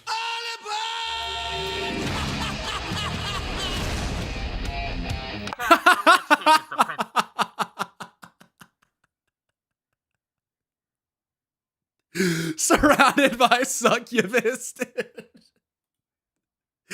Oh, man. The Lich King is the Prince of Darkness, Ozzy.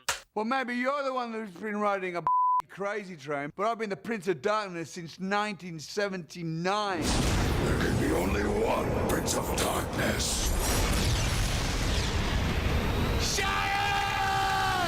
World of Warcraft. Try it for free at Warcraft. I mean, these are timeless, bro. What's your game? These are timeless. It's pretty good. That's core memory shit. You're not you're WoW was always grim, dark, and edgy. Well, that had the Lich King in it.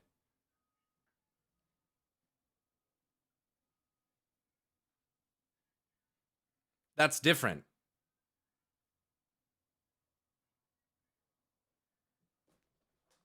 Fucking guy doesn't even know WoW. You obviously don't know shit about WoW. This fucking guy. WoW wanted Warcraft to look like a Saturday morning cartoon. Oh, yeah. Quite literally. It's not cherry picking. This isn't cherry picking at all. This is telling the history of the game. Yeah. Like, this is what it is. This is what he wanted it to look like. Yeah. You know? And like, I mean, yeah.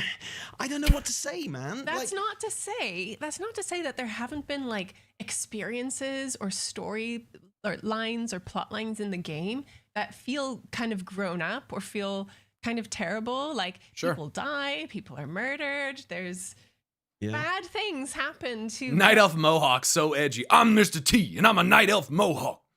What's in your game? Characters and you as a character do bad things, right? Like it that's not to say that those moments aren't there, right? And I think so when people remember these things are like, okay, but there's something off about these new trailers. Yeah, your political opinion. Infusing your perception to be something that it isn't. If you can't describe what something off means, what do we say?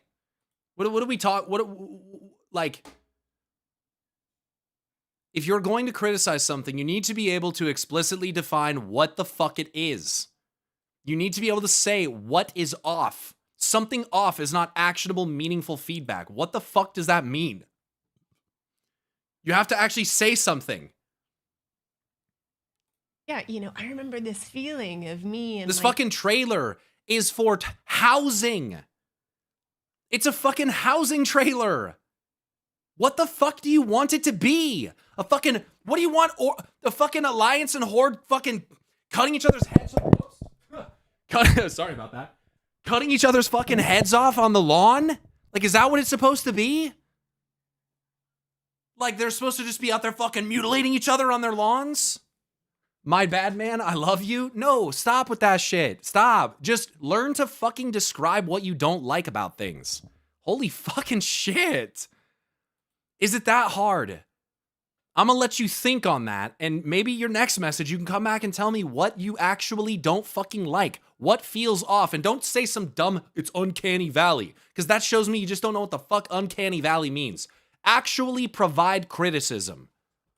10 pixels running around, like experiencing the story of Arthas, and, you know, that's kind of still wreathed in nostalgia. And I know those stories, like, made a big impression on a lot of people, because they were pretty grim. But at the same time, it's both, right? Like, those stories exist. But yeah, WoW is also like zug zug and work. And it always has been. And it's always been full of like the little goofy pop culture references. And not only that. Always been there. But the success of WoW has always been based on the amount of different players that it caters to. And the amount. Bro, we're literally living in 2026 and motherfuckers are discovering what it means to have a fucking opinion. Like, it is so fucking crazy. This is the craziest fucking timeline that we live in. It is the fucking craziest timeline. It turns out we don't all like the same thing? What the fuck? That's bullshit, dude. That's fucking fake news, dude. If it's not what I like, it doesn't fucking exist. Of different players that find joy in it. Yeah. Like, RP has always been a huge part of WoW's success from day one. Like, families playing together has always been a huge part of WoW's success. Like, WoW having an unusually high, like, female player base relatively to other MMOs has always been a huge part of WoW's success. It's just always been the case. There are Anecdotally, I know more women that play WoW than any other MMO besides maybe Final Fantasy XIV. Maybe. But again, there's quite a few female viewers that watch the stream. One of the first people, well, I mean, that's super anecdotal, but a lot of people in my Discord, a lot of my old mods were women. There's a lot of them. There's a lot. Go to BlizzCon. Like, literally go to BlizzCon. in this chat Oh yeah, name one woman. who their first contact, like on a social level, with a woman would have been in guild chat. Like, you know, I like, I'm not even exaggerating. That's going to be the case, right? woman, Because yeah. like this is where they met girls, right? Yeah, Like yeah. 100%. I'm not even Completely. joking. There are going to be people saying yes, me in the chat right now. Yeah. And that's just Saying that while literally looking at what on screen. Exactly. Sorry, I'm not listening to Tally. I'm looking at my chat. Women are half the world's population. Turns out if you want your game to keep millions of players, you might want to make them feel welcome. social level with MMOs has always been a huge part of WoW's success. It's just always been the case. There are people in this chat who their first contact, like on a social level, with a woman would have been in guild chat. Like, you know, I like, I'm not even exaggerating. That's going to be the case, right? Woman, Because yeah. like this is where they met girls, right? Yeah, Like yeah. 100%. I'm not even Completely. joking. There are going to be people saying yes, me in the chat right now. Yeah. And that's just common. Like this idea. I mean, there's a reason why the guild officer girlfriend or the guild leader girlfriend or whatever is such a common fucking trope. Like, they are there. Me and my wife met on WoW together, been together since 2017. That's fucking awesome. Like I said, every single mythic raid group that I've ever leveled in has women. Our tank, one of our tanks, this all through the War Within was a woman. Healers. We have several women in our raid team right now. Like, WoW's too feminized. Turns out there's women playing it and women making it. Like, what the fuck, dude? That's so fucking weird to like resist. Like, yeah, they're there. My first guild when I was like 15 or whatever the fuck had a lesbian couple who were both leaders and multiple other women. Probably why I'm a lib match.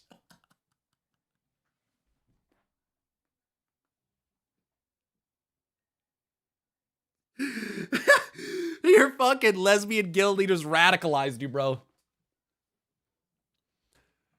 Oh, fucking hell, dude. What feels off about the new trailers isn't the content, and it isn't who's in them. It all comes down to the game and the trailers not looking similar like in-engine trailers have in the past. There was CGI and not. They kept the same style in the past. The new TBC trailer looks more like retail and less like TBC. So now we're bringing new things in. A new retail housing trailer looks more like League of Legends and less like WoW. It's why people say it feels wrong, but can't really explain why. It straight up looks wrong. Except it exists in the exact same stylization of WoW. The armor, everything. It's higher, it's better graphics. So again, the way to solve this problem is to make it look shittier. That's how you solve it. You just make it look shittier. Yeah. That's the answer. They just want it to look shitty. Like, and at the end of the day, it is a fucking housing trailer. Why would you not go at it with like a clean, bright style that is attractive to the eye? Like, dude, it's just so, we're going to have to agree to disagree on this. The TBC trailer's literally been the same style as other classic trailers. They're all made with Hurricane. There are different styles for different purposes. As I said before, I agree with you on this matter. Maybe Dragonflight's opening cinematic and the general public hate that came with it is seriously directed my views. Maybe I'm not the same kid I was and the game is not fun to me as it used to be, so I subconsciously blame this stuff. Wow. Holy shit.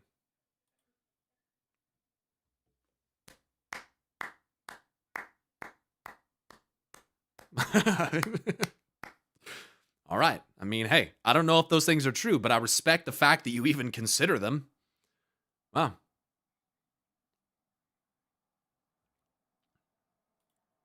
Look at Hurricane's trailers. The new TBC trailer looks like his other game trailers now, not like his past WoW work.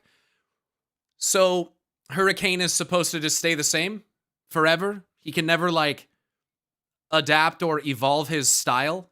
He as an artist has to, the same exact things happens to musicians, bro. It is the exact same fucking thing. Their oldest shit is their only good shit. Anything new, anything that they've like wanted to develop as their own style or whatever, dog shit. All musical artists, their best work is their oldest work, always, period. Sometimes that's true. But ultimately, the fact is that this is not, guys, it's not fucking meant. Perhaps it's not meant to fucking appeal to you. You can keep with the style of the game you're trying to represent. You evolve with the style of the game, not with your own style. This guy's literally here trying to fucking gatekeep fucking cinematic design for people that are contracted by Blizzard to make things for them. How fucking stupid is this? Like, who the fuck are you to say that? Like, what the fuck? It's crazy. What the fuck? It's fucking like,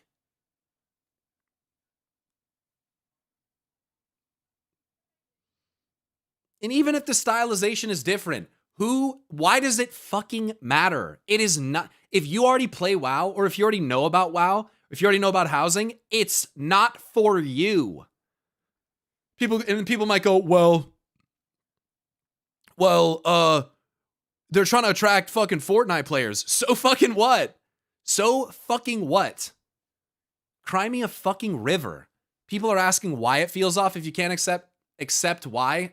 You spelled that wrong, but not that really matters. You have fucking issues, come on. Did you not see the Warlords of Draenor trailer we just watched?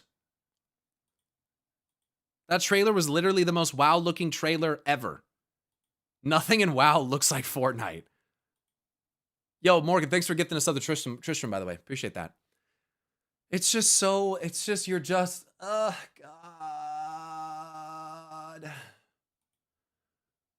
Why can't, it's just, what the thing that gets me is, why can't Blizzard make a fucking trailer that's one style and another trailer that's another style? Like, how come everything has to be fucking monotone? It looking off? Is it looking different? Like, can you admit that if something looks different, that might not be the same as it looking off? Like, what is off? Because off to me implies that it's like, it's worse. It's like negative. It's not right. It's not correct. Right? Is that not the implication of using that type of word? It's off. Because it's not fucking exactly the same as everything else? Like, what the fuck? That it was somehow like 100%. I'm not even joking. There are going to be people saying yes, me in the chat right now. Yeah. And that's just common. Like, this idea that it was somehow at any point in its history, like, aimed at one specific audience at the expense of any other is completely wrong and rewriting of history, and just isn't true. It's like saying that new WoW looks off because the graphics got better, because the textures got better, because the lighting got better. I'm sorry, but WoW's not gonna look like fucking TBC for 25 fucking years. Consistency within the game world. Do you want Torrens that looks photoreal and orcs looking like a cartoon in the same time? It's a fucking cutscene that it's a cinematic advertisement that exists outside the fucking game. Your comparison is fucking stupid. It's like saying that in the hyper-realistic cinematics, since Lorthamar Theron has a higher fidelity and looks really good, and then in another cinematic, whichever fucking one you want to reference, then now it's off. Like, dude, what the fuck? This means that we should just not make those high-fidelity retail trailers. Fucking get rid of them. They don't look right. Something about it looks off.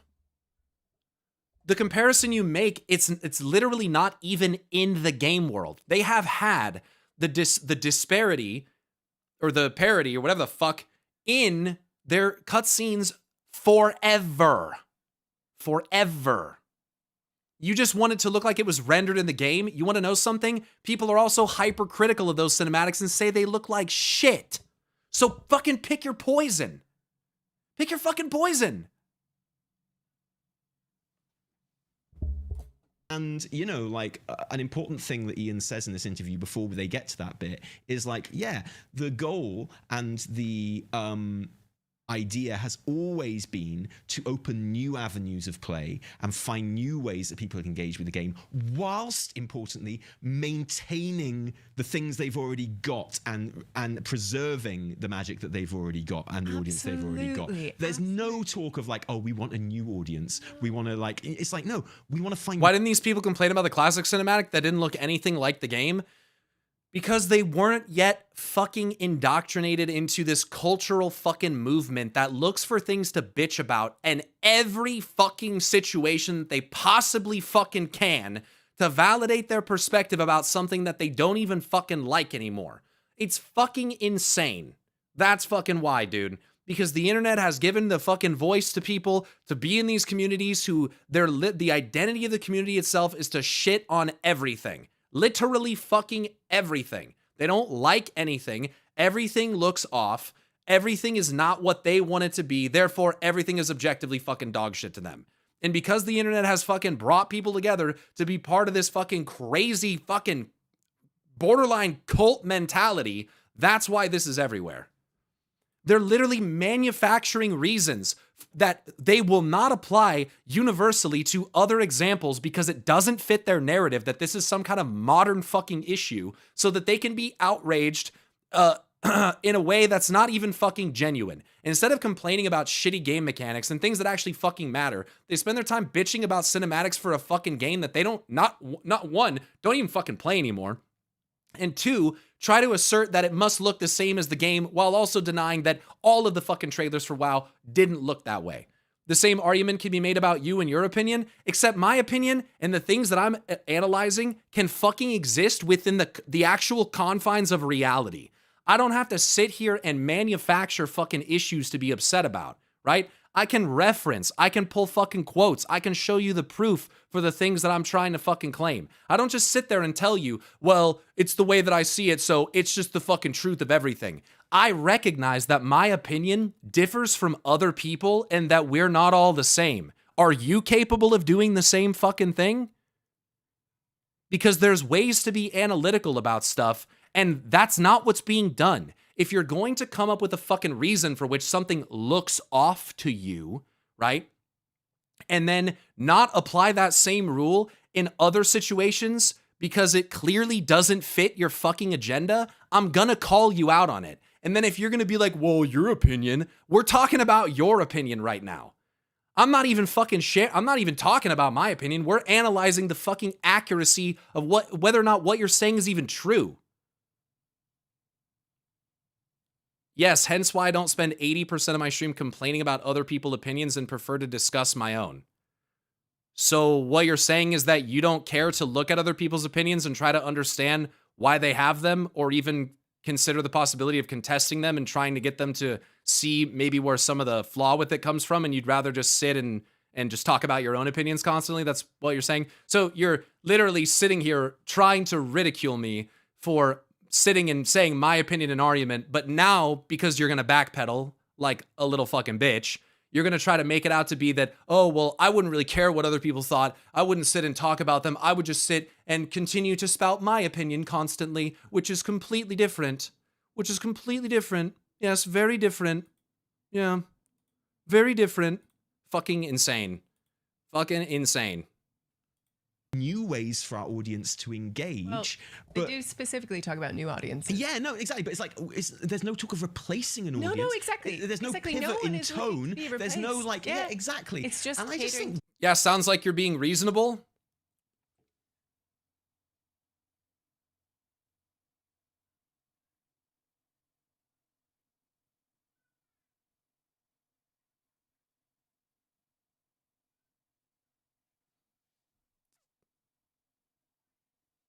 Thanks.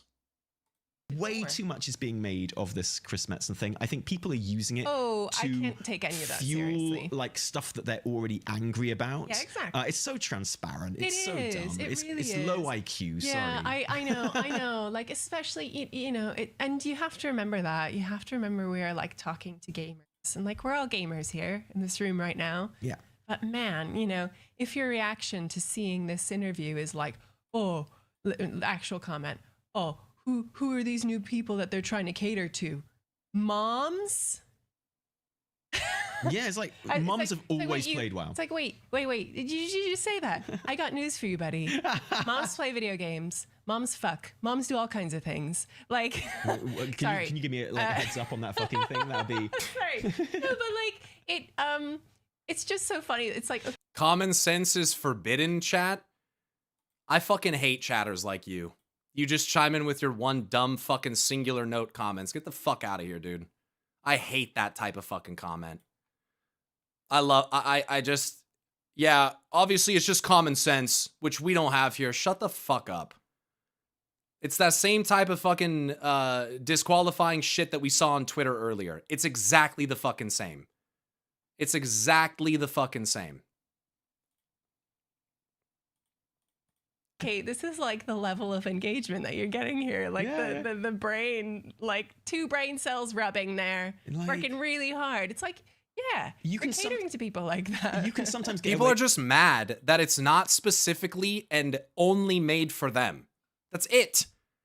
And it's crazy because we have to sit here and have these fucking pseudo-intellectual fucking discussions with people about how, oh, well, that's just your opinion and that's just my opinion. Except my opinion is literally based in the idea that change is inevitable and that we should be, because there's no reason not to be, inviting other people and bringing more people into the world of Warcraft. And yours is very narrow and you want to keep it just the way that you want it. And if you don't like the new stuff, then it doesn't appeal to anybody. And that's the reality that you come up with. Like, I have conceded multiple fucking times that the tonal shift has occurred. Has it occurred as drastically as people make it out to be? No, I don't think so. But ultimately, I acknowledge that it exists. I acknowledge that there are people who look for something else in World of Warcraft than I do. I'm not sitting here trying to come up with the fucking reasons to disqualify why you feel that way. If I have the opportunity to objectively fucking analyze something and make comparisons to past content that can prove the point, yeah, I'm obviously gonna do it. Both sides probably feel this way. But again, I don't believe that everyone thinks what I fucking think. That is the core difference. I don't believe that you think everything that I think. And that you're disconnected from reality if you don't. That's the fucking difference. That's why some of these chatters are getting fucking banned now. Because they don't realize that difference. They try to make it out to be like it's exactly the same thing from both sides. It fucking is not. It's so fucking annoying. With that, if you're kind of grifting about like new games, Exactly. but you can't pull that shit on can't. WoW You because we all remember 'Cause we were all there. Yeah, we're not gonna fucking deny what the fuck happened. Just to like play into this false fucking version of reality that you fabricated to remain outraged about a fucking video game. Like, grow the fuck up. You know, we all remember what it was like. It was like goofy it was as a- fucking yeah. Wrath. It was goofy as fucking TBC. Have you seen the Draenei? Like, holy shit. And the fucking Draenei weren't supposed to even come out in TBC. You guys know that that's when they were originally going to release Pandaren?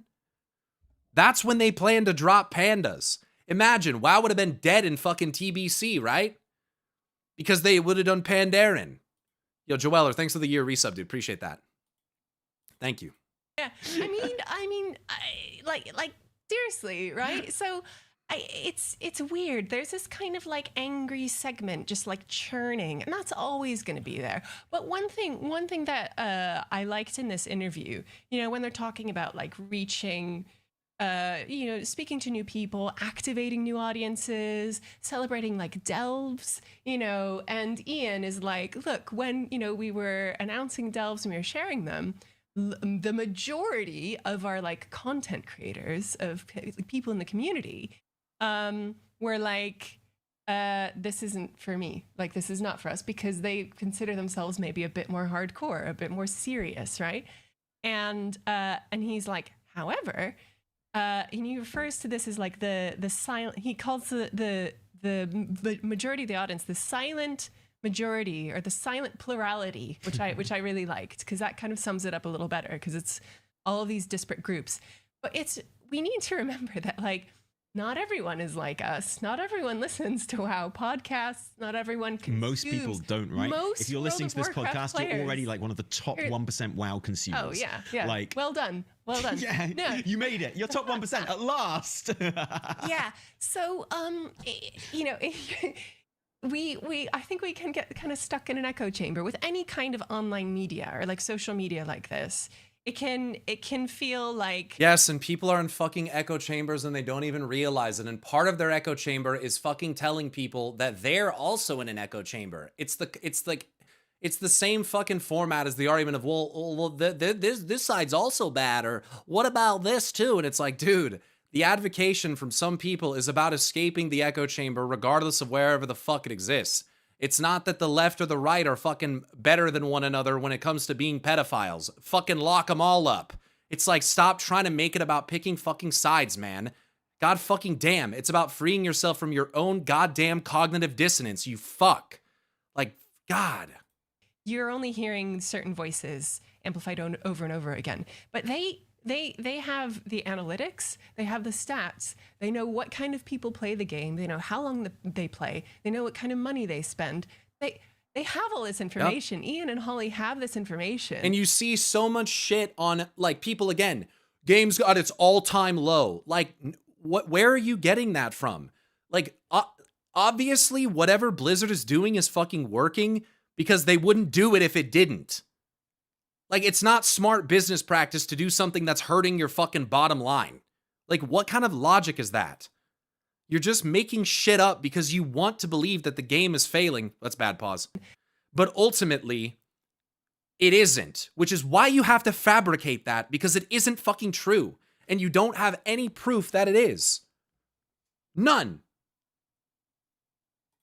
And they're like, we want to give those people stuff. We need to listen to this kind of silent plurality and also give them things. Yes, because the majority of the players, and she's about to say this probably, but the majority of the players are not, I said this earlier, they're not fucking terminally online.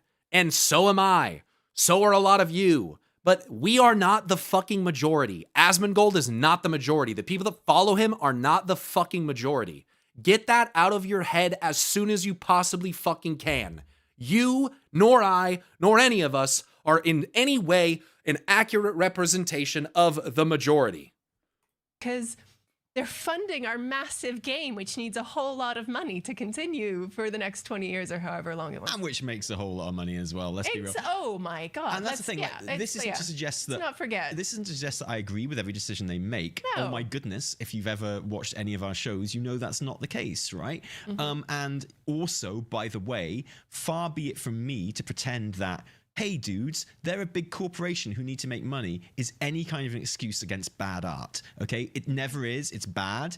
My thoughts on capitalism and what it does to art are probably well known. And, you know, like, yes, like shareholder capitalism in particular is a terrible, terrible way of making art. Yeah. Perhaps the worst way of making art, okay?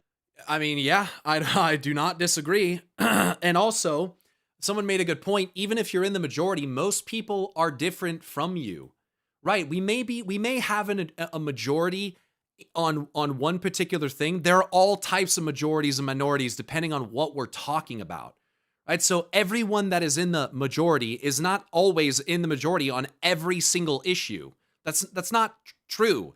Like, this is one of the things I've had to learn about the internet, is that there is the ability for nuance, even from people that are on the same side of the argument. Like, that is extremely common.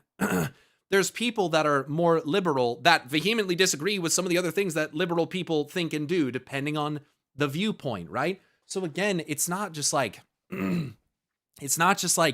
because we all agree on, not all, because a majority of people agree on this one thing, that all of a sudden now we all agree with each other on everything. That is not how it works. That should go without saying. Okay, I would love to change the system. Not many other people seem to want to. So okay, fine. But it's the system we've got. And in the context of that system, I would like to see WoW, like, yeah, survive for as long as possible. And then you get the, and again, why are we listening to these people? We shouldn't be. But you'll get people that are like, yeah, of course you think that because you make your money off of it. Like, dude, even as someone who, even if you never made content, like, you think it's irrational for people to want WoW to stay around? Like, it's a super popular game. Again, this is happening to me earlier on Twitter. I showed you the disqualification because you make money and, like, because you have a career on it, that's the only reason that you like it or want to see it succeed is fucking horse shit, dude. It is fucking horse shit. The people I know who express a lot of these types of sentiments still play the game and they love the game and want it to be better. If they didn't like or care, they would just move on. And I get that, and that's an anecdotal experience, but there are also people who do not fucking play it and their entire personality is turned into shit talking about it online because they can't fucking move on. But I do think that there is an undercurrent of them still loving the game. They just don't know how to fucking give feedback on the game that isn't rooted in fucking crazy ass remarks and misogynistic and fucking racist behavior. And again, that's not everyone, but it's what you fucking see surface. And when you start digging at people's profiles, it's fucking everywhere. So again, that's my experience with Twitter, which is anecdotal. It's not the majority at all. The majority of normal ass people are just fucking playing the game and giving their opinions among their friend groups. They're not fucking watching this. They're not watching my stream. They're not watching Asmon Gold. They're not on Twitter. They're not fucking doing any of this shit. They're not. They're just simply fucking not.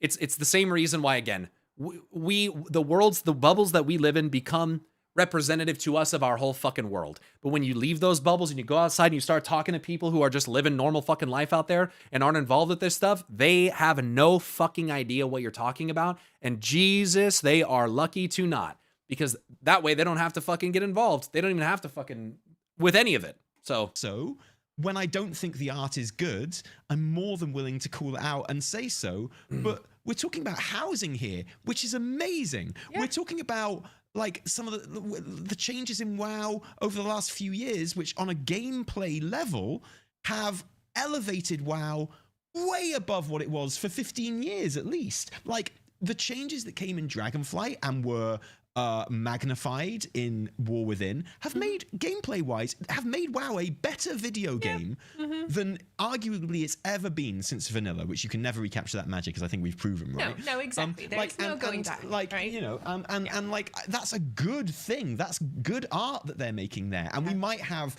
you know, complaints about the story and things like that, but not everyone does. It's worth noting. You might get a shitty Twilight Ascension pre-patch event. Yeah, right? Like exactly. Happen. And like, you know, you might think that the jaw of a woman in a cinematic is too square for you, even though you said you like more masculine stuff, but not like that, right? Not like that. Not like that. And then when they show you a really hot elf lady with no jaw at all, you're offended by that as well. And I don't fucking know. Too cute, not hot enough. Too cute, sorry, yeah. No, she's hot. She's hot. Yeah, like you would. No, but not hot enough, clearly. I'm sorry, yeah, of course. There's there's like one little pinpoint of all the Venn diagrams where you can please. But yeah, so like, yeah. I mean, you know, I'm not defending bad art by any means because, like, I don't think the art is bad. Yeah. I think there's like, you know, I think there's things that I would change and things that need improving. I think the pre-patch is definitely the pre-patch event is definitely a dud. And you know, in this case, I'm willing to buy if someone just came out and was like, yeah, we were focusing on housing because that's the big thing. This pre-patch, fine, I'll buy it. Housing's amazing. Yeah, the pre-patch is. People ask me, like, how's the pre-patch? I'm like, it's a fucking pre-patch. There's enemies that spawn in, you fucking fight them. To me, it's the same fucking thing it's always been. It's never been that impressive to me. I've never, like, it's a fucking pre-patch. And that's not even me making excuses. Like, I just think the pre-patches always suck. I love it so much. Yeah. And like the ad makes sense in like the ad I thought was terrible when I first saw it and I hated it, but I was annoyed about its placement in the stream. If they'd started the stream with it, everyone would have loved it. It's because everyone was expecting some like mic drop. Yeah, exactly. And they got an ad. Exactly. And they got an ad instead. So that was a scheduling error. Yeah. The ad itself is absolutely fine. It's really nice, it's actually. All right. I personally love pre-patch. That's just me, of course. And that's all right. I'm glad you're enjoying it. You see how fucking easy that is, chat? I don't like it. It's not for me. But if you like it, all right. That's cool. It's like a little bit like Hearthstone-y for me. No, I like it. It's a bit. I think there's room for it. For me. It made me. And even look, even these two, even they disagree. Listen to her. Itself is absolutely fine. It's really nice. It's actually. All right. It skews like a little bit like Hearthstone-y for me. No, I like it's it. It's a bit. I think there's room for it. For me. It made me. See, it's ironic. It's so fucking ironic to me because she would say it's a little too cute and Taliesin loves it. It's just everyone is different. Everyone is different. Everyone is different. We cannot take our opinions and blanket them over everything in a manner that gives the impression that everyone agrees with us. That's not how opinions work. That is exactly what I spoke out about today. You cannot do that. Your opinion cannot be taken as some kind of objective fact. In the matter of tastes, it doesn't exist. That's why there is so much pushback against these kinds of comments and people. Because they're trying to basically just say, this is the fact of the matter. If you don't agree, you're not in reality. Like, dude, they will come up with any copium fucking excuse for why you don't actually like something, but are only giving it praise because there's some additional motive, some external motivation, ulterior motivation. No. See, the woman is arguing for less cute stuff here. That's why we need more women in WoW, okay? Exactly, to make sure it stays edgy and hard. More moms. More moms. Excuse me. Kavik, thank you. Thanks for the 18-month resub. Your opinion is as important as everyone else's, not more, not less. And yes, dude, if your opinion is centered around hateful fucking rhetoric and despising women and shit like that, or things that we can actually analyze and have a discussion about, like, yeah, hate isn't really an opinion. Like, that's why I press people every time that they vaguely describe why they don't like something to actually describe it. And then to consider, is it objectively a bad thing? The thing is that I'm finding that very often people think that it is. They do not recognize the difference between objectivity and subjectivity. They can point out even what they don't like about something, but they can't comprehend that other people do not agree. Drink some water. I actually have been drinking water. That's just funny. What you speculate it would be, I think it's like it sold so many copies early expansion that many stick to that success. What? After the once per week weeklies became per character, it became a lot more fun gathering tokens. You were paid off by circular woolen rug. Lots of people hated the Wrath pre-patch. It was annoying as hell if you just wanted to log in and do some stuff. Right, because it was kind of everywhere. Historians will define WoW player opinions with before woke and after woke. Anyway. Yeah. And there's another thing that I've seen kind of pop up in the discourse, and when Ian and Holly are like, we're really proud, but like we have delivered these most recent kind of patches without crunch. He's like, that was great. I mean, that's brilliant. Awesome. Yeah, it's yeah. good to It's hear. like we have not said you guys need to come in during the weekend to do this, and you need to work 80 hours, 100 hours, however many hours you need. And I have seen people being like, well, yeah, maybe you should have crunched because my spec sucks. It's like, dude, that's not how it works. Crunch is not going to get you a good product. It's going to get you shit. And yeah, sometimes there's just a blatant fundamental lack of understanding of the production of a fucking product as well. Like, it's just fucking insane. Like, it's, I don't really have anything to say about it. I mean, why Asmongold advocates for Warcraft like classic TBC and Wrath? I don't know. Why doesn't Asmongold just go play that? I mean, if that's like the better WoW and all that shit, why doesn't he just play it? It's because, again, Asmongold, I don't think that it's really about World of Warcraft. I think it's about the insertion of the political agenda and his viewership, and I think it's just a talking point. It's literally just a grift. I think he remembers the success of that time.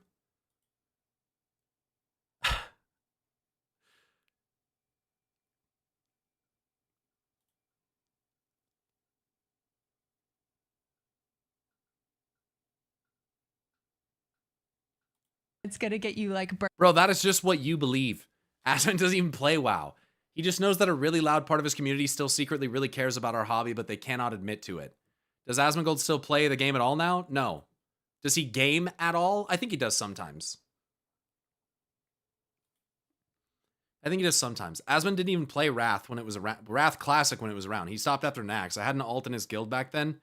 There's also immense success now. Maybe not the same peak of sub numbers, but the game is huge at the moment. He doesn't game on stream where he can be baited. Yep. burned out devs, and it's going to get you people who hate the game that they're working But on. Because also their the jobs are hard. contradiction of like, oh, Blizz is just Ubisoft now, mindless, faceless Right. corporate overlords. Like- Also, you should do more crunch. Yeah. Like, do more crunch. Come but on, no, dudes. Yeah. Like, Yeah, exactly. They don't realize. They don't realize it's self-perpetuating. He says he doesn't like raiding with idiots, and he's done it all already, basically. Doesn't like raiding with idiots. What, like his viewers? What does that mean? And he's done it all already, basically.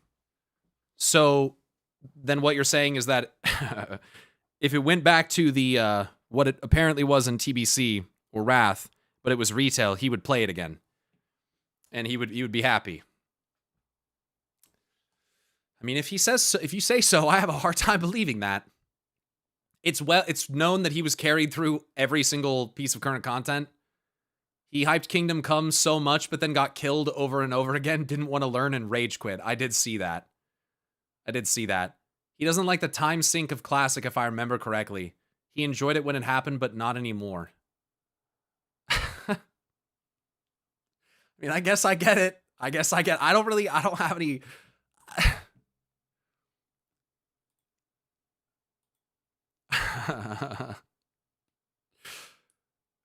Anyway, the Asmon clip on Elden Ring. What is that? Are you done with the game? I might give it maybe another day. Like, I don't know, but like I think I'm pretty much done. Yeah. Yeah, I am. I'm not gonna try to gatekeep him for it, but he quit Elden Ring. I think that the DLC is too hard for it to be fun. Like, when every single attack combo, like... I love the DLC. That's just my opinion, though. Stuns you, and then you're... I thought the final boss of the DLC was dog shit. I didn't like that. I felt like that was pretty recycled, and I was not happy about that. It was also laggy as fuck. I did not like that. I wanted to fight Mikola so fucking bad. Like, that, I was very unhappy with what that turned out to be. Locked into an animation, and then you get insta-killed. I just, like... I can beat it, and of course I could beat it, but I just don't really want to. I don't want to sit through 100 attempts or 50 attempts on every boss. I mean, I didn't think it was that hard, but maybe we're different levels of gamers.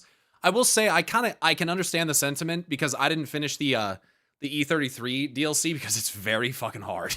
Like, I have not gone back to E33's DLC since I streamed it because it was beating my fucking ass. And so I understand the sentiment of like, it's really hard and almost like not fun for me. But yeah, so I don't play it. So I don't really have like that much to say about it. Some things are easier for some people, harder for others. That clip doesn't really like prove anything. You know what I mean? Like, I kind of get why that might give you fuel to like make fun of him or whatever, but to me that doesn't really. I'm not going to be intentionally obtuse. You know what I mean? I can relate to what he's saying. It's not for everybody.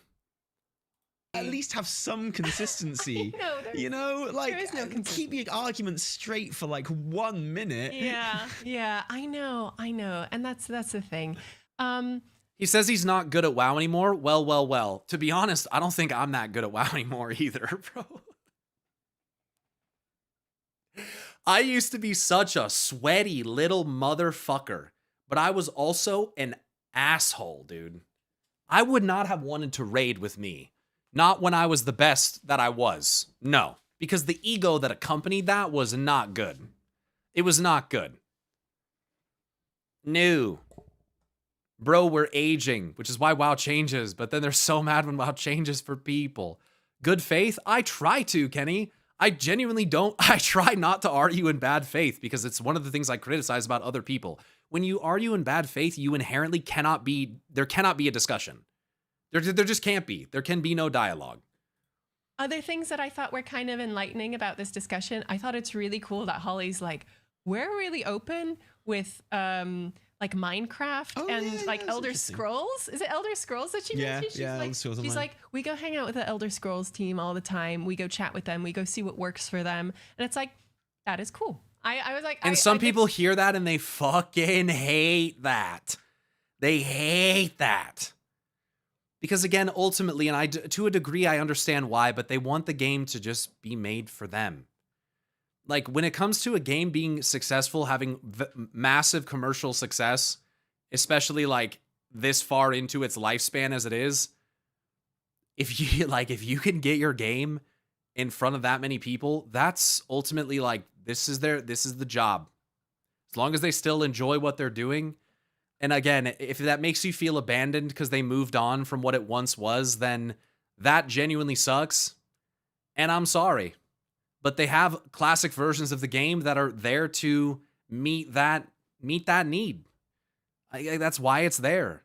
So I just, again, and like Evatel said, you can't just rely upon the same people forever. Like, it's just, that's not how any business can operate. It just cannot work like that.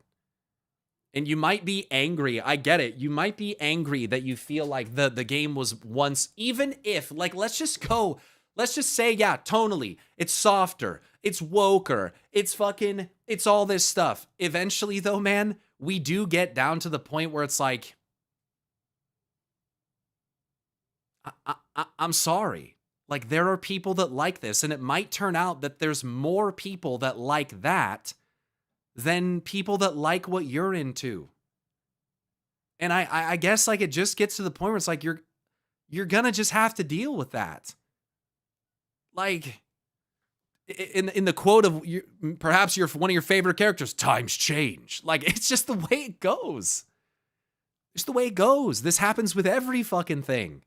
So it's just like the world changes around us, and sometimes we don't want to change with it. And so we get angry. I get it.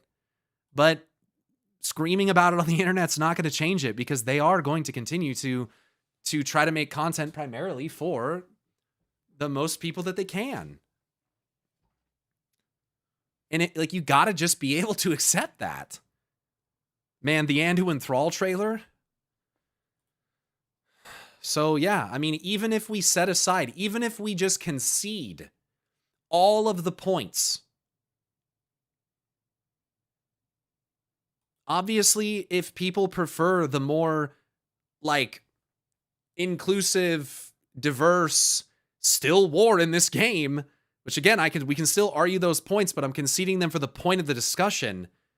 Like, it still gets to a point where it's like, if the game is successful and you can't just make it out to be that it isn't, like, you can't just make shit up. Like, what do you do? If it attracts more people and that's what they want, and it makes the business more successful and people are still loving it, like, I think that it comes back to a sense of betrayal and feeling like they don't appreciate the loyalty of the old heads or whatever. But at the same time, they consider themselves to be the only representation of older players. And so everyone must agree with them, and their perspective is something that everyone who played back then obviously knows, because obviously if you didn't, you're disconnected from reality, which is where those comments come from, just to loop back to that again.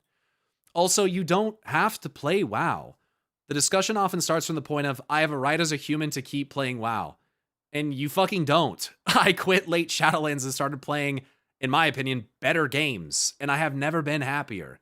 I did the same thing with Final Fantasy. And again, when Final Fantasy got to a state where I was like, ugh, I don't like this very much, and I looked at WoW and I was like, okay, this seems pretty fun, I came back and played it again. Shadowlands was amazing. The duality of man, right? This is the thing. It's becoming more apparent to me that there are a lot of people who love Shadowlands, whether people like it or not. But again, we're talking about the people who can't accept that. They can't accept that reality, that people did like it. And they will come up with any excuse they can to make it seem like you must not live in reality, or you're a shill, or you have an ulterior motive to make you do that. And so they just, to them, it's you're fake. You don't actually like WoW. You're just fake. That's what they think. It's wild. WoW is in a unique position that it has the resources and teams to be able to cater to everyone. Of course they will do it. Exactly. And you have classic game modes that people are happy playing, but you've still got a subsect of people that are just going to be mad no matter what. Pyro, can you explain how housing works actually? Like, how do we not run out of lands eventually? Bro, what do I look like? A fucking a game engineer? Like, what instances? I don't know. Shadowlands was an expansion. Was an expansion I was a returning player on, and I thought it was fun. And I imagine that you weren't constantly engaging with the discourse online of people angry, like myself, who were making it out to be dog shit. I would imagine that you probably didn't engage with that very much. No, of course not. Exactly, dude. Exactly. Oh my fucking God. There are so many games out there. Gamers are like kids in a sweet shop with the choice available. A person can choose all the games they want and play them forever. Dude, I will never run out of games to play. I have a list. Dude, I'll never run out of games to play. There's too many of them. There is so many. There's ways to access retro titles and all sorts of shit. Like, it's out there. You want to play it? You could probably play it. Even if you're emulating it or something like that. Just don't tell Nintendo. The only WoW content I engaged with back then was which Covenant is best, and it's cringe that you even had to, because there should not have been any of that. Do you like Fallout? Fuck yeah, I like Fallout. Fuck yeah, I got a fucking bottle of Sunset Sarsaparilla right there. Fuck yeah, I got a fucking Vault Boy over there giving a little thumbs up back down there. You can't see him, but he's back there. Tunnel snakes rule. Yeah, dude, I've been watching the Fallout show. It's been fucking awesome. There's so many game references, bro. When they pulled out the fucking power armor in season 2, you know what one I'm talking about. Right before they go to the place to fight the things. Oh yeah, dude. When I saw that power armor, I was like, let's fucking go, dude. That's sick. That's sick. It's like, that's like mythical among like the knowers, dude. It's fucking awesome. Yeah, it's pretty sick. The things in the place, yeah, and the guy doing the thing in the, yeah, I love it. I love it. I think the show's great. I think it's great. I've been liking how it's been shaping up a lot. I do like the new approach of adding content that is permanent, not borrowed power for an expansion, never to be seen again. And that's all great stuff, absolutely. But when you break it down, that's not what some of these people are complaining about. It's tone and masculinity and woke, and it's not even criticism of the game systems, because a lot of them don't even play. They don't even know what the game systems are. I fucking constantly bitch about the fucking crest system. What a fucking dumb system, in my opinion. What a fucking dumb system. What an arbitrary, contrived, fucking stupid system. But here we are. Here we are, bro. I criticize WoW, trust me, I fucking do. There's things about the game and its gameplay loop that I think are fucking stupid. Crests and different reward tracks, as many as there are, they're fucking stupid. I can't stand them. Fallout was like a modernized Skyrim. Yup, it would be a post-apocalyptic, like, right after 50s, 60s based. It's like futuristic post. I don't even know. I'm not good with like using words to describe things. It's like how would you describe that? It's like it's post-apocalyptic, but it's also set like in the 50s and 60s, retro futuristic. Yeah, there you go. So it's like futuristic, but in the past. Post-apocalyptic retro futurism. Ah, nice. Yeah, I love Fallout. I don't even know how many hours I have in Fallout 3 and Fallout New Vegas. I love that. I love those games. This is cool. This is just like knowledge sharing, right? Another thing that I thought was really interesting about it was the bit where she said that something I think we kind of knew, but hearing it said out loud is kind of startling in a way. That basically the classic audience and the retail audience are completely separate. Yes, there's basically no overlap between them anymore. Wow. Which I don't think is surprising if you're playing the game. I wonder, and I mean, when you say that they're completely separate, no overlap, I'm thinking if we're looking at all of the metrics, like there's always going to be exceptions to that. Like there are some of you who do play both, but if we're looking figure-wise, it sounds like that's a very small number of people. And I mean, I am not surprised at that. Like Taliesin's saying here, we kind of already knew. I'm not surprised at that at all. The game plays completely differently. It's completely different. And effectively, if you're going to invest time into the classic version, like, I mean, shit comes out as patches. Like, you're basically playing a full-length expansion in patches as it happens. Like, that's a huge time investment. I would imagine it would be difficult to play both, but regardless of that, yeah, and that's not surprising. That's not surprising. Early days of Classic, there was a huge overlap. There was, between players. Like the Venn diagram was. Classic servers have a very quick pace. Oh, okay. Well, it makes sense because the content's effectively already made. Very much kind of like, but now I actually remember saying this on stream about a week ago. Like I suspected that now the Venn diagram was pretty much two separate circles, and even thinking that and being right about it is still surprising when Holly says it, right? Exactly, and it's cool because they have the numbers, they see who's playing. So knowing that those two things exist independently, and how she kind of describes how they ran with a lot of things in Classic, you know, how they went with like hardcore, and they were like, let's just turn this into a mode, let's do this, and let's. To be honest, I kind of wish they'd add hardcore to retail. I don't want to play Classic hardcore. I would try it in retail. I'd fuck with that. I would check that out. It's probably not something I'd play long term, but I would fuck with that. Deliver it, and it happened, and it was like wildly successful and popular among a big group of people. It's cool, right? Like it's super cool. It's really good to see. So yeah, I enjoyed this interview on the whole. I thought it was a nice, again, business focused look. It is, yeah, like again, it sucks to be reminded that like WoW, you know, is a business, yeah, I agree and with it that. belongs to Microsoft, and they want to sustain themselves for as many years as possible so that they can continue to pay the shareholders as many They didn't spend all that fucking money to acquire for no reason. for as many years as possible. Like that is just the reality that we live in. But at the same time, and if you don't like that, I guess you better start saying stuff about the way that capitalist structures and corporations work. Yes, you better start taking fucking issue with that if that's the problem that you derive from it. Like, it is what it is, but like you can't sit and complain about it and then never say anything about it. I don't play Classic, but can someone explain to me what they expect from Classic Plus? Oh, bro, you're gonna get 100 different answers. There are people there who want to deliver a good game, and also, you know, I want to put it out there. If you think that conversations exactly like this weren't happening in Blizzard HQ in 2005, then you're an idiot.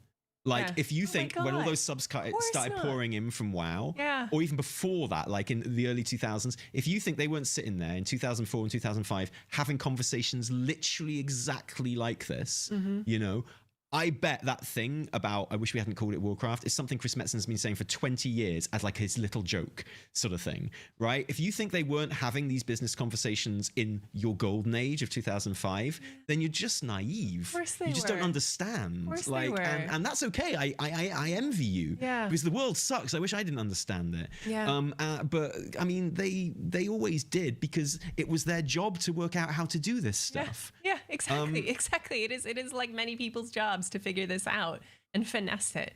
And yeah, and when Holly says we want everyone playing World of Warcraft, you know, I understand the twinge of like, wait, but you can't make something for everyone because then it won't be good, because then it won't, you know, I get that completely. Ian Hazakostas has said as well that for like years, they've been trying to make a game that caters to as many fucking groups as possible. This is not new. Just like Taliesin's saying, this isn't new. There's a reason there's always been a variety of content in WoW.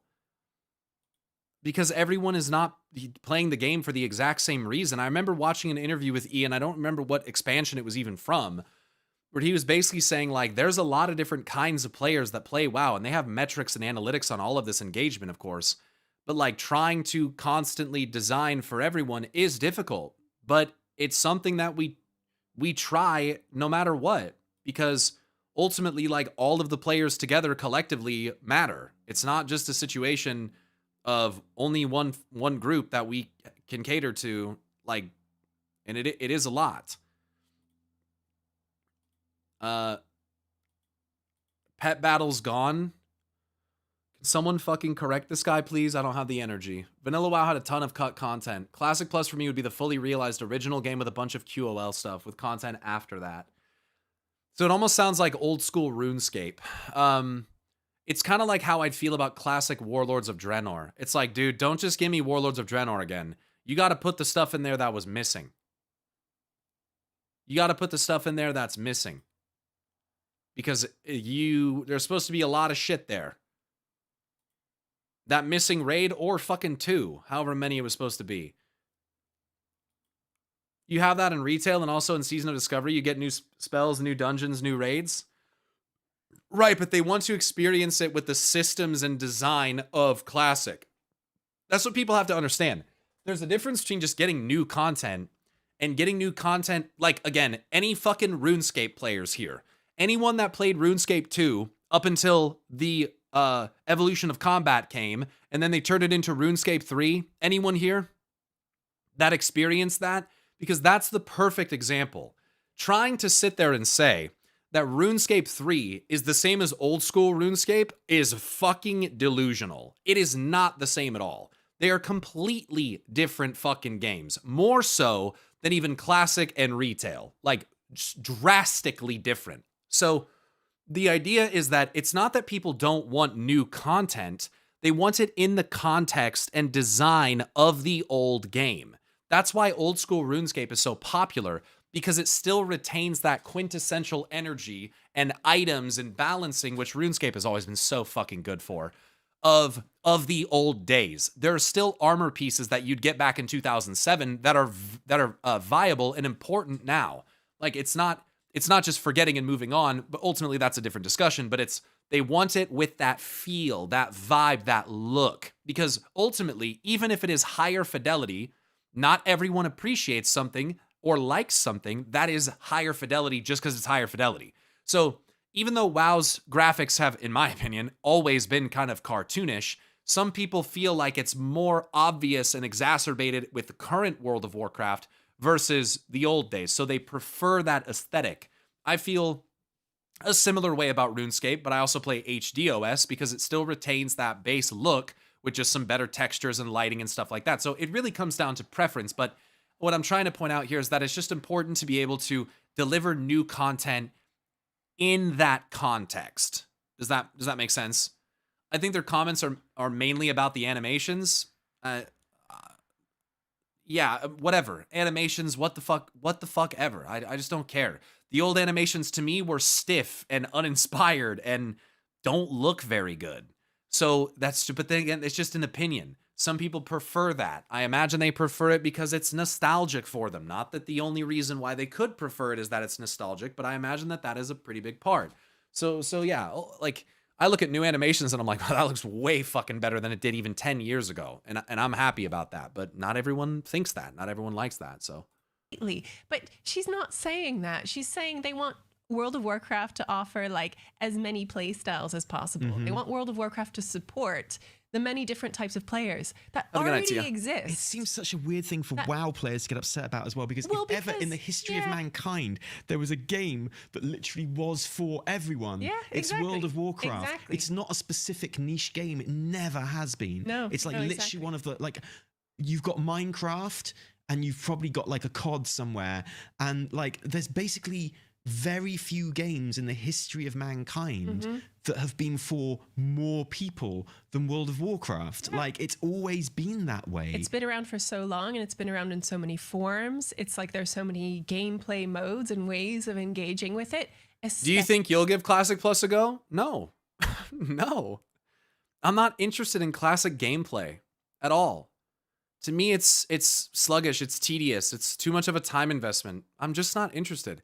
It's not about the content. It's just I don't like the way the game feels. I don't like the class design. I don't like it.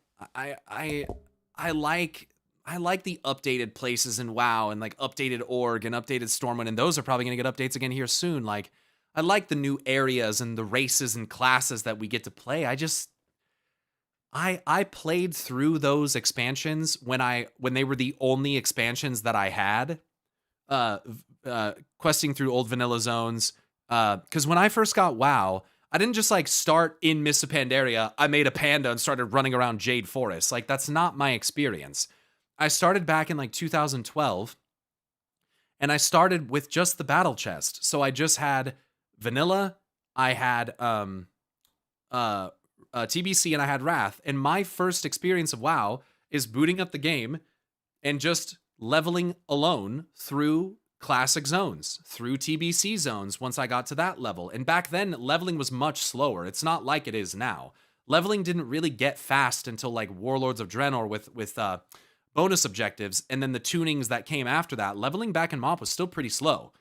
So I was like level 40 in Ungoro Crater, like a very common experience. Like, back then, it was definitely still similar to what a lot of other people's experiences were. And then I had a friend who, or actually I ended up playing through Wrath. I remember I went to Borean Tundra because I was Horde, and then doing some quests in the Caldera, the Nexus area. I remember going over into Dragonblight and doing some of the quests there, and then going over to Azul Drac and questing there, and then going up into Storm Peaks and doing some quests there, and then getting to max level and doing some stuff in Ice Crown. And that was my Wrath experience. And then I tried to join like little group finder groups to play the raids and stuff, which were usually a shit show.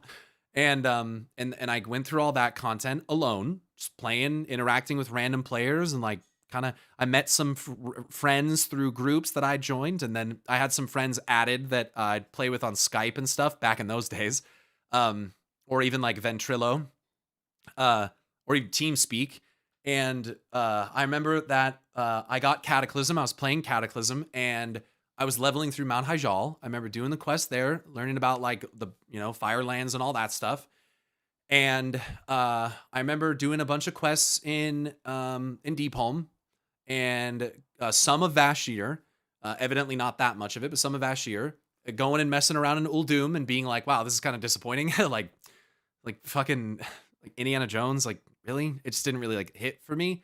And being kind of disappointed there. I remember doing those raids, Firelands, Bastion of Twilight, which at the time, max level was 90. So you're doing level 85 content. Like, even with level 90s, the scaling wasn't like it is now. So you still had to like fucking do some mechanics. So I felt like I kind of got a pseudo raiding experience for a lot of those older raids at the time. And I love that. And then I had a friend who eventually, he was like, hey man, because I'm only like 16, 17 years old at the time. He's like, hey, Miss Pandaria's out, and it had been out for a while at that point. They're in like patch 5.2. And he was like, if I was thinking if I was going to buy you Miss Pandaria, and then you could play with us, because my group of friends had all had it, while I was just kind of playing a lot of solo stuff and old content, sometimes with them jumping in and playing with me as I went through that. So I feel like I very much got like, I feel like really lucky, because I feel like I actually got almost like a similar experience to what some other people had, playing back when leveling wasn't as fast, doing a lot of solo stuff, questing through these zones, doing those old raids when I was at level to do the raids. And so I felt like I kind of got to experience a lot of that. And then, going from there, that's when I started to get into raiding, join a raiding guild. All my friends quit. Go figure. That's how it always goes. But I was like, I'm going to keep playing because I really like this game. So I kept, playing, and then played Warlords and all that stuff. And I played everything since then. And the whole Shadowlands thing, took a break, came back during DF, tried DF at the very beginning. It was all right. I got kind of bored and Owner on Plains, quit again, played Final Fantasy for a couple years, came back, and I was like, okay, 10.2 Emerald Dreams, pretty fucking sick. Like, I fuck with this. And then since then, I've really been enjoying WoW again. So I guess I went through all that to kind of try to explain to you that, like, yeah, I might have started in like 2012, but my experience, I feel like is, I don't know, pretty similar to what other people experience. Running into random people, kind of picking dumb character names. Like, you don't really know what you're doing. Like, I was clicking my abilities for a long time because I came from playing RuneScape, and so like I, just kind of loving the world and checking the characters out, and that was kind of my experience. So I prefer modern WoW. I don't have a desire to go back to old WoW. I think that I did have some nostalgia for things like Mists of Pandaria and stuff like that, even Legion. But ultimately, like, I like the characters, the evolution of the story and the world and the updated graphics. And like, I like better graphics and animations and textures and all that stuff. So that's why I prefer to play modern WoW. And it's just, yeah, I just have no desire to go back and play something like Classic. It's just not what I enjoy. It's not what I enjoy about the game. So I don't know how I got on that whole fucking tangent. Did you by chance find the Wrathgate cutscene? Of course. Of course.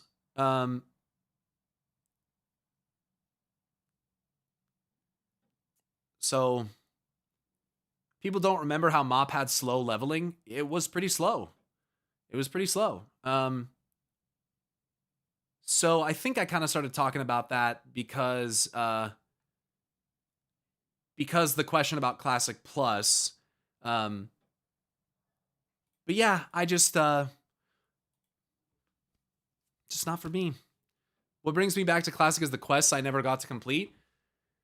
Yeah, and then I think that's one cool aspect of it. Like older quest lines that are not in the game since Cataclysm and stuff. It can give you an idea of where they wanted the lore to be originally.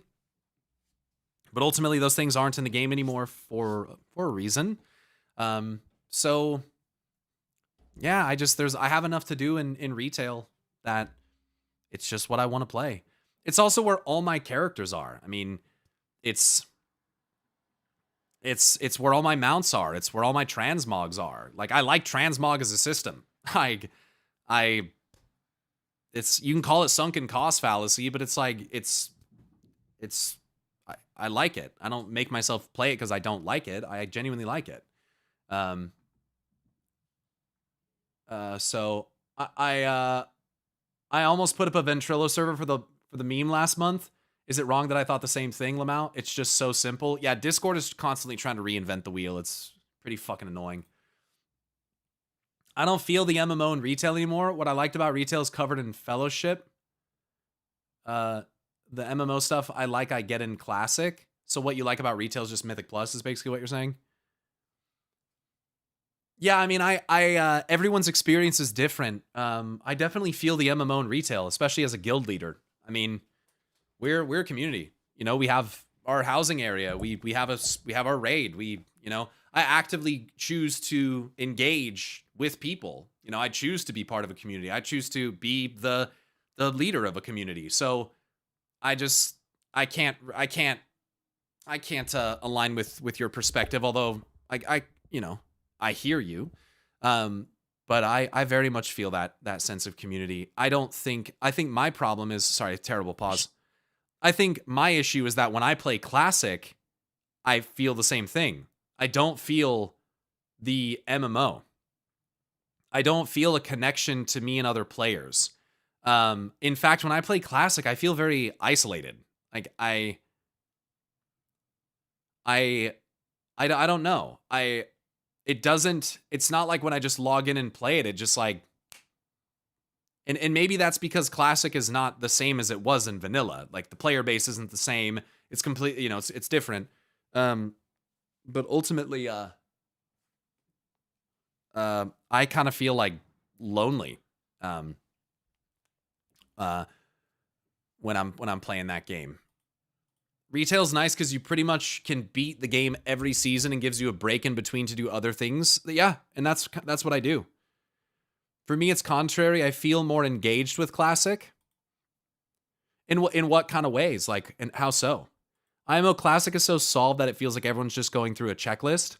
Well, that's why that's why I stopped playing Cataclysm with my friends, because well, again, they would, you know, time in, time out, but I'm going to buy my gold though. And like,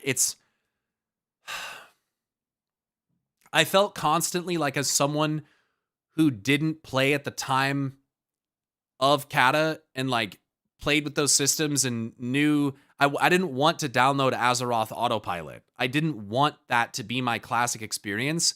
And it made me feel like I was always trying to catch up with my friends. Like the time investment that I needed to put in to get gear and all that stuff was just not something that I wanted to share with retail or other games. And it felt like what I thought was going to be a fun kind of chaotic adventure with my friends turned out to be like, how can we optimize this to get to max level and start doing raids, and then let's get our alt. And then it's like, bro, if you want to sweat in classic, that's your prerogative. I can't do that. I don't even really want to sweat in retail. I sure as shit don't want to play a version of the game where you know the routes for everything and you know where all the best loot comes from. And like, it's just about how quickly you can figure out how to acquire that. Like, I just can't do that. I can't. And so I had an expectation and a hope for what classic would be like for me. And it just was not that. It was not that. I felt like the way that I was hoping to enjoy the game was just not even what my friends were interested in at all. At all. And it's the same, people were like, you know, they're not interested in the fantasy. They're not interested in like the world. They're not really that interested in the characters. I can't even like sit there and extrapolate on things in the lore because I feel like I'm like annoying them, you know? It's just like, it's just not what they play. This is not what they play for. So there's always a disconnect. I very much love retail, but for some reason I'm deeply in love with classic as well. I first played it in the 2020s and I have no nostalgia component, but I think it reminds me of my first days in WoW when I sucked badly. Who remembers following a leveling guide the first time you played WoW? Nobody? Interesting. What I can say is if you didn't play BC or Wrath when it was retail, I don't think you'd enjoy it as much. I mean, obviously, that's the factor of nostalgia. Like, yeah. I mean, what like, if you can't enjoy it as much, is it the game? Like, I'm growing a little exhausted. It's been a long one today. It's been not even that long, just constant. It's been pretty constant. What you're saying though doesn't, like, I think it's obvious that there's a difference in the way that the game was when it first came out and the way that they exist in their classic formats. Like, I don't think that you can ever truly recapture what it was really like. But at the same time, that's not particularly like encouraging, because what you're making it sound like is it's not, you know, if you didn't play back then, you're not going to enjoy it as much now. I feel like that is firmly rooted in like nostalgia and game knowledge. I still play retail though. I'm not against you. No, I get it. It sounds like the way that you describe classic is like that so much of it is nostalgia. But that depends on the person. Like BB Chi says, it's pure nostalgia for me. Not going to deny that. Not going to pretend it's not. Vanilla WoW was designed to enjoy the ride, have the music on, vibe out in a giant fantasy world. Exactly. And that's what I thought that that's what I thought I was going to get. But then I ended up just playing alone, because that's not what the people that I was friends with wanted to get from their experience. People want the experience they had 20 years ago. It's not possible. Things change. Need to look at retail for what it is today, not what it was 20 years ago. I mean, I was pissed off when I heard that they were going to add sailing to old school RuneScape. One, because I'm close to maxing and I didn't want another skill to grind, but because I was like, well, that's not really RuneScape. I've been playing sailing. It's pretty fucking fun. Like, it's actually maybe the most fun skill in the game. But I'm willing to like give it a chance and like, I don't know, appreciate it instead of just shutting it down because I think it's garbage, because I have this idea in my head that's what it is. And like, I'm stuck on that. I'm burned out on retail when my mythic raiding guild broke up because of a lack of tenacity. I mean, yeah, I think one of the easiest ways to burn out in retail is to be in a mythic raiding guild. I've mythic raided at a pretty decent level before. And I've never felt as burnt out at times as when I was a Mythic Raider. It is taxing. It is taxing.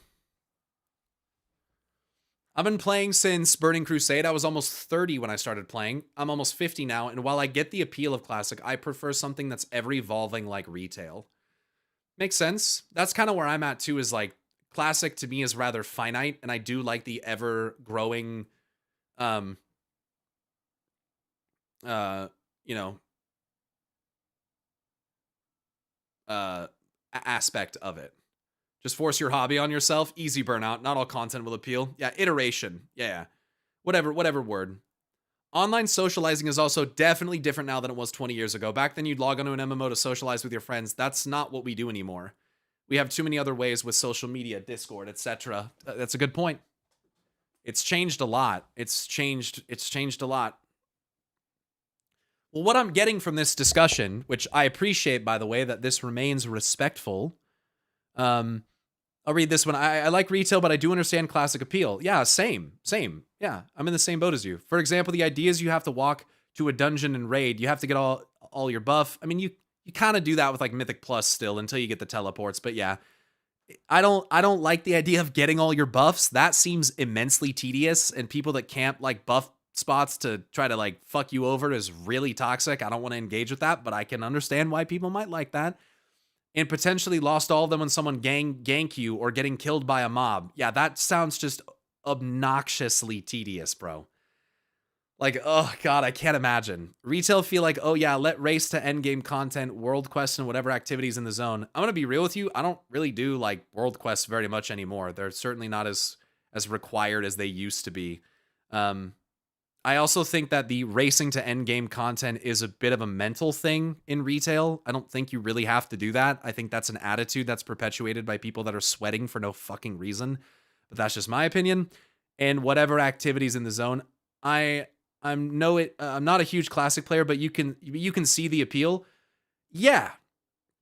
Don't play on a PvP server then. I understand. Regardless of getting ganked, guys,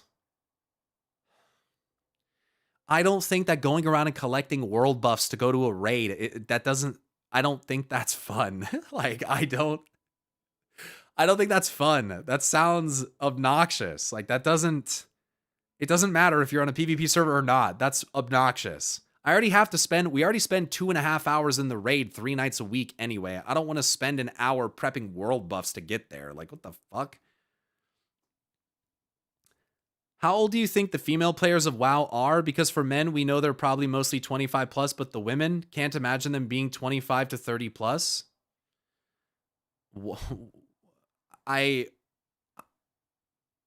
These kinds of questions are so perplexing. First off, I don't have metrics, so I can't really guess. I'm not gonna guess the subscriber count of WoW. I'm not gonna guess the age range of the women who play the game. Like I don't just guess based on nothing. Like, I don't know the answer to that question. And I don't know why you can't imagine them being 25 to 30 plus. I don't even understand this question. I don't even understand this question. Like, do you think that they'd be younger? Do you think that they'd be older? What does that even mean? Like, what does that mean? Like, what the fuck? I don't really know. Like, I don't know how to interpret. Like, what does that even mean? Anyway, what I was going to say is that what I'm seeing is open discussion, intellectual, giving reasons, empathizing with each other's positions, allowing each other to say that we like things, even if we ourselves don't like them. The person getting to say, I see the appeal, there's this and this. Okay, yeah, cool.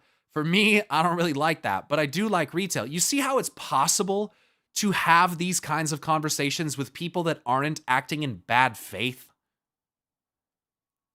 This is why genuine discussion about this in places like Twitter is not possible, because there are people who are engaging in bad faith.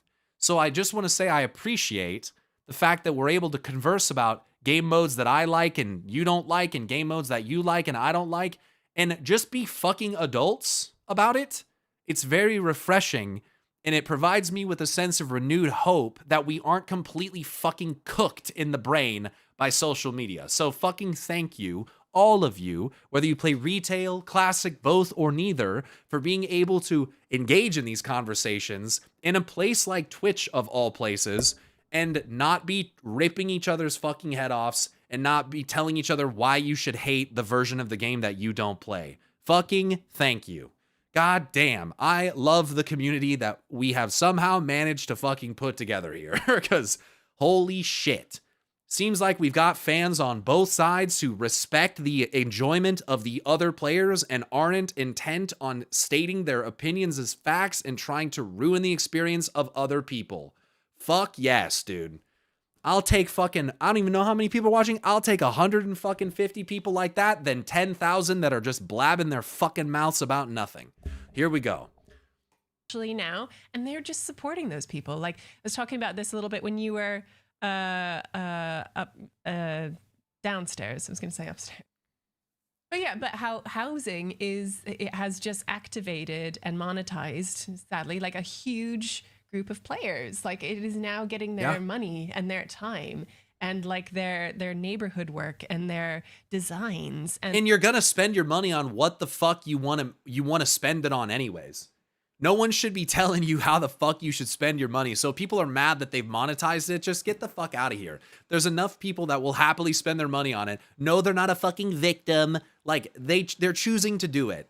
Ideally, in this world, if we want to, ideally you have some expendable income. And if you want to spend it on things that are optional in a video game, you should fucking be able to do that. Like, as long as you're not buying power. I fucking hate that shit. Fuck those gotcha mechanic bullshit things like that. Fuck that. I don't like that. But I'm also just not going to play those games. Fuck that. You're within you can spend your money how you want, but I think that's fucking horseshit in terms of just from the game design standpoint. And like their neighborhood work and their designs and like their subscriptions. And those people have always been there.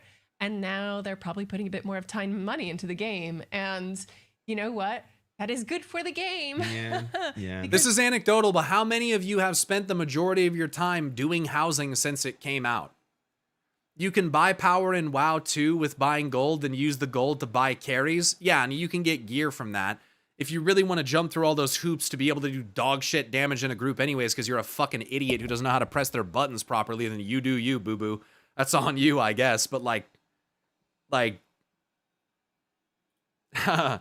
I bought carries for mounts before. Absolutely. I used to be a fucking tryhard and get the mount fucking in the first month and a half or whatever that it came out from Cutting Edge. I don't do that anymore. So I've absolutely bought carries. I'm not fucking ashamed of that. But ultimately, the thing in WoW is that power is not even permanent. That's going to get reset next patch anyway. So if you want to blow fucking all that money to get artificial fucking power that's not going to make you better at the game anyway, then be my guest, I guess. But you're not literally just buying item level. You're not buying like a mythic item level set from the store. And the truth is this, dude. Whether you want to admit this or not, there will always be illegal currency or like against TOS currency rings where you can buy that anyway. So ultimately, the token and all of that, like whatever, you've always been able to do that. You've always been able to. Nothing, I was just curious since haven't met many women on the game. But what does their age range have to do with that? I'm also going to say, and ladies, feel free to correct me if I'm wrong, but I imagine that there's a fair amount of women who overtly go out of their way to not divulge to you the fact that they're women. Because, because there's some fucking freaks on the internet, and because they don't want to be harassed by you, and because they don't want to be like pushed out of things because they're a woman. You don't want to get that first snap response. Oh, is that a girl? A grill? A fucking grill? A fucking grill? Is that a woman? Is that a woman? Is that a grill? Is that a grill? Are you real? Are you like, dude, holy fucking shit. Holy shit. Like, yeah. because random people are speculating their age in Twitch chat. Yeah, like, dude, what the fuck? What the fuck? Like, I'm just gonna say, if I was a woman, I'd probably do the same fucking thing. I would probably not be like trying. I wouldn't be broadcasting that. I would not be broadcasting that. Do you actually go around asking people what their gender is before you play with them? Excuse me, can you pull your pants down? I need to check. Okay, let's move on. Oh, come on, man. Dude, seriously though, bro. You gotta look at what you're saying. Like, what the fuck? I'm barely even talking to the game. I understand that your question is just based on curiosity, okay? But like, come on, dude. What the fuck kind of like, do you think that they're between 25 and 30 or like, bro, I don't fucking know. I don't fucking care. I don't care. You think I know? I don't even know how old half the people in my fucking raid is. Raid are. How old half the people in my raid are. Yeah. I have no idea. I don't care. Dude, there has been people that on my raid team are women or men, and I just don't know, and I just don't care. It is not relevant. It's not relevant to me. I don't care. Because it keeps it alive, right? And also, I'm not talking in theory here. I'm not asking you to trust me. I care more about your parses. I want to know if you could put up the orange and pinky boys. You know what I'm saying? That's what I care about. I don't care about that other shit. Yeah. Because it keeps it alive, right? And also, I'm not talking in theory here. I'm not asking you to trust me, bro. Yeah, exactly. Like, the game is better now than it was 10 years ago. It's like literally a better video game. I think there's some people that for the sake of the discussion, in your opinion, because otherwise it just does the same thing that I am, trying to call out today. I think the game is better now too. I think system design, class design, graphically, audio-wise, I think it is better. Better in terms of art, in terms of games, movies, it is subjective. I think it is in a better place personally. 10 years, 2016, WOD time before Legion. Yeah, 14 months of HFC was not particularly good. Yeah, I think that, and again, to be fair, I've seen the pushback in the argument that, if it's all subjective, then you can't analyze it. Well, I think that you can still analyze subjective media. That's what you do with art. But ultimately, there are some times where you can look at things and be like, okay, that's objectively better. Like, in terms of, we shouldn't be sitting with the same raid for 14 months. Like, I think how we define what is objective is, to a degree, based on the ability to find, like, some kind of unanimous decision. But it has to essentially be, like, fully unanimous. Like, if you get even a small amount of people that's sitting there like, no, I didn't mind, and it's like, well, there's interesting not minding and advocating for something, but ultimately, like, yeah, like, there are ways to analyze things that are objective, but it doesn't necessarily mean that if you can analyze independently objective factors, that it just means that the game is objectively better or whatever. But I feel like I'm just talking in fucking circles at this point. To the person, it's going to differ no matter what, even if those systems are changed.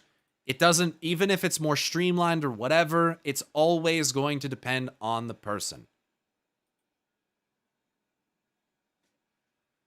Play it in a certain way and believe that the way of they play the game is the only way that exists or the only way that matters. Again, it's like this silent plurality. It's like, no, there are loads of people. There are loads of different ways of playing. It's just that certain ways are like mainstreamed. Certain ways of playing are discussed and kind of social media news around it. We love to hype up like raiding and like professional players, raiders. I love that. I think that's brilliant. It's a broad tent. I love that. Exactly. And I love that exists and that will be like supported in some way going forward. WoW is a fucking broad tent with a lot of tables in it that anyone is welcome to sit at. That's the fucking thing, dude. We're all there just trying to enjoy good food and company at the end of the fucking day, man. And if you've lost the ability to do that, then I really think that it's time to check something else out.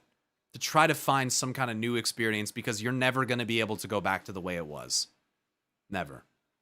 You got to be able to adapt. You got to be able to find the good in things. You can't be so fucking pessimistic and cynical about everything. You just fucking can't. It will make you miserable. And I hope that goes for everyone, except for maybe PvPers. But no, Yeah, fuck those yeah, guys. no, like I also want PvP. Like I'm excited to do the PvP training ground stuff. Like Are you? I am. I'm glad one of us. Minimum A level 25 to 30 only females. Bro, just stop typing. Literally stop typing. But exactly. Stop fucking typing. Exactly. And I love that exists and that will be like supported in some way going forward. And I hope that goes for everyone, except for maybe PvPers. But no, Come on. Fuck those guys. Give the PvPers some love. I also want PvP. Like I'm excited to do the PvP training ground stuff. Like Are you? I am. I'm glad one of us is. I need That's to get- excellent. I'm not excited about it, but I'm curious if it'll teach me anything. About it. I need to get Conquest because I need to earn like 50 housing XP by doing Oh, that. okay, yeah, fair enough, yeah. Yeah, it's yeah, so the reactions to this I think are like very, very predictably sad.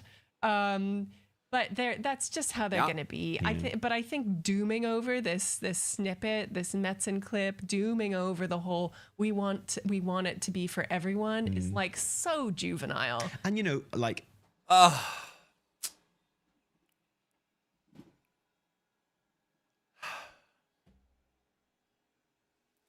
And back to my tweet. Warcraft has grown for 35 years. I wish I could say the same for many of its players. And I probably shouldn't have even said many. I probably should have said some. I don't even know if I'd use the word many. It's a lot about maturity. I can't help but feel that's the case to some degree. gameplay wise, the game is better than ever, I think, apart from maybe vanilla, right? People have issues with the story, but you know what?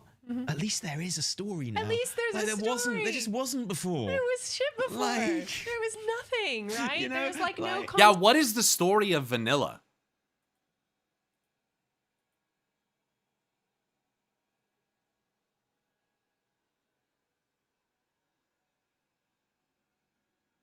The Defias or something, right? Isn't that like just like the second zone? Oh, I think it's technically Ragnaros. It didn't. So vanilla has story, but it's single quest lines or zone based things. There's not really an overarching story, right? There's not like a core narrative to follow, right? Onyxia, Varian Rin. What if you're Horde? Is it still that? The Defias, Onyxia, Lady Prestor. Yeah, so what if you're Horde? Is it still that? Ragnaros. The Burning Blade. So it sounds like a bunch of kind of scattered things that kind of conclude. So like some of the biggest threats happen at the end in like raid storylines and stuff, like Nefarian and Ragnaros and stuff like that. But that like every place kind of had a different thing kind of going on, but it didn't have like a core narrative.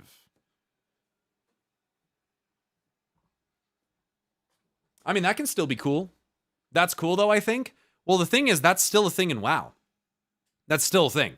So each zone still has its own things happening, right?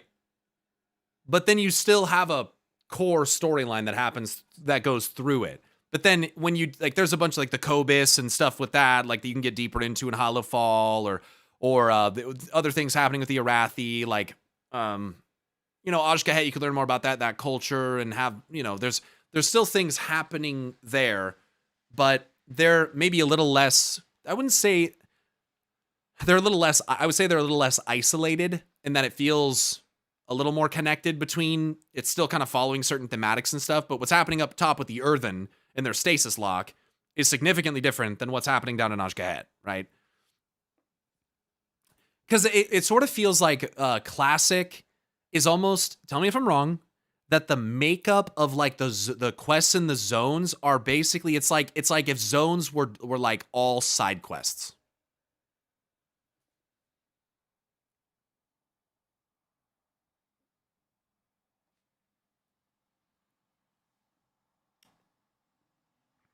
It felt like it. Classic was an ice cream shop, each zone having its own flavor. Retail's one dinner main dish, then the side dishes. Every zone had like a bad faction or NPC. The World of Warcraft is the best part, IMO. I love the focus on the smaller arcs. I'm not advocating against that. I'm trying more so to actually say that that still exists.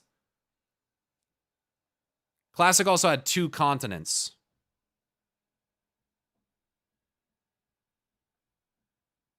It's a little different compared to an expansion. Sure. Yeah. Continuity. There was no kind of connecting old things that happened. And like, you know, I'll never fault them for trying to have a story in the game, even if I don't particularly like it, you know, because I like it better that way. It's good. So anyway, whatever. You know my view on this. I hate Microsoft. I hate Blizzard. I hate Activision. Even Blizzard I hate because they're a big horrible corporation. Fuck those guys. Like, hate Blizzard. Love the devs. I like the World of Warcraft team and the people that work on the game specifically, but I don't really have any connection to Blizzard. Like, I don't care about Blizzard, the corporate entity. I don't care about that. I have no allegiance or sense of loyalty to that at all. I care about Ian and like Maria Hamilton and the people that actually make the fucking game. That's what I care about. I give a fuck about Blizzard. I think the IP that exists with Blizzard is cool. That's great. But ultimately, I'm not going to defend the corporate entity that is Blizzard. And I sure as shit am not going to do it for Microsoft. Fucking idiot Microsoft and trying to fucking put AI into literally everything. Dumb fucks. They can't even send updates to their OS without absolutely ruining fucking GPU performance. Doesn't make any sense. They're fucking idiots. How about you streamline what your updates already are instead of trying to bake a bunch of automated fucking horse shit into them? Anyway. Players. That's always been my view. Like, love the people who make stuff, hate the people who sell stuff. And you know, but kind of based. Now, those people that sell stuff do the things that get the product to us, so there is still value in it. But yeah, it's not even necessarily the people that sell things. To me, it's the people even above them, dude. Anyway. In the way that society works, even the people that sell stuff are pretty. I think people don't understand. Classic doesn't meant to have a main story. The core ideas is the world exploration and story are all self-contained for player to explore. However, Blizzard began to move on from that and focus on a main narrative like Warcraft 3, and because of that, we went from exploring new world to character-driven narrative main story with different hero and villain. Honestly, if WoW stayed with classic-style storytelling, Wrath of the Lich King would not exist. Yeah, I feel like even in TBC, you're in Outland kind of to confront Illidan, right? Like, I mean, doesn't that kind of start to happen really in like the first expansion? They're like, okay, we need a fucking narrative. Like, we need a narrative. Let's tell a story with the Draenei and the orcs and Illidan and the demons. Let's do that. And like, let's, you know, and I think it's way more comprehensible this way, for sure. For sure. But I can understand how like, how vanilla originally might have felt. I don't know if the right word is like sandboxy. But more just like being dropped into a world and just like, go have fun, kids. Like, I can totally see that. And I can see why that sense of exploration and like wonder is such an attractive thing for people who experienced that. And I'm sure if I played it at the time, I would have fucking loved vanilla. It's just that the kind of gamer that I am now, what I enjoy, it's just not for me. But had I played it when I was younger, when it was current, I'm sure I would have fucking loved that shit. And I'm not, yeah, I'm sure I would have loved that shit. But you're not going to catch me saying that I fucking hate Classic or hate Classic players or that they shouldn't have Classic or they put too much time into Classic so it's ruining retail or that Classic players don't deserve to have cool content. Fuck all that. I believe that all those things should be true and that people should be able to enjoy the version of the game that they like. Important, you know, for the lifeblood of this game. Unfortunately, I wish it wasn't the case, but it is. And like they are talking very businessy on a specific business podcast. Like that's what it is. If it was a story podcast, if it was like a tuning podcast. Sorry, I'm missing why Illidan is the villain in TBC. What I recall, he escaped the prison with our help. With our help, I mean then Skuld Gul'dan escaped from Maiev, then did havoc on Outland. Am I misremembering Warcraft 3? Didn't Illidan like retreat to Outland after his encounter with the Lich King or something? And then we basically took it as like that motherfucker's allied with the Burning Legion. Wasn't like the whole thing that like it looked like he was serving the Burning Legion, and so we had to go and stop him. And then it turned out that he actually wasn't. He was like trying to betray them, but also utilize demons and their power to defeat them. He also kind of turned into a bit of a tyrant on Outland. Yeah, he's very crude, very like kind of ruling with an iron fist to a degree. It's very similar to, I think, to Sargeras. Obviously, but I think that's why he was kind of looked at as like the villain, because they kind of had Illidan set up to be like, yeah, you're like trying to do it's very similar to Sargeras. You're trying to do the right thing, but the methods that you're using are crude, destructive, and over the top. Like he will do anything to accomplish his goal. Sargeras is the exact same way. But we have to identify that, like, Illidan, surely there's another way. And I think sometimes people, and myself as well, I was at one point attracted to those characters for the idea that it is the only way. Because I wanted to basically align with that and be like, yes, this is the only way. But then as time has changed, I've reflected more on that and Sargeras and stuff and been like, yeah, I don't actually think this is the only way. If we have to do all these horrible things to make our good goal happen, then I just don't. It's a literal classic, do the ends justify the means? And for these types of characters, no, they don't. Like, there are things that we can do better, and your mindset that this was the only option is what fucked you over. We imagine what we could have accomplished together. Ha, Denathrius. Pyro, I just have to say it's so refreshing listening you talk about WoW, dude. Thank you. Thank you, Nightly. If it was they're talking to the themes of the podcast here, so they sound really corporate and they sound really businessy, and they're doing a lot of business speak because they're on a business podcast. I mean, it seems unfair to, and do I like hearing? It's frustrating as well because it's like I appreciate the additional levels of transparency, but is some of this stuff too much trouble than it's worth? Like more trouble than it's worth? Like the transparency is nice, but like. Is this transparency that is beneficial to the player and to you, or is this maybe not? I don't know.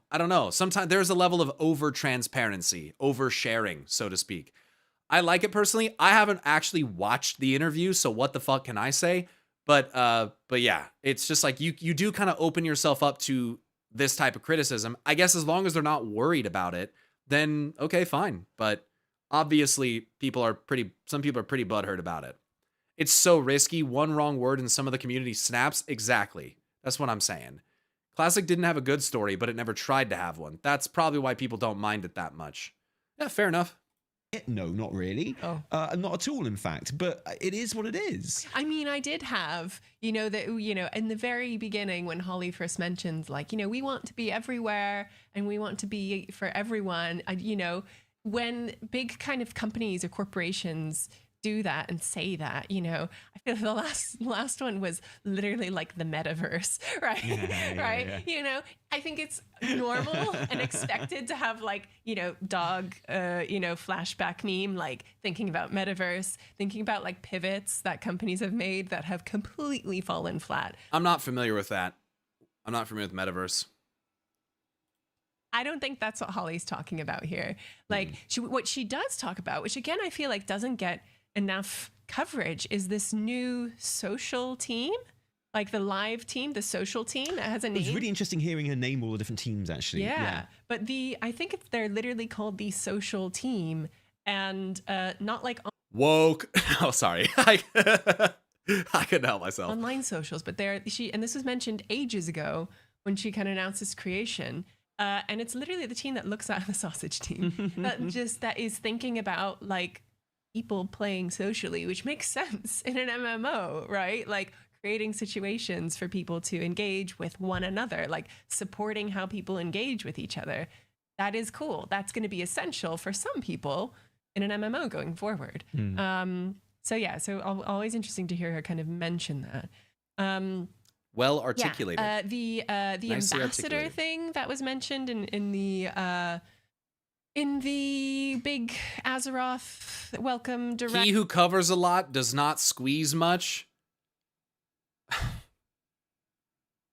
That might be the worst iteration of that type of saying. Holy fuck.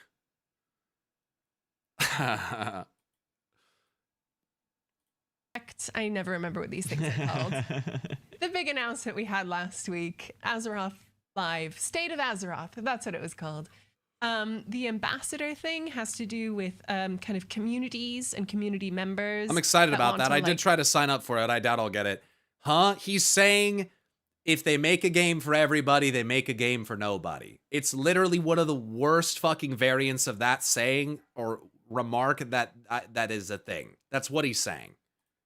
Basically be mentors and support people being in WoW. I can see that to a degree, but to act as though World of Warcraft trying to accommodate the most amount of players as possible is a new thing is goofy as fuck. It isn't new. I think Dungeon Dojo or kind of like in that kind of line of thinking. It's kind of supported by like the I keep pausing because I don't want to be disrespectful and talk over her, but wide as an ocean, deep as a puddle is probably a better version. Yeah, I would agree. influencers team. Again, I don't know the ins and outs. I never understand this stuff. Sorry, I this don't is know not the my, ins and this is not outs of my it because area. they haven't really announced it fully. But yeah, they're looking for creating ways of having players get in touch, support each other, be like kind of ambassadors for the community. Yeah, That's my we had a community understanding. council before, which was kind of similar. That kind of imploded a little bit, didn't it? Yeah. Unfortunately. Yeah, I didn't even know it's what the kind of thing that we always completely avoid because, you know, we're lucky enough that we do have a platform with our channels and stuff.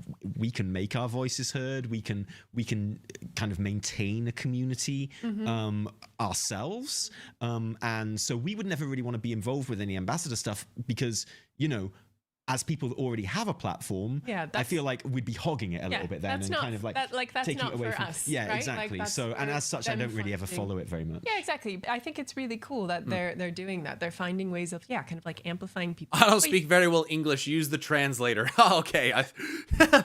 No worries. That makes more sense with the smaller project. Like WoW isn't losing any of its pillars for these new branches. Exactly.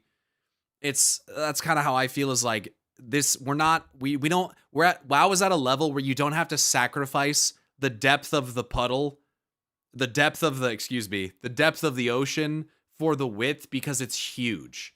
Like someone like Birdie said, I think there's some truth in a product being diluted when it's made for everyone. It's why indie games can do so well by targeting a niche audience. But I also appreciate that WoW isn't an indie game. Right, it doesn't have to hard focus on one group of people, and it hasn't had to in a long fucking time. It hasn't had to in a long time.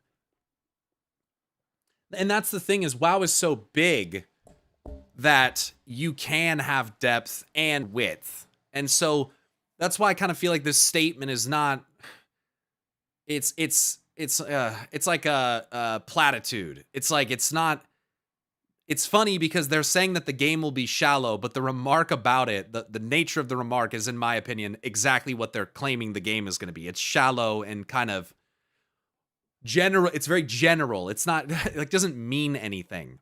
It lacks depth. So that's the thing is that WoW is fucking huge. Yeah, WoW literally has 3 different versions of a game right now for different players. I don't think we have to worry about the dilution of the game entire because they decide that they want to try to do things to bring more people in. It's just like, it doesn't make any sense. WoW veterans, one myself, often just want to accept that WoW needs a new generation. Let the kids have fun. Community support. It's pretty cool. It's pretty cool. Yeah. It's people We involved. have got a lot of super chats today, so we should do. probably move on to those. We definitely. Well, that was interesting. I'm going to like it just for the discussion about that segment. I haven't watched this interview. there's also another one. There's a new one. With Maria Hamilton. You guys want to do a little palate cleanser? Can we watch this WoW Midnight? Jay Huang and Maria Hamilton talking about WoW. Maybe we can kind of let's move on from this for a little bit and see if we get any fun or exciting information here. It's only 13 minutes long, so this is good. I hope that this is translated in anglais. I'm assuming that means in English. I don't speak French. No parlez-vous français? Français, whatever the fuck it is.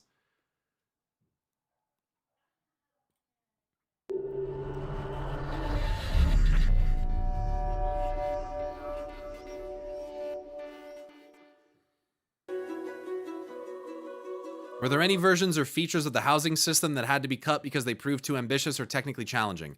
You know that they're going to ask housing questions, so. The truth is so many. There's so many hiccups. I think probably one of the most difficult things about the feature was everything we wanted to do did not exist in the engine at the time. Because, you know, World of Warcraft is not a new game. You know, the game has been around a couple decades. So even just the simple, like, I just want to move a thing didn't exist. Now, I'm not talking about like, because obviously the developers, like the world builders can move things and stuff like that, but a version of that tool didn't exist for the players. So we had to build all new tools, things. which they've said before. To answer your question, we had a long list of features that we want to make that, you know, eventually we want to get everything into housing. But, you know, we also have a limited amount of time. So we got the parts that we thought were the most important first. But one of our messaging for the players is that, you know, the housing feature is evergreen, which means that, you know, we're not just going to do in midnight, oh, okay, housing's done. No, we will continue to add on to it. So even if we didn't get to that feature yet, we will eventually get to those features that have not come out yet. Oh, why is there music on this part? Why is it so loud? Oh boy. Oh, they hit me with that. Yo, Cassiary, thanks for the 8-month resub earlier, by the way. Sorry, I missed that. The amount of engine level changes required to even have object movement for players in the game and not just their editor is insane to have today. Yeah, it's pretty fucking sick.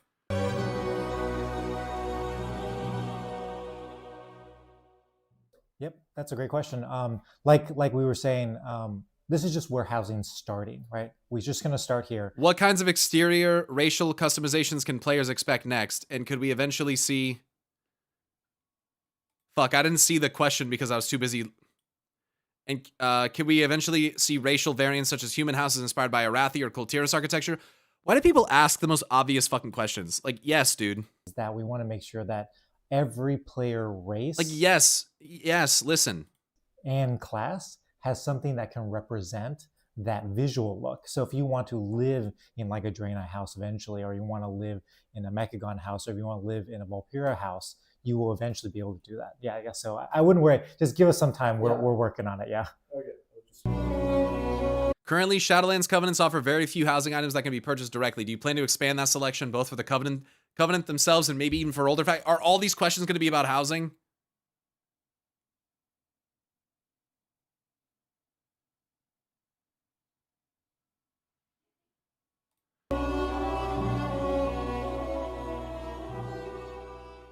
Yeah, one of the hardest decisions we had to make was that, you know, with...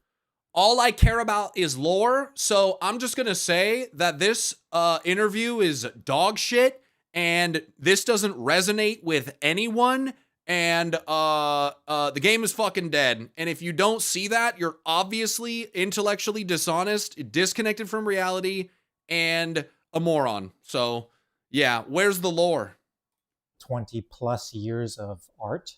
We had to start somewhere. But actually, though, I'm hoping for some lore questions.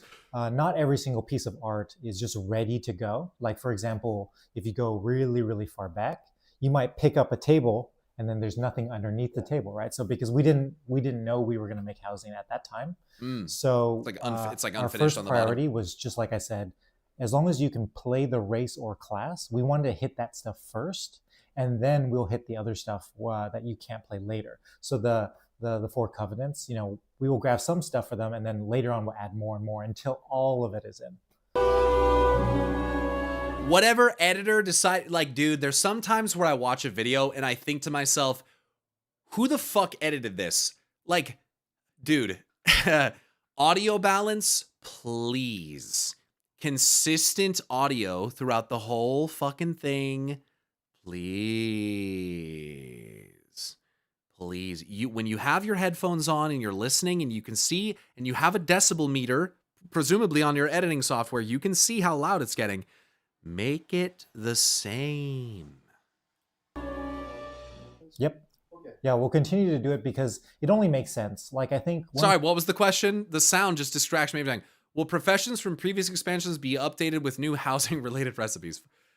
We're adding it now in Midnight. This is yeah, never mind.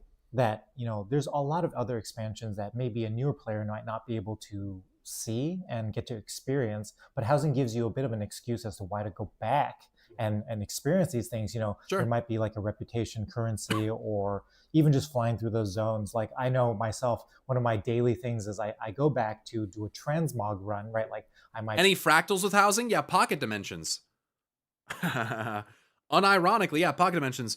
No matter how small it appears on the outside, it can be infinitely big on the inside. And that can apply to worlds, realms, right? Artificially constructed spaces like Kel'Thuzad's phylactery. Yeah, you thought I wasn't going to have an answer to that. Guess what?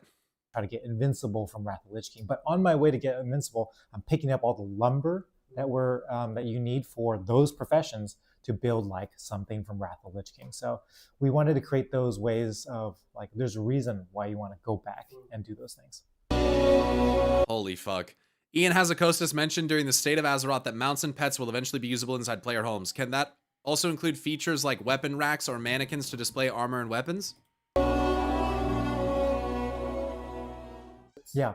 So I remember when I was reading your questions before, your first question was like, oh, well, you know, did you have things that, you know, at the time you didn't have enough time or whatever to finish it? Like, I think the things that you mentioned are all part of this list. And so we're prioritizing because, yes, eventually, since that feature is evergreen, that we'll get to all of those things. It's just in what order, because, you know, the players right now, we wanted to make sure we gave them good foundational bones to see what they will make first.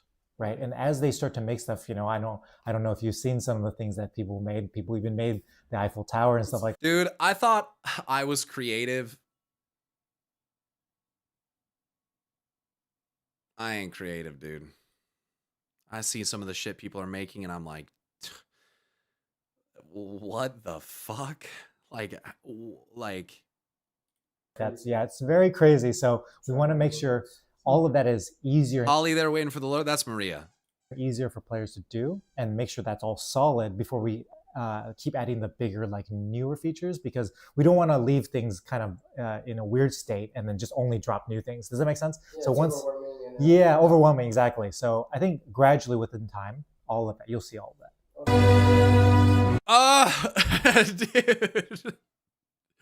Will we have a general channel for the housing territory, same as we have in capital cities? Yeah, that's a good question. It's something that we're discussing behind the scenes right now, is like having that kind of chat channel for the different neighborhoods. I think it's one of those things where we kind of ran out of time to like feature. So, but like luckily, you know, people can, you know, make their own group chats and stuff like that. And a lot of people use things like Discord and stuff like that to talk to each other. But we want to make sure that you don't have to go too far outside the game to be able to communicate with each other, because the social aspect is super important to us. The Hearthlight Armillery really changes how our houses looks and is for me one of the best items in the whole game. Could we have one day a way to tweak the light in WoW to get darker nights? I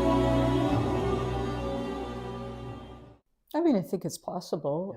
I don't know that we've looked at it yet because, as I was saying in the other interview, things for like questing and content and events and activities are kind of lower on the list of priority, because first we need to make sure that players have what they need to make their house and make sure that they enjoy their house. So I don't know how soon those sorts of things will come, but we do like to do things with toys in particular, like inky black potions and things like that. So we always enjoy doing some fun things that people like. So I mean, it's certainly possible. Yeah.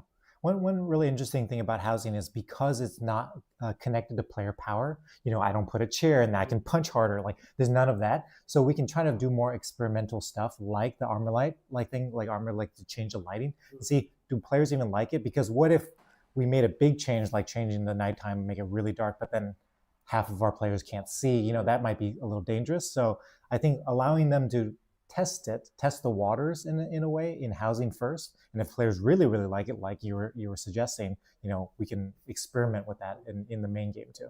That'd be cool. I think proximity voice in general would be fun, dude. There could be so much emergent gameplay and interactions from proximity chat. I would try it out. You know, you're always gonna get some shitheads who say some crazy shit, but you could just report them, right? Mute them or whatever. But like proxy chat could be kind of fun, dude. That'd be kind of sick. Well, we enjoyed playing too with lighting in the War Within when you were in Hollowfall in the area that started. Like we were trying different things around how does light affect gameplay, and just experimenting with that. So when there's an opportunity like this, we also experiment where we can. Yeah. Despite its overall quality, The War Within feels very diverse in tone and themes. I mean, I thought it was all just gay rainbow dragons, bro. Some players have noticed a disconnect between certain zones like Undermine and Xalatath's central storyline. It's interesting because Xalatath was literally fucking in Undermine. Like, that is literally part of the fucking story. Some players have noticed a disconnect. You mean they didn't notice the fact that it wasn't disconnected? God fucking damn. Did the structure of the World Soul Saga require reshaping content that was originally planned differently? Good question either way. I've heard this before from people, and I think it's fair to say that when you start off on a big saga like this, you need to seed many things. Oh, the video I'm working on is literally about this. I can't wait. I can't wait to get it finished up.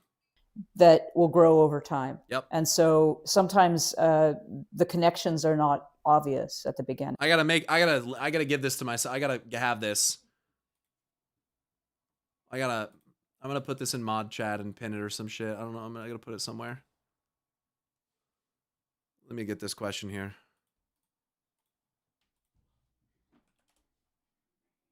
I'm gonna need that for my video.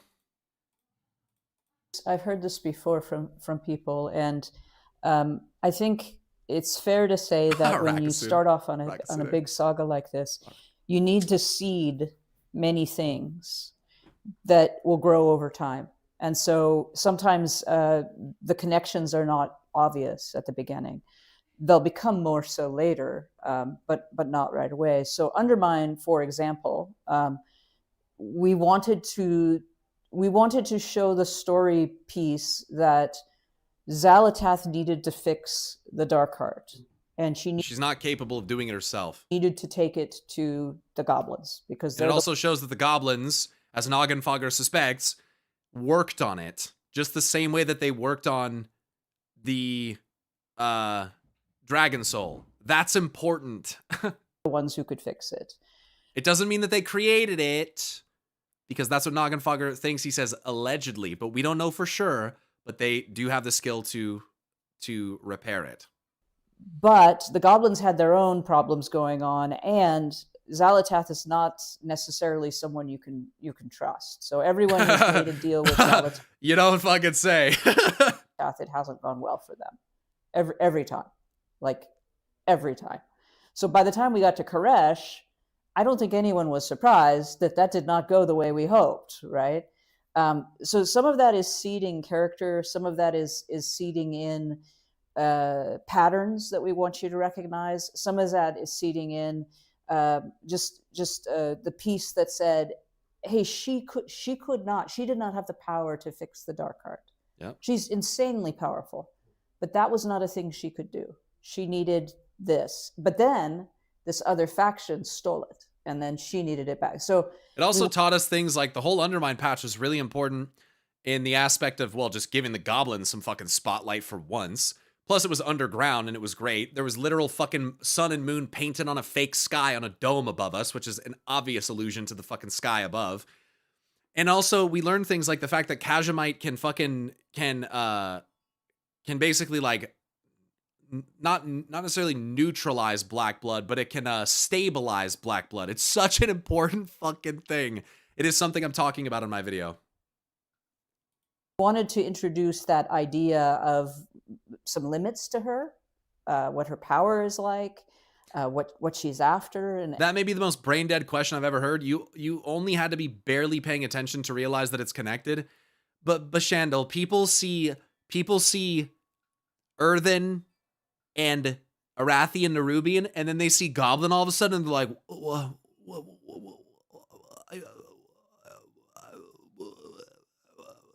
like, dude. Then they see Koreshi, like, there's literally a common through line with all these things. Like, yeah, dude, media literacy is so fucking cooked. And we see certainly at the conclusion of Koresh, Ghosts of Koresh, we see her take enormous power from Dimensius. So there was a method to that, even if it wasn't obvious. Basic literacy is cooked.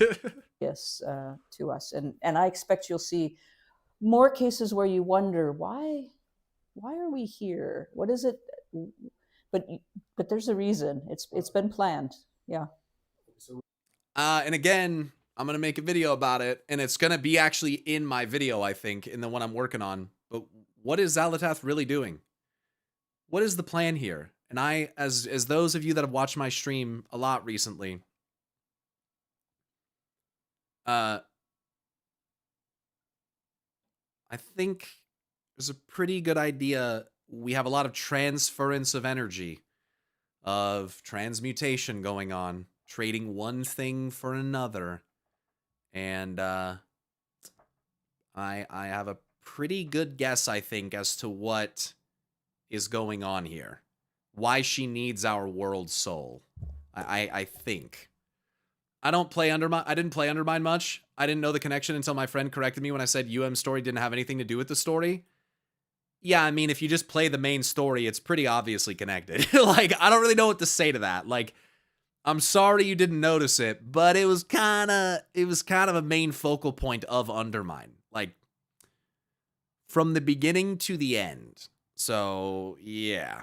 In Midnight and the last item after. Yeah, you can expect that there might be characters introduced, or there might be moments where you're not sure exactly how this ties in, but it has all been woven very carefully together.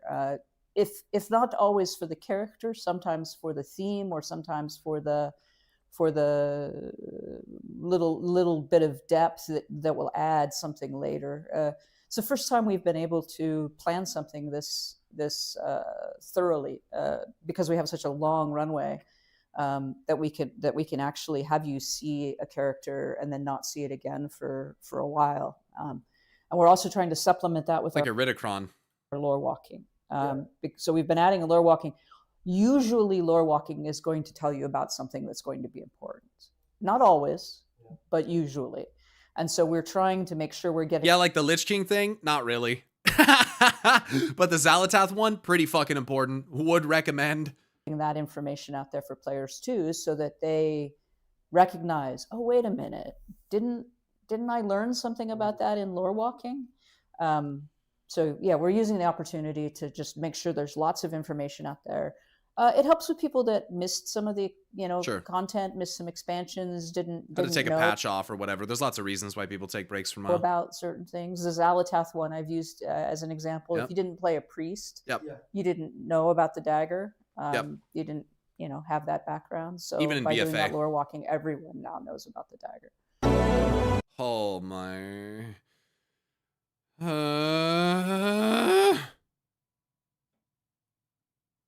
At one point, I thought the Undermine and Broken Dark Heart was just a major story shift from Metzen. Yeah, this is what happens when we when we theorize, and not even theorize, when we just randomly speculate about shit that we don't have evidence for.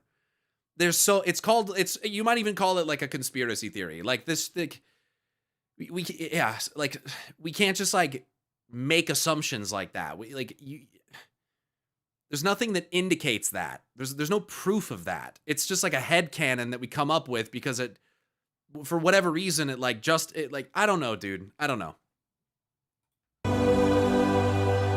Thrall appears more prominently in the War Within's main loading screen, yet he plays only a minor role in the expansion itself. Why was that choice made, and will he become more important later in the World Soul Saga? A fair enough question. I feel like he was more important in the post story for the base game's main story with Lucella and Schraubender and stuff like that. The relationship between the Earthen and the Elementals not being forced and domineering anymore, but more so one built out of trust and, you know, respect for each other.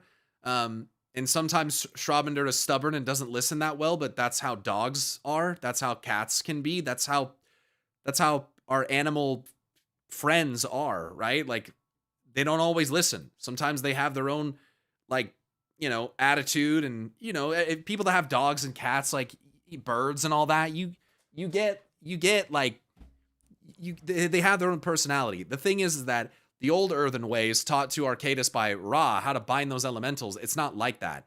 It's like binding, you know, that animal, even if elemental, to your will. And like, now it doesn't act of its own, on its own at all. So anyway, it's all about like discovering that connection and respecting that. And Thrall is like the perfect person to do that. But with that being said, he was not as prevalent as you might expect, considering his presence in the trailer and in the load screen and stuff like that. Do you think they should cut some of the old content at some point from WoW? No. As a former Destiny 2 player, fucking no. Yeah, I mean, Thrall is going to be featured. You will see a fair bit of Thrall, but you know, as our story builds and as things escalate, we need to bring in increasingly powerful and increasingly important characters. Yep. So while we will have some big characters in the War Within, and we'll have you can't just full blown dump Thrall right in there at the beginning. I think Thrall's going to end up sacrificing himself personally. That's what I think. Some big characters in Midnight. I don't think it'll just be him. I think it's probably going to be a couple characters. Last Titan, it's going to be crazy. Characters in the War Within, important characters. So while we will have some big characters in the War Within, and we'll have some big characters in Midnight, I mean, Last Titan, it's going to be crazy. I mean, I think for me, oh man, Last Titan. I can't believe like that this is actually happening. Like, so much that I've speculated on is leading up to this, dude. So much of the time that I've invested in WoW from a narrative perspective is leading up to this. I kind of can't believe that it's just in about 18 months time, dude. I can't really fathom that. It might come out right around my birthday. That would be pretty sick, dude. That would be pretty sick. We'll see. But oh yeah, dude. Same goes for Gorabal. Thank God someone knows the fucking name of this sword. They don't just call it Sword of Sargeras and say that it's never canonically named. That's not true. I feel like we might get disappointed with the Last Titan. Speak for your own. I guess you're speaking for yourself. And I wonder what will happen after. Yeah, I can't agree, brother. Can't agree. Yeah, we will definitely. We are waiting for the right character and the right moment. Okay.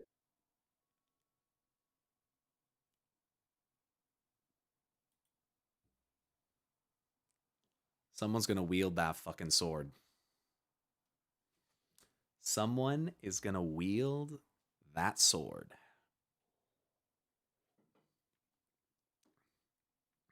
Interesting. Yeah. Can I have one? Might be not one of those, but yeah. Thank you. A certain horned winged character. It could be Illidan. It could also be Azeroth, but Illidan taking up the mantle of Sargeras and finishing what he started. The proverbial passing of the torch. Like I said, that Chinese set that they data mined, that's hinting at it. Burning with undying fire. used to smite the fated foe. Oh, man. Oh, man. Oh, and Metzen himself said, you are not prepared. So, and I mean, dude, I mean, like I said, bro, I was saying this shit for literally anyone else. You're not going to take this away from me.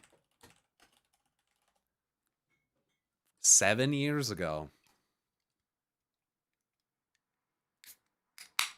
the final return of Illidan and Sargeras, but not as individuals, but bound together.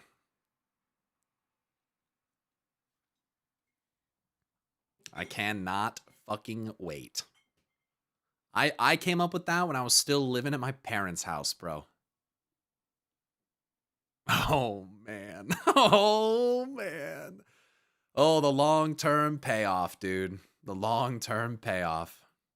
So you will definitely see more of that. I knew it when Illidan was the chosen one. Yeah. Oh, for sure. For sure. Yeah. You knew the chosen one that Zira tried to make him into, and he turned out literally to not be the chosen one. Do you remember when Illidan literally said, there can be no chosen one? It's not destiny. It's the choices that take us to where we need to be. He literally rejected that fate. So, right now, Alliance players cannot create Elven Paladins, which feels inconsistent with the lore.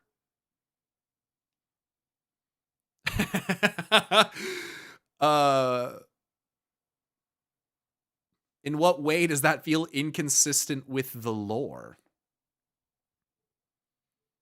The only, I mean, you get Void Elves and you get Night Elves. It's not like they have Blood Elves and then they can't make them. Now, to be honest with you, I would love if you could have Lunar Paladins or even Holy Night Elves, Holy Paladin, Paladin Night Elves or whatever. That would be sick. It says feels, not that it is. Well, allow me as someone to give you a more analytical perspective. Feeling inconsistent is meaningless. That doesn't mean anything.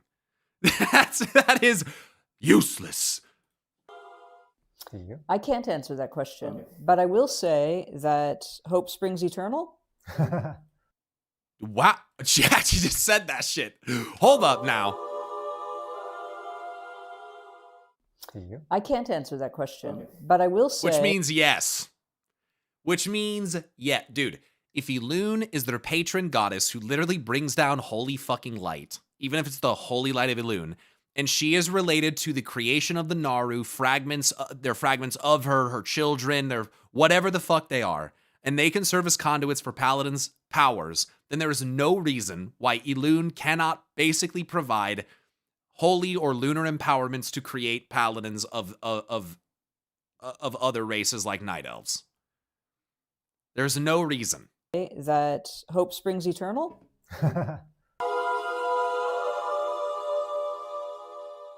Yeah, I mean, I wouldn't say that like that's something that we wouldn't look at again. I mean, in the Last Titan, we're returning to a familiar place, Northrend. So I would assume that with that also comes new art. And there's been a Night Elf Paladin since Legion. Yes, and to be fair, not being able to play an Elven Paladin on the Alliance, I can see how you... Okay, I take back what I said. Because they canonically can exist, it does seem inconsistent with lore. That's true. That's pretty true. That's true. True. Okay, that's true. So I take it back. So in this case, it does... I wouldn't even say it feels inconsistent with the lore. It is inconsistent with the lore. So we should be able to do that. That would be cool. Ludonarrative dissonance, I guess. Whatever you want to call it. Whatever you want to call it. I advocate for it fucking 6 ways to Sunday. I don't give a fuck. I'm not going to sit here and try to be like, well, no, they shouldn't be able to do that. Let them do it, dude. I want Blood Elf fucking I want Night Elf Paladins. I want Blood Elf Druids. I want Goblin Druids. I want fucking send it all, dude. I don't care. I don't care. As long as they have a lore connection, send it. I don't care. All different forms, including loading screens and stuff like that. So I can't say that we won't do it, but I can't say that we will do it right now. Yeah, I think loading screens have been a topic of conversation, but one of the things that is appealing is the nostalgia. Didn't they change the loading screen, the general loading screen for Kalimdor or something like that? Eastern Kingdoms or Kalimdor, and it had like a bunch of the older like art style characters on it. And then they changed it back. They changed it to like something new, and then they switched it back, something like that. What was the question? I missed can't it. answer that question, but I will say that hope springs eternal. Do you have plans to update the loading screens for Kalimdor and Eastern Kingdoms? They're starting to feel dated, especially considering how much the faction's leadership have evolved since Kata. Well, when they changed this, some people shit their pants. They did not like it at all. So I am open to it. I don't care about change. I don't care about evolution. I think having relevant characters with like I would still like to have the characters on there. I think that's cool, but I would probably want it to be like a little updated in terms of the art style, and I would want it to like make sense, you know? Yeah, I mean, I wouldn't say that like that's something that we wouldn't look at again. I mean, you know, in the Last Titan, we're returning to a familiar place, you know, Northrend. So I would assume that with that also comes new art in all different forms, including loading screens and stuff like that. So I can't say that we won't do it, but I can't say that we will do it right now. Yeah, I think loading screens have been a topic of conversation, but one of the things that is appealing is the nostalgia for people when they go back to that. Then they see that loading screen and they remember, oh yeah, that's right. Oh, yeah. So there's that piece as well. So we've had discussions, but I don't know when we would make a change like that. I like the old art style. It looks better than just putting models on the loading screen. Do they normally just put models on the loading screen? Is that like a thing? Like some of my favorite load screens are actually like Shadowlands load screens where it has like all the Eternal ones and shit. It's pretty cool. I just think that like that art style is very much like comic book art style, which they don't really do that much anymore. Like the characters don't really look like that in WoW. It's like not, it doesn't have to be, right? We talked earlier about different art styles and stuff. So that's fine. I would just like it. You can keep the same style. I would just want them to be updated. Maybe like different characters or something like that. Like I think I think one of them has like I can't remember who it was, like Lorthamar Theron maybe, with like a fucking eye patch on, and Lorthamar doesn't wear an eye patch anymore. Like, so I don't know. Like the BFA loading screens look more like models. The BFA loading screens were painted over models. You can see the scrungle fingers on Gorak Tool, kinda. Okay, I don't remember that. They can put the loading screens on some sort of rotation, get some new whilst keeping the old as well. Just remake. People can replicate that old style today in modern quality.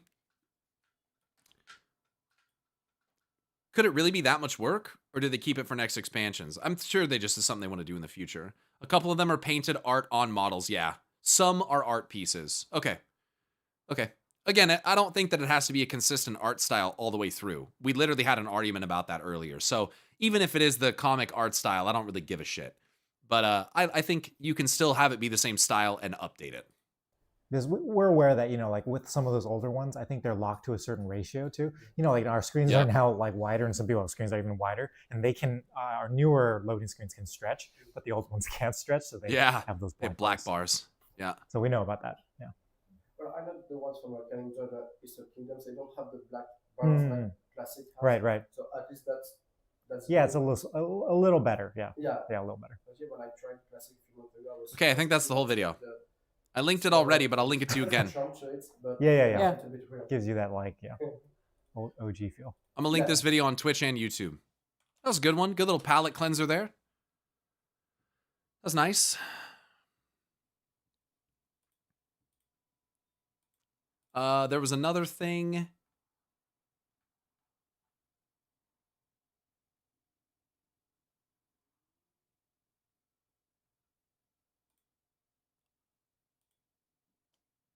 I'm not going to watch the story so far yet. Is this the midnight interview with Warcraft? Yeah, that's the one. I might have to save that because it's 34 minutes long. And I'll probably have a lot to say. Here's a YouTube short about PvP.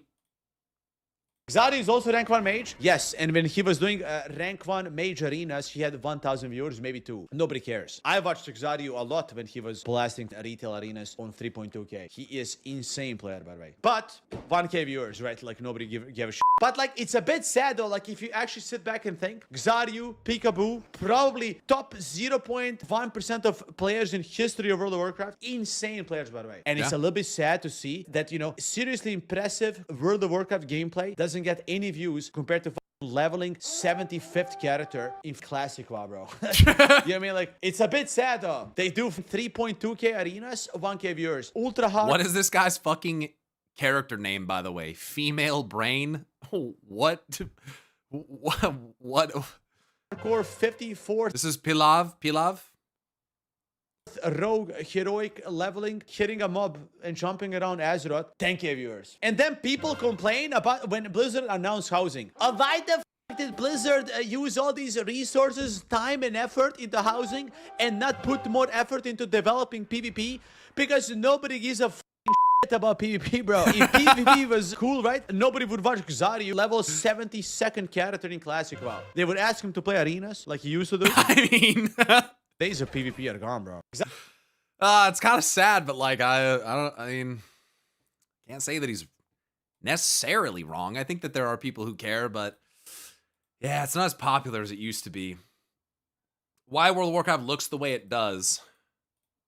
Hey, WoW friends, did you ever think about how World of Warcraft just has a look and feel that no other game really seems to match? Like even modern games that look so much more realistic are somehow just not as appealing as the WoW look that is sort of like, it's almost cartoony or a bit like a little kid's storybook. You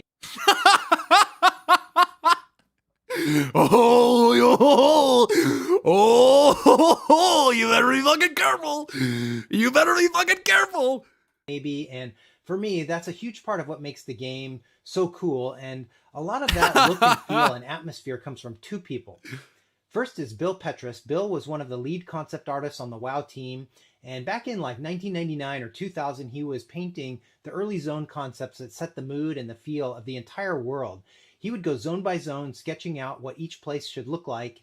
And once he had something he liked, he would take it to Chris Metzen, who was creative director at that time. And if Chris approved it, those drawings would then go to the artist that actually built the terrain and the trees and the landmarks and the buildings. Very comic those booky. Early sketches that he did basically became the blueprints for the Azeroth that we know and love today. And sadly, we lost Bill just last year, and it really hit a lot of WoW fans hard, especially those of us like yours truly here that are right around his same age. So Bill is gone, but his influence is seen and appreciated by a lot of us every single day. Now, as for the characters, right around that same time, a newly hired artist named Brandon Idle was the first person to really lock in the Warcraft style. He painted the textures for the Kobold and the Gnoll using, like, again, an exaggerated, almost cartoony or comic booky style, whereas before that, the plan was to make WoW as realistic as possible, which is what other 3D games were doing at that time. Dude, I'm so glad they didn't do that. Oh, God. WoW's style is iconic, dude. I'm so glad they didn't go that route. It would have fucking died. It would have fucking died. But as the story goes, when the team saw Brandon's take, they said, okay, that's World of Warcraft. And that decision is what gave WoW its cartoon-like style that still holds up today. Little stories like this come straight from the World of Warcraft Diary by John Stotts. It's filled with behind-the-scenes Good one. I've actually quoted some things out of that before.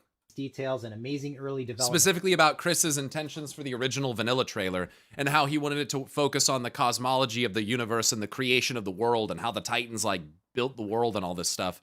Probably a good thing they didn't go that route in the long run, but yeah, that was a really cool excerpt. And art and pictures. I'll link the Kindle version in the description in case you want to check it out. I've read it multiple times and it really is one of my all-time favorite books. Check it out. That's a great little short. I like shorts, man. I like to wear shorts and I like to watch shorts. Then we have dude. There's a lot of Josh Strife Hayes in the React channel. Everyone hates retail now from Absturge. God tier fucking shaman. God tier PvPer in general. No matter what's happening with retail, everyone hates it. I mean, the thing to do Everyone hates it is not true, but I understand the perspective. since classic is to just shit talk retail at all times. Doesn't matter the patch. No matter what's happening with retail, everyone hates it. I mean, the thing to do since classic is to just shit talk retail at all times. Doesn't matter the patch. It doesn't matter the expansion. It's always everyone shit talking retail. Whether they play it or whether they don't play it or whether they love classic or whether they don't like classic or whether they are a retail guy or whether they're not, it literally doesn't matter. It's just everyone just hates it automatically. Streaming the game is really funny because you always have it where like if I play classic, people hate it because obviously my viewership is mainly for like arena and retail and stuff. But then even when I play retail, the people hate it. It's I love this Mariah Carey standee cutout that he has behind him, by the way. like, bro, they just hate everything. Everyone just hates everything. That's pretty much what you can sum up. Some days I wake up and that is what I feel like the world is like. Everyone just fucking hates everything. But then days like today give me hope. Today was a good day. All things considered. Up to everyone hating everything. And that's how the game is, dude. That's how the game is. Everyone hates everything. It doesn't matter what you do. Everything sucks. That's just how it is. We are being bombarded by the dense, dynamous energy of Medion as we speak. We are being bombarded with cosmic energies of despair. That's what's fucking happening right now. That is what's happening. Medion is literally coming to handle business. She, for my XIV enjoyers, you know what the fuck I'm talking about. You know what the fuck I'm talking about.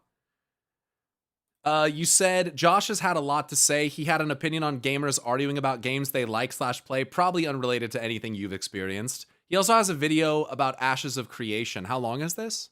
I probably got about 45 minutes here. 21 minutes. Do you want to hear about Josh's opinion on Ashes of Creation? Or do you want to hear Josh complain about the death of media literacy and how standardization has reduced creativity in game development, or people getting mad about his opinion?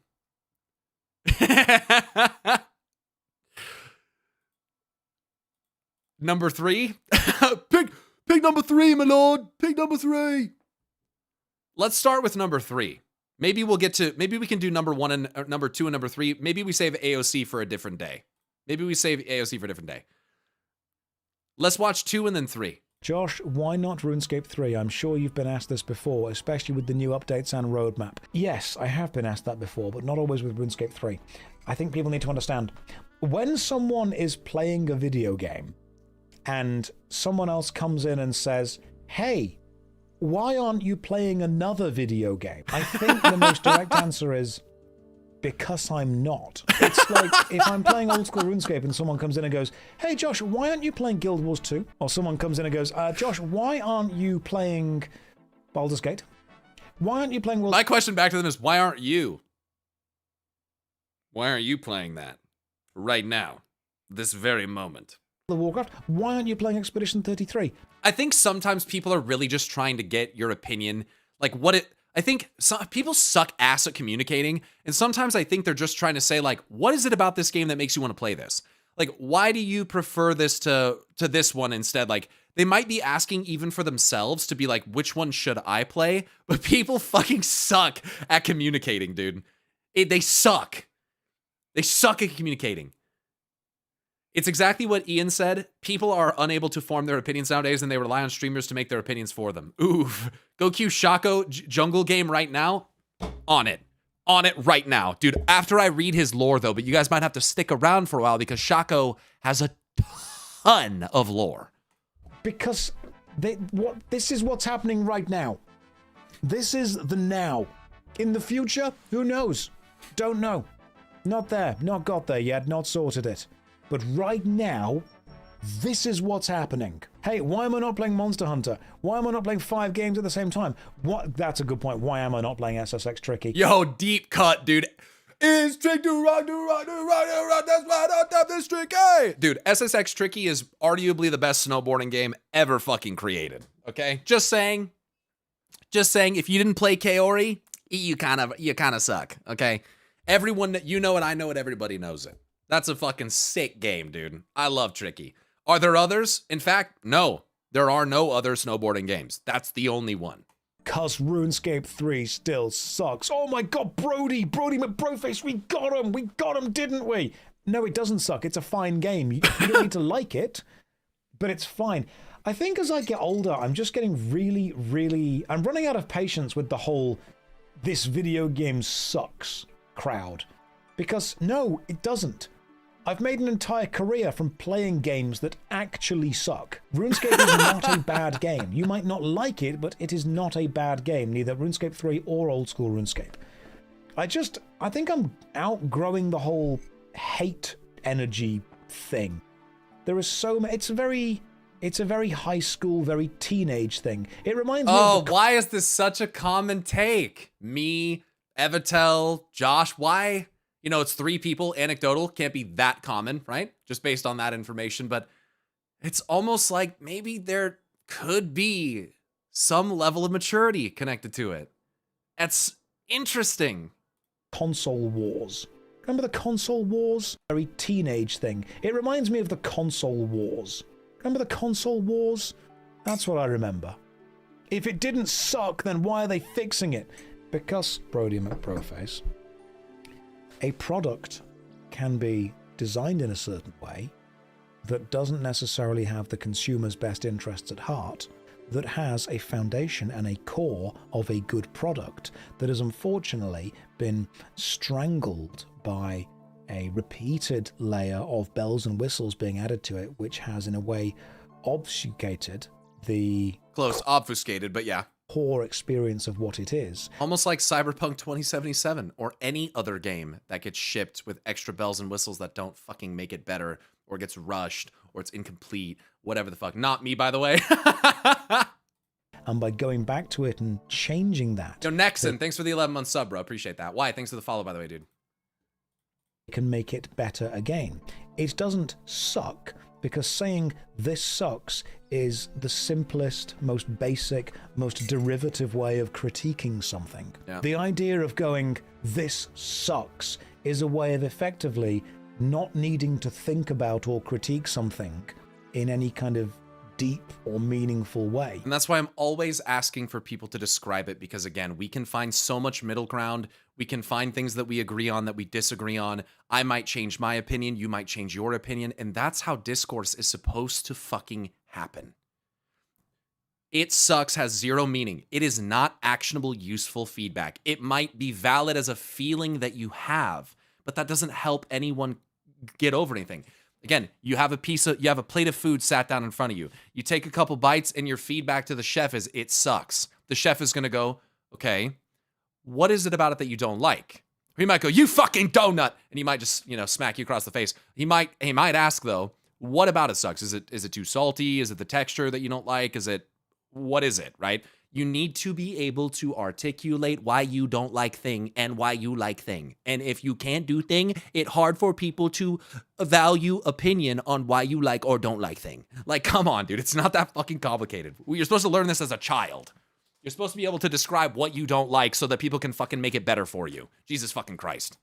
You just divide everything into the dichotomy of good or bad, yes, which is the death of media literacy and, unfortunately, the prevailing opinion of most people in the world. Now, that's what I don't necessarily believe. I think that's the cynical, despairing belief. I think that most people are actually capable of critical thought and describing what they don't like. I'm trying to to retain my resistance to this idea that that's what most people are like, because it is very hard to look at a world where you believe that that's the case. It's very hard. It is despairing. Like, I do not want to believe that that is true. Maybe it is, but by God, I will look for reasons, if I can, to not fall into believing that, because I think I will be so fucking miserable if that is the case. Hey, Pyromancer, my schedule and the way I like to watch your stream does not allow me to watch you live. No problem. Well, sorry, but also no problem. I wanted to jump forward from where I am currently at 2 hours in a stream and say, the following. Your Asmon Twitter analysis was a big thumbs up. I wish I could further expound, but in short, one of your best discussions responses I've seen. Thank you. I appreciate that. Thank you very much. I'm glad you enjoyed it. Simply say a thing is good or bad. That's so reductive. It's so simplistic. And it really... The reason I push back against this is because I know a hell of a lot of streamers who make a hell of a lot of money by actually leaning into the dichotomy, the divide, the binary, and you take a side. Oh, yeah? Name one. Side of something and everything against it is bad. You say, right, this is the best, everything else sucks. And the reason that is so appealing is because not many people want to actually think deeply about stuff, and so they simply agree with you. They just go, yes, this sucks, because I hate it, because it's bad, because it doesn't appeal to me, because it has ideas and opinions and stuff in it that I don't like. And I'm going to rant on this for a second, because this really matters to me. I very much dislike the idea that you, as a popular internet content creator, need to choose a side within any level of culture war because your viewers are too simplistic to think that maybe there's a benefit to a game they don't like. I don't like that. I hate it so much. But unfortunately, the more online anyone gets, the more every camp divides into extremes on either side. You have this side as extreme, you have that side as extreme. My game is the best and your game sucks. That answer doesn't make me angry, I don't like it. Yeah, pretty much. It's the extremes that get clicks. Whenever there's an online debate, those are not about finding answers, they're about galvanizing the side with a position that they already hold. And the reason that I don't like it when someone comes in and says this game sucks is I understand that maybe it's a joke to people, but I saw it in the kids I was teaching in primary and high schools before I left teaching. People literally do just want to say if a thing is good or bad, and that's it. That's all they want to do. It saddens me that I could make so much more, I suppose, community connection, but with the wrong type of community, by literally just saying, I am on your side and everything else sucks. I dislike that. Sorry that everyone's in game and is waiting. Blood Torva, that's a really cool name, by the way. So when someone comes along and says... He's got fucking Radiant Oath Plate as well. That motherfucker's a gamer. Guy's wearing an Infernal Radiant Oath Plate. Like an ornamental scythe. That guy's a fucking gamer. Sucks. It just shows to me that they want to hate. He has a fucking Torva Slayer helm. Holy, or the, whatever that is, the Infernal Slayer helm. That guy's actually a fucking gamer. Holy shit. That guy is a fucking gamer.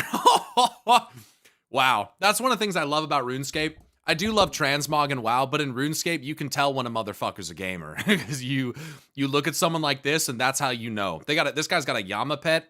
This guy is in, like, the best gear in the fucking game. Like, you can't just buy it all. That's a fucking gamer.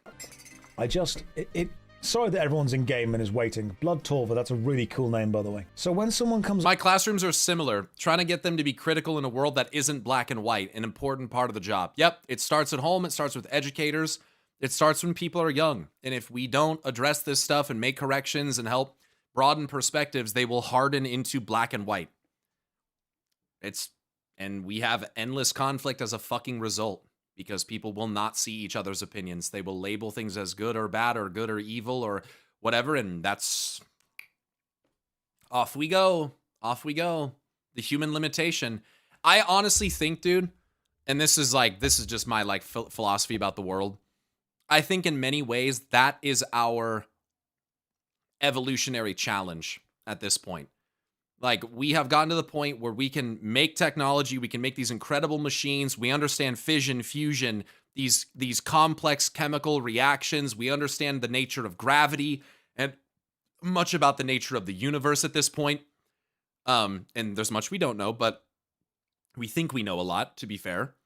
But I feel like the limitation of human evolution has literally reached the limit. We've reached the limitation due to our inability as a species to evolve past this binary way of thinking. It is I think that we will never go forward. Like, we can make technology and this or that or the other, but we will end up being slaves to the binary nature of our mind if we don't do something about it. Like, it's at this point, like, that is the barrier to human evolution. That's kind of what I think. And it's a psychological, it's an emotional, it's a worldview kind of evolution. It's not physiological. It's not we don't need to develop more fingers. We don't need to, like, our brains are big enough. Like, we dominate this world. And I don't think that the next phase of human evolution is mechanization and automation of the body and mind and stuff. But, you know, AI and shit is something that, you know, can be scary conceptually. But I really think that, like, we have to find a way to better educate, better provide perspective, and communicate with each other in a way that is effective and allows us to move past tribalistic binary ways of thinking. And I mean that just even in the most general sense, like, not tied to one political thing necessarily or anything like that, but just the ability to look at different perspectives, recognize that they exist, and understand that things are not as black and white as we want them to be. Unfortunately, one of the trends of life and water is that it tends to take the path of least resistance. And so I don't know, because of the way that the path of least resistance exists now, I don't have a lot of confidence that that's something that we will be able to accomplish, and I'm not sure that it's something that we ever will, which is so disheartening. Because it feels like in some ways we have kind of reached, this is it. Like, this is it. And you know, I don't know. That's kind of how I feel about it. Along and says, this game sucks. It just shows to me that they want to hate. They don't want to understand. They don't want to critique. They don't want to think in any kind of critical or deep way about anything, because that would involve them acknowledging and accepting that at some point maybe they've made a bad decision, maybe something that they like doesn't appeal to everyone else, and that's okay. And ultimately, that's when people, you know, I had a comment from a guy say, like, you didn't grow, you changed your opinion. These things are related. I changed my opinion because I went through a period of self-introspective growth that allowed me to realize that the way that I had rigidly positioned the thing was maybe not true. And that was a very uncomfortable thing to go through. That was hard. I had to look at myself and go, man, you were just as blind, and sometimes in some ways still are, as anyone else. And you got rigid, and you defined it as though your opinion was an objective truth. You did the exact same fucking thing that now pisses you off about other people. And it was because of that introspection, because of that growth, that I was able to change my opinion. Some people are not able to recognize the nuance of that. They think that, oh, he just changed his opinion and now he calls it growth. No. One preceded the other. Absolutely. They are not mutually exclusive. No, they're absolutely not. And it's possible that you can grow, and it's possible that you can change an opinion, and it's possible that those things can exist independently, because growth is not always related to opinions. But I'm not going to let anyone take it away from me. In my case, there has absolutely been growth, and yeah, no one's going to take that away from me. I will not let them. I will not be robbed of the recognition of self-growth and introspection because some fucking dweeb on the internet doesn't see it. And in the case of the guy that was commenting to me, he didn't even know my history. He didn't even know about, like, the crash outs and the over-aggressive and the yelling and all that stuff. He didn't even know about that. So it's like, bro, don't be coming in here talking to me about, did I change or grow? You don't even fucking know me. You don't even know the most publicly available aspect of the person that you're talking about. You literally don't know anything about me. So don't fucking comment. Shut the fuck up. I think what irritates me is that when you step back and you look at modern media, you realize that a vast amount of the people that consume it are just extremely vapid. Let's just drop all the pretense about it. So I'm going to go ahead and what does vapid mean? offering nothing that is stimulating or challenging. I was in the hotel while I was doing the Jagex event, and in the evening in a hotel, I always put the TV on, and it's always the same things. It's just unfortunate because when you say things like that, people they're not going to feel challenged in a way that's meaningful. They're going to perceive you as pretentious and condescending. So it never goes anywhere. This is like one of those inherent flaws in communication and perception that I feel like holds us back. And I do it myself, and I try fucking not to. But when you say that, it comes off to the other side as just as exclusionary and rigid as the way that you're perceiving them. It's so, we're such cursed beings, dude. If there is a God, the challenge laid to us at the foundations of our fucking being is to overcome this fucking flaw. Like, I swear to God, dude. It's so complicated, but it isn't at the same time, but it is. Always Family Guy, American Dad, Bob's Burgers, and then some random shit. I do not like the idea of calling people drones and NPCs. I get it, but it's still reductive. It's exclusionary, and from their perspective, you're just as bad. It's so fucking cursed, dude. It's so fucking cursed because it doesn't accomplish anything. It just pushes us more into our states, and it's easy to get angry or condescending or whatever and be like, yeah, they're fucking NPCs. I totally get it. But it's like, it's not going to change anything. It's not going to do anything. And in the evening in a hotel, I always put the TV on, and it's always the same things. It's always Family Guy, American Dad, Bob's Burgers, and then some random shit. To the NPC, we are the NPC too. Exactly. It's so fucked. Certain belief system might be based around preying on such people. Maybe you could even make somebody president based on that. No, dude. No, our president's not a predator in the most literal sense. So, hotel at the end of the day, Family Guy on the TV, American Dad, Bob's Burgers. I don't particularly mind those shows. Like, I'm not a massive fan, but I'll watch them if they're on. And then after that, there was something called Boyfriend Academy, where it was bad boyfriends who had been... It was this awful, shitty reality TV show of... Does anyone know what I'm talking about? It was absolutely terrible. Here is the most vapid, the most shallow... That's why just do you. Stick to your mortals, have a community that shares your values, and that's enough, no? To some of us, no. No, I want, and curse me for saying such a thing, but I want more for humanity. I want more for people. I want more for our species. I want more for future generations. It isn't enough.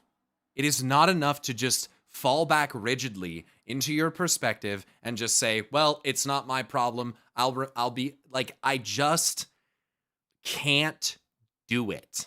I cannot do it. I feel like I'm giving up. I feel like I'm giving into the system, as it were. I feel like I am giving up hope by doing that. I can't do it. I just fucking can't. I don't want to do it. I don't want to see other people do it. And I don't think that's a bad thing. I don't. I believe in progress. I consider myself a progressive. It is kind of selfish, though. It's something you want. Others might want different outcome. I get what you mean. I abandoned this mission.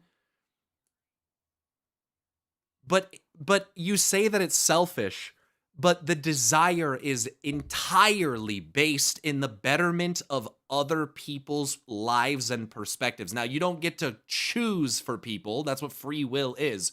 So I get that. I understand that. But it's not to serve myself. It is not selfish. I just believe that we could be more. I don't know how that can be looked at as selfish. I don't get it. And if that means that I have to try to break down those walls of rigidness and perspective that blind us from our similarities and glorify our differences, and you think that makes me selfish, oh well. I don't know what to say to that. Like, I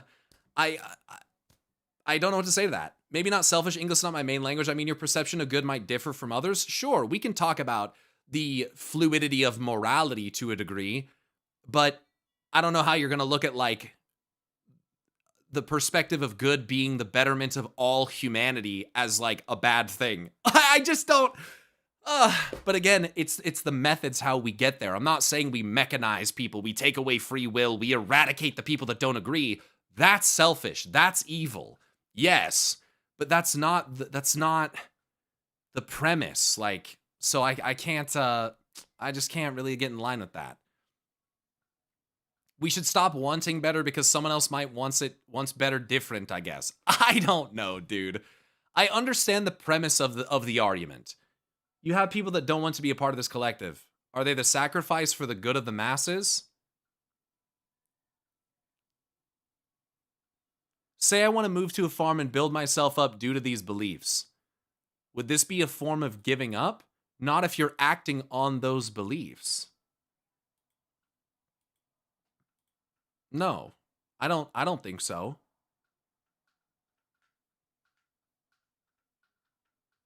You have people that don't want to be a part of this collective. Are they the sacrifice for the good of the masses? Is it possible that the people that don't want to be a part of the collective are perhaps selfish? Did you watch Vinland Saga, Pyro? This is a big story point of it. It's great. No, I haven't watched that. I don't know what that is.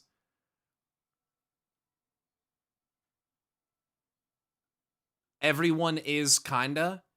But are we not able to separate the literally self-centered beliefs and actions from those that look at the grander scheme of humanity outside of themselves and their immediate friends and family and recognize that there is a varying level of selfishness that could agree there? I don't really understand. If they don't want good education, maybe they need more publicly available peer-reviewed education. Win-win. Yeah, I don't know. I'm fucking too far into my stream. We've had too many discussions. I'm 7.5 hours in. I'm getting fucking tired, and I need to finish. I need to get through these videos. Follow the most surface level. I can't do this, man. I've been at this all fucking day. Person you've ever met, and we're going to fix them. It was. I'm not prepared to have an in-depth discussion on the premise of morality. I just cannot. This chat proves that you somehow cannot do that. It was this awful, shitty reality TV show of... Does anyone know what I'm talking about? It was absolutely terrible. Here is the most vapid, the most shallow, the most surface level person you've ever met. And we're going to fix them. It was like Big Brother combined with Love Island, combined with The Real Housewives, combined with... It was terrible. It was absolutely goddamn terrible. Imagine like the... I just can't... I'm not saying that being selfish is always inherently bad. I think that there are times to be selfish and times that there are not. I just can't understand that the idea of moving past rigid black and white ways of thinking that lead to hatred, prejudice, war, murder, horrible things, I cannot conceive of how the desire to accomplish such a thing could be perceived as either selfish or bad. I just, what person, what mindset has that perspective?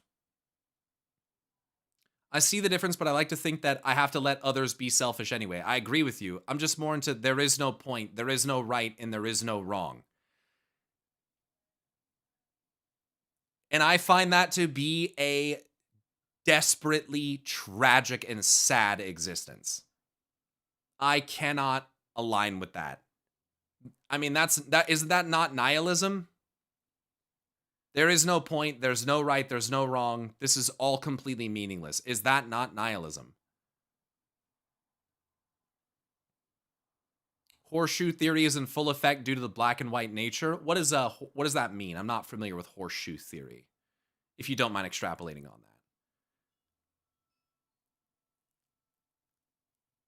I just can't. I don't have nihilistic views of the world. I retain hope. I really do, because I feel like without that, I don't know. I just can't.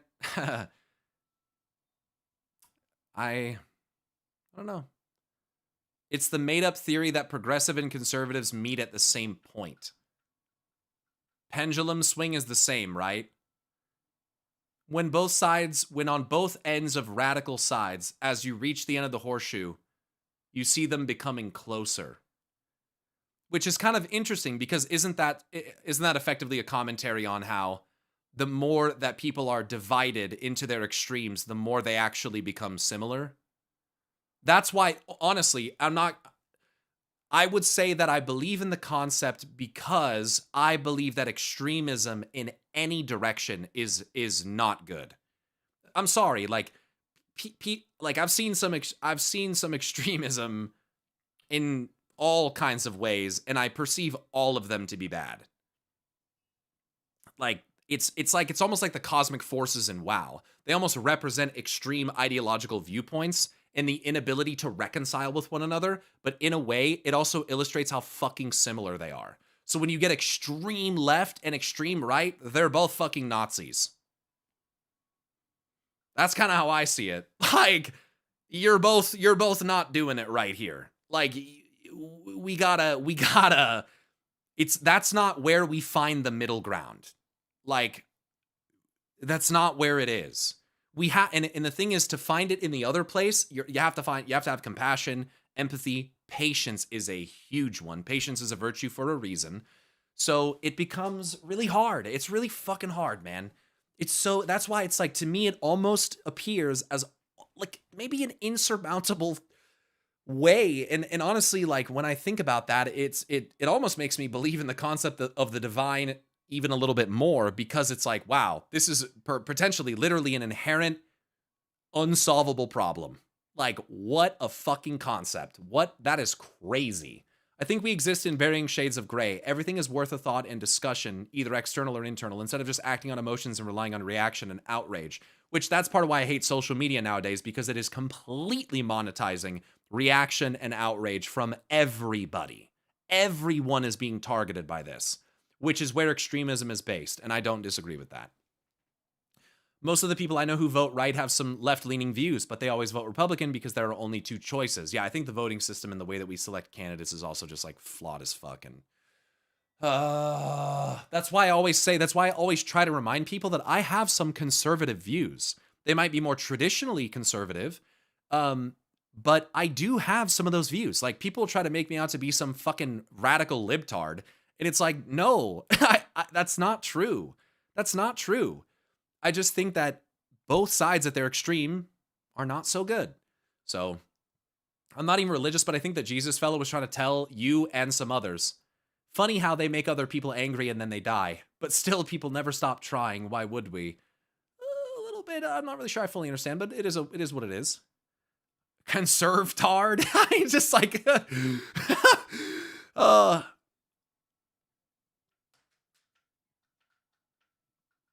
That's not what he said, mate. I'm sorry, are you talking to me? I don't know who you're addressing with that remark. Yeah, maybe it is nihilistic. I like to compare it to gaming. Someone would call it a waste of time. Oh, the dono you got? Oh, I got one? What did it say?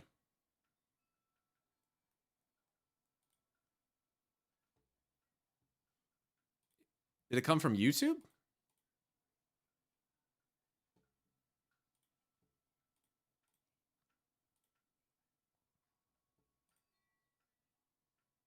Sorry, Pyro, but saying people who want free healthcare for all is the same as literal Nazi is super off base. They're not equal in any sense.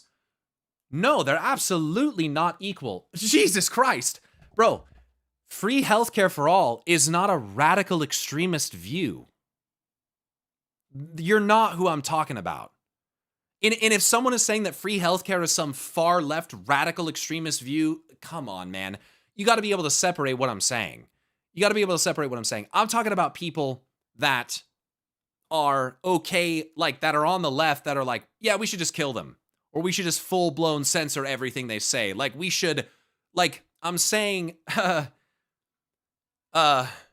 there are extremist views on both sides, but I do think that, in my opinion, that there are things that are more moderate that progressives or liberals might say that are perceived as extreme, and I don't think that they're that extreme. Pyro, what is a far left radical view? What do you think a radical left viewpoint is? Correct me if I'm wrong. Socialism is typically viewed as a you know, a left-leaning ideology, right?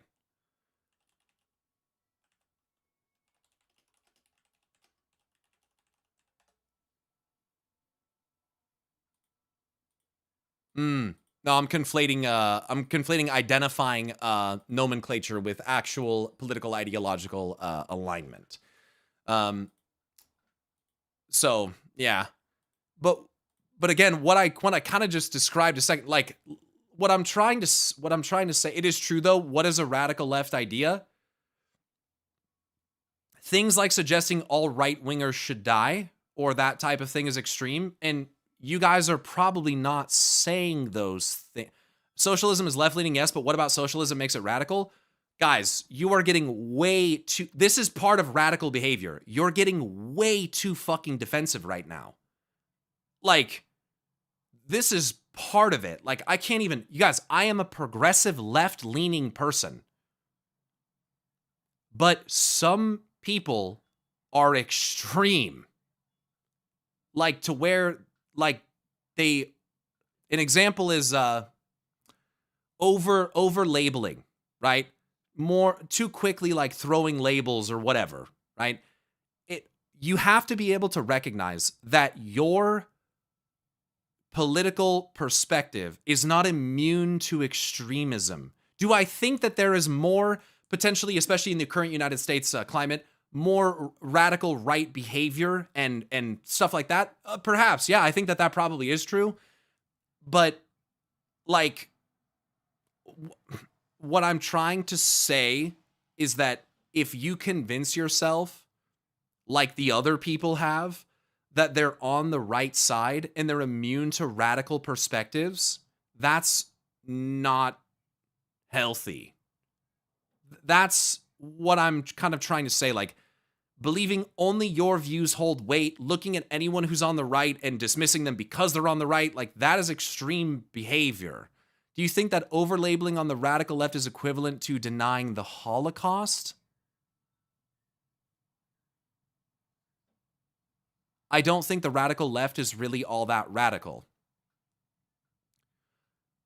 I understand what you're saying, but I think that... Man, I don't know if I'm equipped to have this conversation, to be honest with you. Afford me a moment to think about my response for a second. I think they're trying to rage bait you. I think that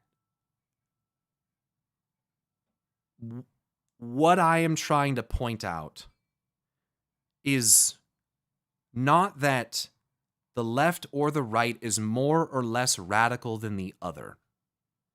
Holocaust denial stuff is crazy. I don't understand it. But there are also people in this world who will call people, let's just say, Nazis. I'm not talking about Elon Musk or people with, like, you know, Sig Hailing on the fucking television. That are, if your response is impulsive, aggressive, and does not allow for a level of nuance for an individual, I think that it is reasonable to perceive that type of behavior as a level of radicalism. I am not saying that there are as many people on the left who are radical and people on the right who are radical. I didn't vote for Trump.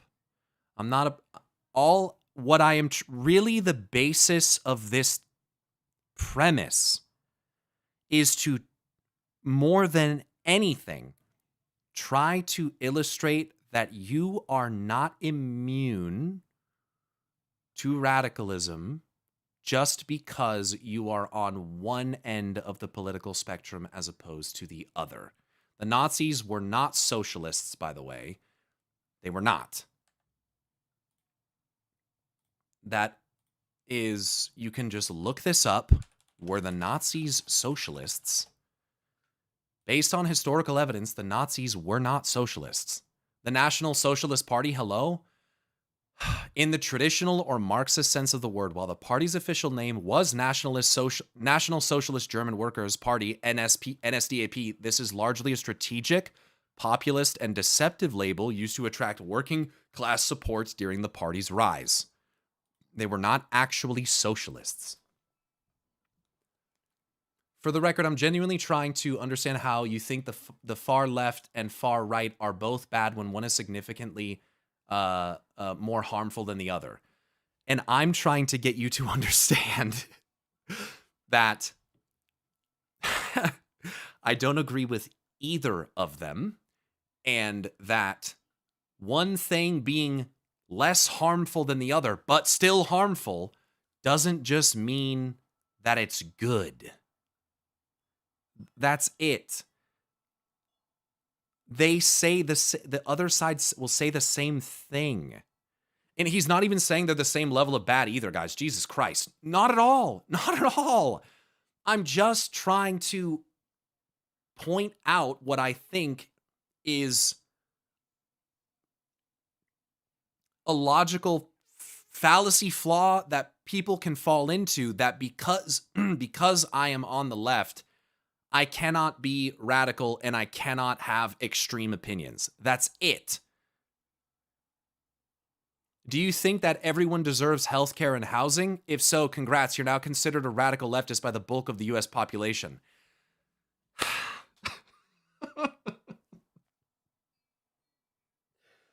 You're not listening to me, bro. You're not listening to me. I can't continue this. I'm sorry. I can't. But you're not listening to me. And I feel like that kind of circular logic is a level of radicalism that I'm talking about. You do not seem to be able to separate what I am trying to say from the, as you perceive it, widely viewed definition of what radical leftism actually is. Because you and I already established that I do not fundamentally agree that believing in healthcare and housing for all people is a radical belief. You know, I've told you that that's not what I'm saying. And you continue to come back to it. I cannot continue to entertain this conversation. I'm sorry. I need to finish this video because I need to finish my stream. Most vapid mid-2000s style Jersey Shore level TV show. Would you say it sucks? I would say that it has no value to anyone who is trying to gain entertainment in a way that... It's fine if you don't agree with my take, Pyro, but I just don't think you're cut out for this conversation, to be honest. No shame in that, by the way. Best wishes. I cannot believe that someone is unironically sitting there proving my fucking point and saying that I'm not cut out for the conversation. That is wild. Let's move on. Requires any level of critical thinking.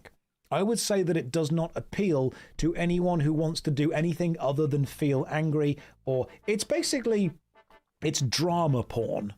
That's what it is. It's for extremely vapid, very... I don't think you're ready to articulate what you mean is all. That's fine. Most people can't. You are so condescending, dude. You are so unnecessarily condescending. Like, to the point where you're not, I feel like you're not really hearing what I'm saying, and you just don't care. And I think that you perceive that you're above me. I think that you perceive that you're more intelligent than me, and that I'm not really sure what to say to you. I promise I'm not trying to be condescending. It's not working. It's not working. Very simple viewing. It's fast food TV. That's the kind of thing. That's the point of reality TV. Yes, it is. And I think what people forget, because we are all terminally online, is that's actually what's popular. That is what's popular. I don't like it. When people say, oh, it sucks, it wouldn't suck if I was investing in it, because or it's basically, it's drama porn. That's what it is. It's for extremely vapid, very simple viewing. It's fast food TV. That's the kind of thing. That's the point of reality TV. Yes, it is. And I think what people forget, because we are all terminally online, is that's actually what's popular. That is what's popular. I don't like it. When people say, oh, it sucks, it wouldn't suck if I was investing in it. I'm not above anyone at all. I'm a poli-sci major, and I spend a lot of my time articulating my worldview. Most people can't do that, and that's totally fine.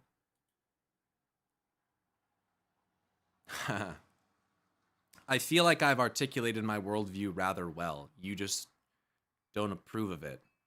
You do you, King. Shinzai, can you just get rid of him? Because I guarantee there's a hell of a lot of people who don't think too deeply. You can't name a radical worldview? Thomas, I'm going to say this and then I'm going to move on. A radical worldview is advocating for the outward violence against a group in a generalized and unnuanced fashion because you identify their side as being in the wrong, without treating individuals with nuance or looking at individual independent views. Whether you like this or not, there are people on the left who do that. There are. We're not talking about housing or the availability of healthcare. That is not what I consider radical. And as we discussed, I don't agree with the common view that it is radical. You are not willing to acknowledge that there are people of the political spectrum on the left, I know some personally, which is anecdotal, sure, that advocate for and discuss in private acts of violence against people whom they disagree with. And it isn't because those people are outward Nazis or like clearly fascist ideological people who align with fascism, whatever fucking word you want to use. I just don't think that either side should be doing that. I'm not saying that leftist views are inherently radical. I'm saying that being on the left does not make you immune to radical thoughts and behavior, which I personally, if this is not articulate enough for you, go fuck yourself, consider outward and unprovoked acts of violence against people that you disagree with as radical behavior. That's it. About it, who are watching it, and it's going to make a hell of a lot of money. I would absolutely invest in a project like that. If someone came along and said, hey, we're making this kind of TV, fantastic. For example, I can't fucking stand Charlie Kirk. I can't fucking stand him. I think he did harm to people. I think he did harm to the perspectives from people of the world. I can't fucking stand him.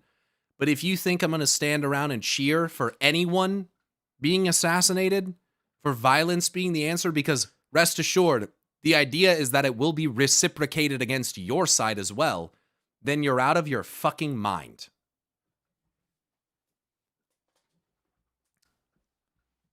That's it. Again, if that's not well enough articulation of my worldview, I don't know what to tell you. Poli-sci major. From a business point of view, it's extremely easy to make. Like 90 Day Fiancé kind of things. It's very easy to make.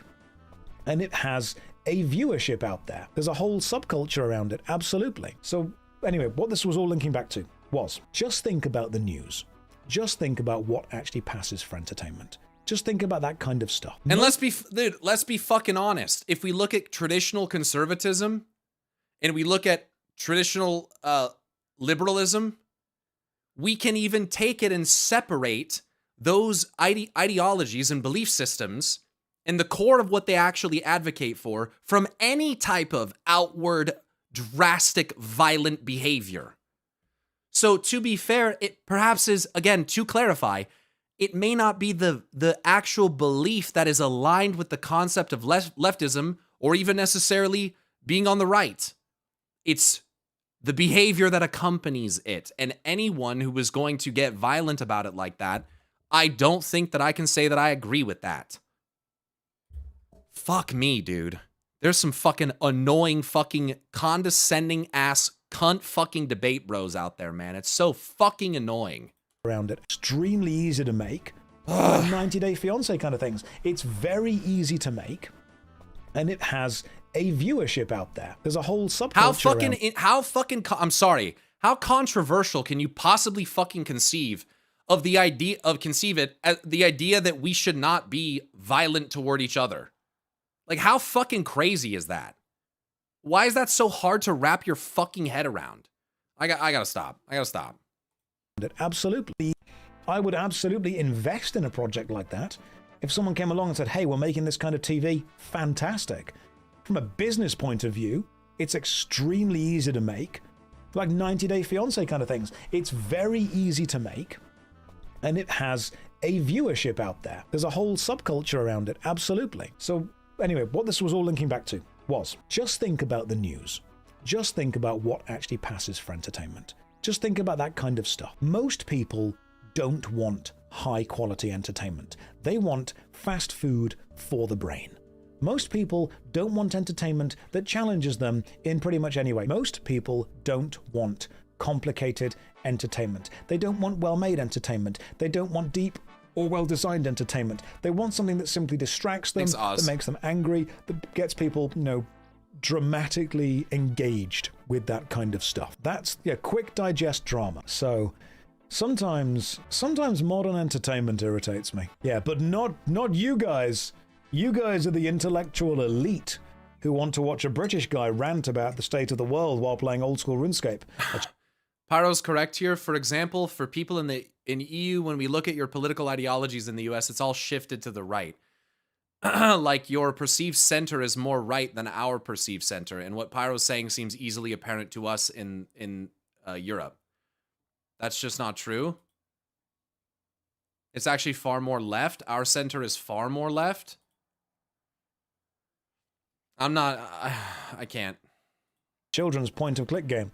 What are the top charting TV shows? Do you mean the top charting as in the most prestigiously recognized? Things like Breaking Bad, things like 24, things like Goodfellas, that kind of stuff. I mean, yeah, those are extremely well-made. Rereading your comment, you met it from the perspective of Europe initially. Yes. Extremely highly respected TV shows. And then you start to look at things like Jersey Shore. You start to look at things like, Big Brother was one for a long time. I know, dude, I'm so sorry, but the last thing here is that those type of condescending, disqualifying remarks, that is, I perceive that honestly to a degree as like a level of extreme. Like, it's not just gatekeeping. It's like, it's just, It's so interesting how differently it manifests from the different sides. One side will call you a fucking retard and say that you're disconnected from reality, and the other one will kind of politely, condescendingly say that, like, I just don't think you're ready for this conversation, lil bro. It's fucking insane. God damn. I'm a celebrity, get me out of here. The X Factor. America's Got Talent, which is just a singing competition for whoever wants to, be the next big singer. There are definitely great shows. Loved I'm a Celebrity. I didn't, but I'm glad you did. It just makes me sad that so many people put so much effort into making high quality entertainment, and unfortunately, the vast majority of people just want fast food for the brain. As an actor, maybe you could join Love Island or one of those shows if they pay you to. Yeah, he's a little bit more pessimistic about it, a little bit more cynical, and I don't blame him. He's probably exposed to more of this than I am. But I get it. I get why the perspective arises. I can empathize with it, and to me, it's just so hopeless and despairing. It's so grim. And I don't know. I have too much of a fiery spirit to want to just give into it, man. I just can't do it. Absolutely. Of course I would do that. I'm not going to pretend that I wouldn't. I mean, yeah, the shows, the America's Got Talent, they are just sad story shows. Twitch is the capital of brain fast food. Yeah, of course it is. Have you guys seen the biggest streamers in the world? That is not true at all. Economically, EU may be far more left, but when it comes to domestic and cultural issues, almost no EU are pro-LGBT and pro-immigration as the Democrat, aside maybe some Scandinavian country. Everything you said is correct, and that's not what I was saying. And then Connect says, congrats, you made the distinguishment between economic and worldview, left and right. I think we should separate left and right ideology from how politicians manifest them. Lots of corruption, controlled narrative, vested interest, because both are manufactured. And I think that's why you're seeing a rising viewpoint from people who are on the left in the United States that we are effectively so much more monoparty than we even realize, because they're all in some ways, they're all in bed together. Like, the people with the beliefs might not be, but the representatives of it, not necessarily. It's why people talk about the spineless left, right? Even people who are left are dissatisfied with how the people who represent them are handling issues. So it's a class problem and always has been, fucking based. Fucking based. They either just sit there and watch other people's YouTube videos or spend hundreds of millions of pounds traveling around the world, which, to be fair, Speed is doing a very impressive thing with that. But it shocks me when I see the kind of fans that it creates. Would you guys all prefer if I just sat and watched YouTube videos? TikTok is worse for the viewer. Absolutely it is. It's just distracting. It's endless dopamine. But not you guys. You guys are much smarter than that. Josh, put Subway Surfers on the side. How about even better? I know that most of you are millennials, so I'll do you one better than Subway Surfers. Are you ready? Oh, yeah. Now I've got your attention. Could this be it? Is this it? Is this it? Not quite. See this? Brody McBroface loves this so much. This doesn't require too much thinking. This is just the DVD logo. He likes this. Oh, it's getting close. Oh, no, it's too far away. This is why I'm here. That's all right. That's not. It's bouncing around too much. Way too much. Everyone just keep dancing in the game. No, it's going to hit the bottom first. It's getting closer. Yeah. Wait. Oh, that was close. That was so close. Bottom right corner. No, that was close. That was so close. I've got my ratio off. No, I don't. No, the ratio's there. Ratio is correct. I can see it's exactly the full screen. Oh. No, again, it was close. How long is he going to do this for? It's close, but it wasn't there. No, this is not going to be it. This is too far away. Not going to be bottom left. It could be bottom right in a minute, though. This could be it. No, bottom first. No, we're not close enough. I don't even know if we're going to get this at all. Holy shit. To be honest, it's not moving far enough. Do you think it's easier on a 4:3 aspect ratio? I don't know if we're actually making almost any progress. Are we just bouncing in the same place as we were before? Did I align it? It's actually a website that you just get the source from. Hang on. This could be good. No, bottom right, no, really far off. That was so close. That was so fucking close. You gotta count left, that. But it was left. You gotta count that. I feel that shows that we are moving. We are making progress. The Queen is just waiting. That was close, though. No, it's not there. We are approaching dangerously high levels of whelming. If I ever need to just sit there and watch other people's YouTube videos, I will do. But right now, I think we've got the DVD logo. Based on how you define an RPG, would you say JRPGs are not RPGs? Hang on. That was so close. It hit the bottom first. The question is, would I define JRPGs as RPGs? I think the answer to this is trying to... I think we're kind of moving on from the original topic here. Is Portal a first-person shooter game? Okay, I feel like we're in the weeds now. All right, I got one more. I'm gonna try not to comment too much because, like I said, I gotta wrap up here within the next probably like 20 minutes. Does the DVD video logo more closely embody order or chaos? It's both at the same time. Pyro, what's your thoughts on Clavicular was mid-jester gooning when a group of women came and spiked his cortisol levels? Is ignoring the women while munting and mogging moids more useful than SMV Chad fishing in the club?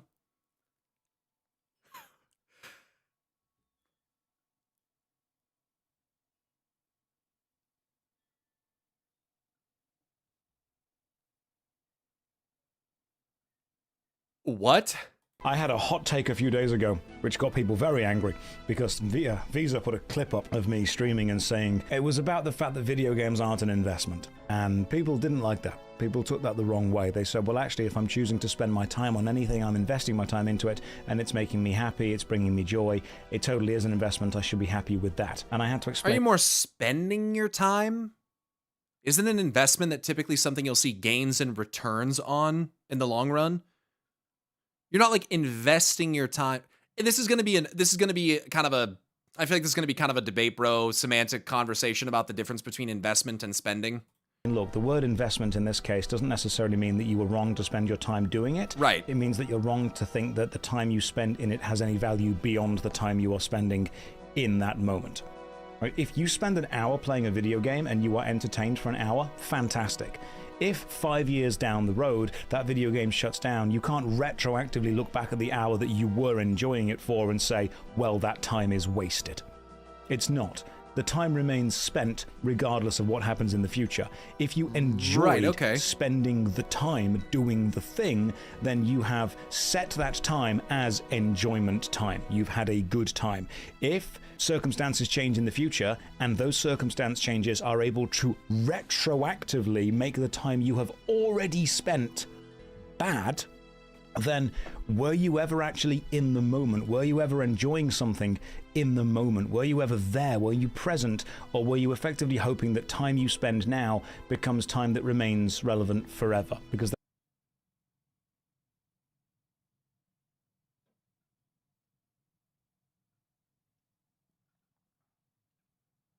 Not sure that I understand or agree with the premise. It seems like maybe a conversation that's not really worth having, but I'm not the person that gets to decide that. That's not the right way to do it. Investing time implies there is some sort of return for doing it beyond the joy of doing it. And in some cases there is. For some people, like they might learn, like someone in my chat said they learned English better by doing this.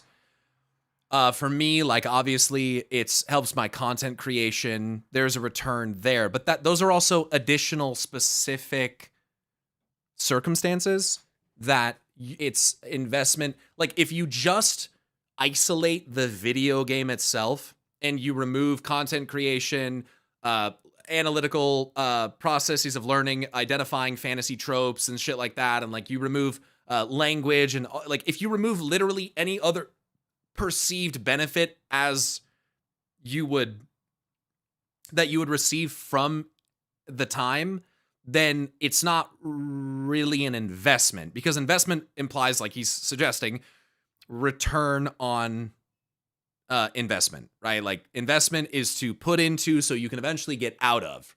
I think you could make the argument that if what you're getting out of it is enjoyment, then you're investing it, but you also, it's kind of like saying you're investing in lunch.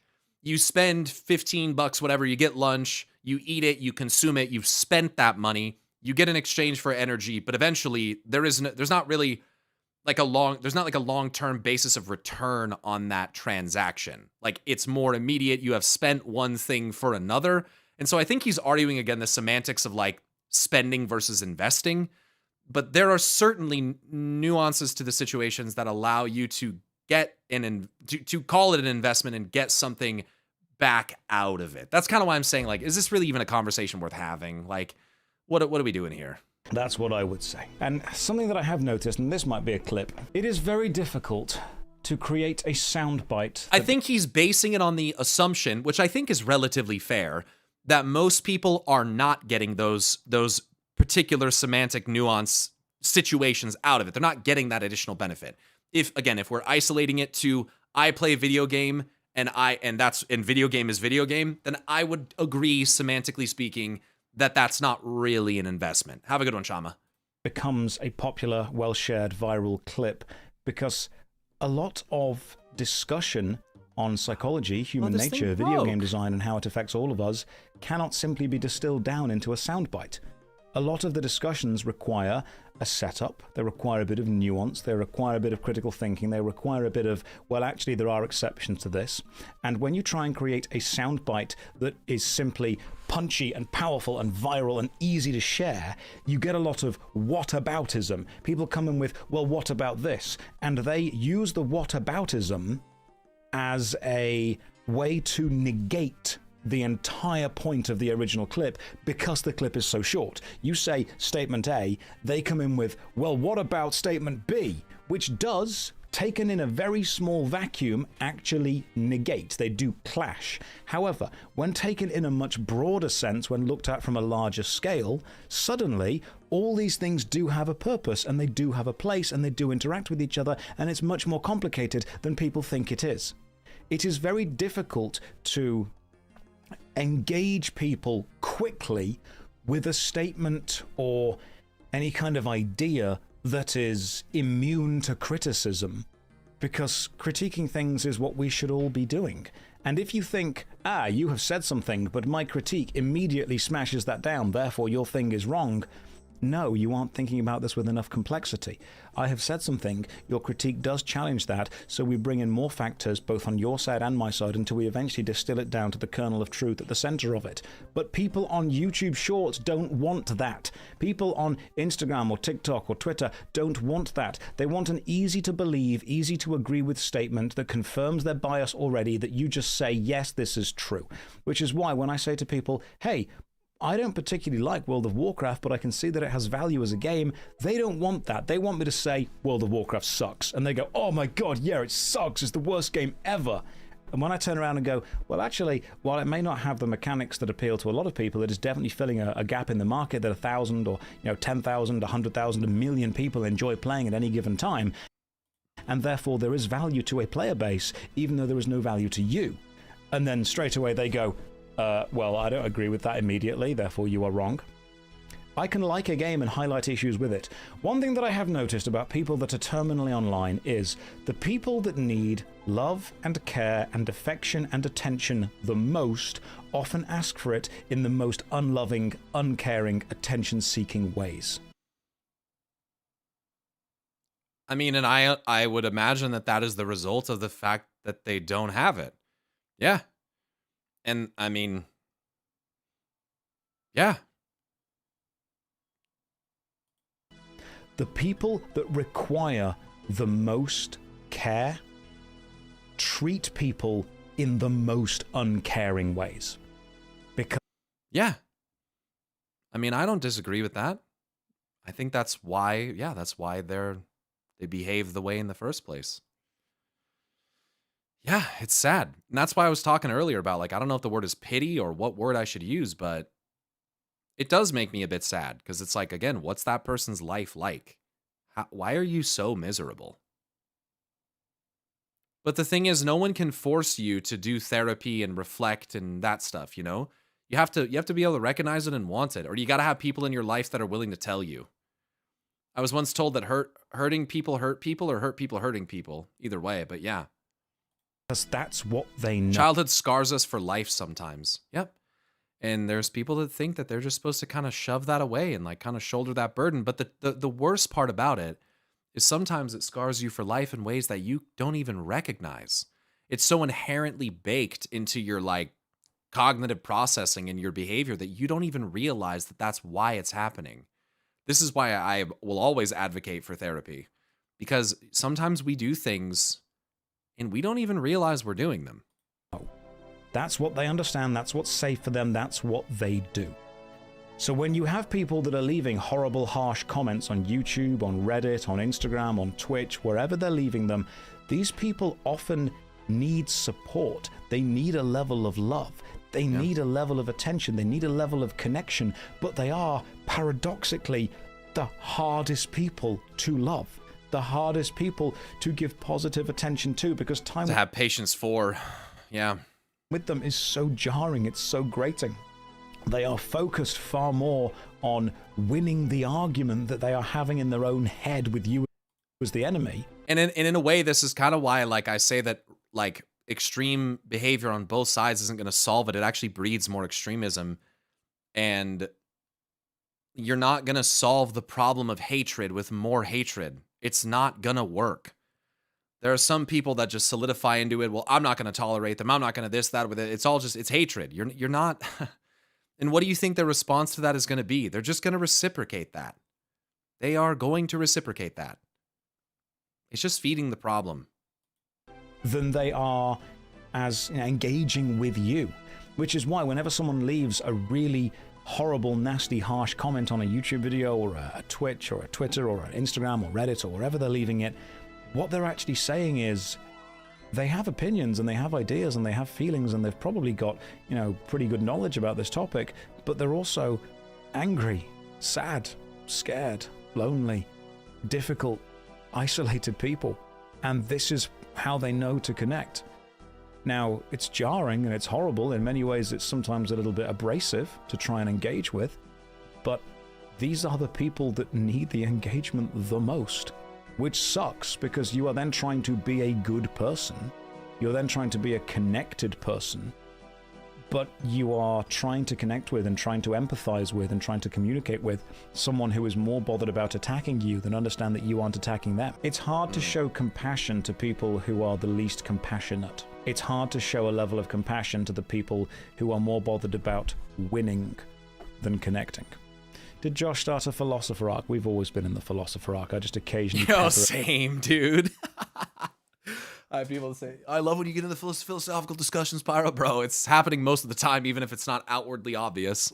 With fart jokes. You know, that's how you go. And social media kind of puts a wall between you and a person. You don't view a person as a human. You see them as some kind of object or ideology. I often find people are more understandable when you take time to sit down with them and have a real conversation and try to make a connection while keeping a distance. I agree with you, man. I really think, dude, I just can't escape the idea that like social media platforms like Twitter and Facebook and stuff are just poisoning our minds and profiting from it and just fucking laughing all the way to the bank, dude. Ugh. Get everyone to pay attention. It's one of the most evil constructs in humanity. And it can be used for good too, but man, for something that's social, it is so fucking antisocial and divisive. That's how you get people to listen to you. Occasionally, you just drop those in every now and again. Too much smart water. Sorry, I drank an entire case of smart water before this. This is just happening. Can you ask a video game question? You can, but only if you allow me to a philosophical answer. So yeah, that was kind of where that thing went to. Because I don't... someone even said to me, I said, video games should not be your life. And someone else responded to me, I don't get to make that choice for other people. If other people want to make video games their life, they absolutely can do. And you know what? That's true. If you want to make video games your life, you can do it. God knows we all have at some point. But I think ultimately you will reach a point where you realize that it was not the best idea to do that. If you define yourself by something that you do not solely control, then you are placing one of the most powerful aspects of you, the entirety of your essence and your being, into something that you do not have control over. If you define yourself by a video game that you aren't making, and that's in a lot of ways, I feel like that's kind of what happens with like the MAGA movement, dude. Like so much investment into the identity and like the name and the slogan, and then it's not in your control. And then when it turns out that like these guys are fucking pedos and like murderers and shit, you have to try to like, I see people almost like they're trying to like reason their way out of it because they're so in like invested in the idea and attachment of their identity to it. It seems like just it's so culty, like it's so cultish, dude. It's literally a cult. Or a band that you aren't in, or a bit of artwork. And it's sad because now like your identity is going to be associated with that construct, with that group, with that thing. I don't know, dude. You haven't created. If you define yourself by the creations of others, then as soon as others choose to move or delete or destroy or change those creations, like video games, you have unwillingly given the ability to change yourself to other people, which is a dangerous place to be. People do this all the time. People say, oh, you know, oh my God, this is me. Oh my God, they get me. Oh my God, I'm so them. And they place bits of their personality, shards, constructs of themselves into external artwork, seeking external validation. Then that external artwork changes, and the change of the external artwork is then reflected with an internal change that they didn't choose to make. That's why when I say, hey, this MMORPG isn't very good, and somebody has made that MMORPG an external validation of themselves, they think I'm saying they are not very good, when that's not the case at all. I wouldn't say they're not very good. I would say that the game that they have chosen to validate themselves by has flaws. Thank God he fixed his camera, bro. At the very end, that was bugging the fuck out of me. Anyway, how are we all doing? Good video. I enjoyed that. If you're curious where to get my background wallpaper, you can just get wallpaper engine from Steam and just type in solar system. It's like the first thing. We are heading into cyberpunk future, and we're cyber fucked. All right, guys, today's been a fucking long and arduous one, but ultimately it was fulfilling. I have to go. I gotta go help make dinner and get the fuck off of the internet for today. Thank you guys for hanging out with me. Thank you so much for supporting the stream in all of the ways that you do. Whether you watch on YouTube or Twitch, thanks so much for being here. Thank you for hearing my opinions and sharing your own, and by and large remaining respectful and pleasant to interact with. I really appreciate you guys. Thanks for being agreeable human beings. Even if we don't see eye to eye on everything, even if we like different things, thank you for not allowing that to divide us from one another and the things that we share and the things that we do love simultaneously. So whether you just lurked and watched, whether you followed or subscribed and chatted, subbed on Twitch or gifted a sub, or you tipped, even if you had an idiotic, lacking in nuance message in your tip, thanks for supporting the stream. I'll be back again tomorrow, and we are going to play Cyberpunk tomorrow. I was supposed to play today. I didn't. My bad. I will play tomorrow. I might start with some other stuff for a little bit, but I got to get the rest of my gigs done so that I can move on to finishing this fucking game. So thanks again, everyone. I appreciate you very much. Stay awesome, and until next time, which will be tomorrow, I will see you guys later. Peace!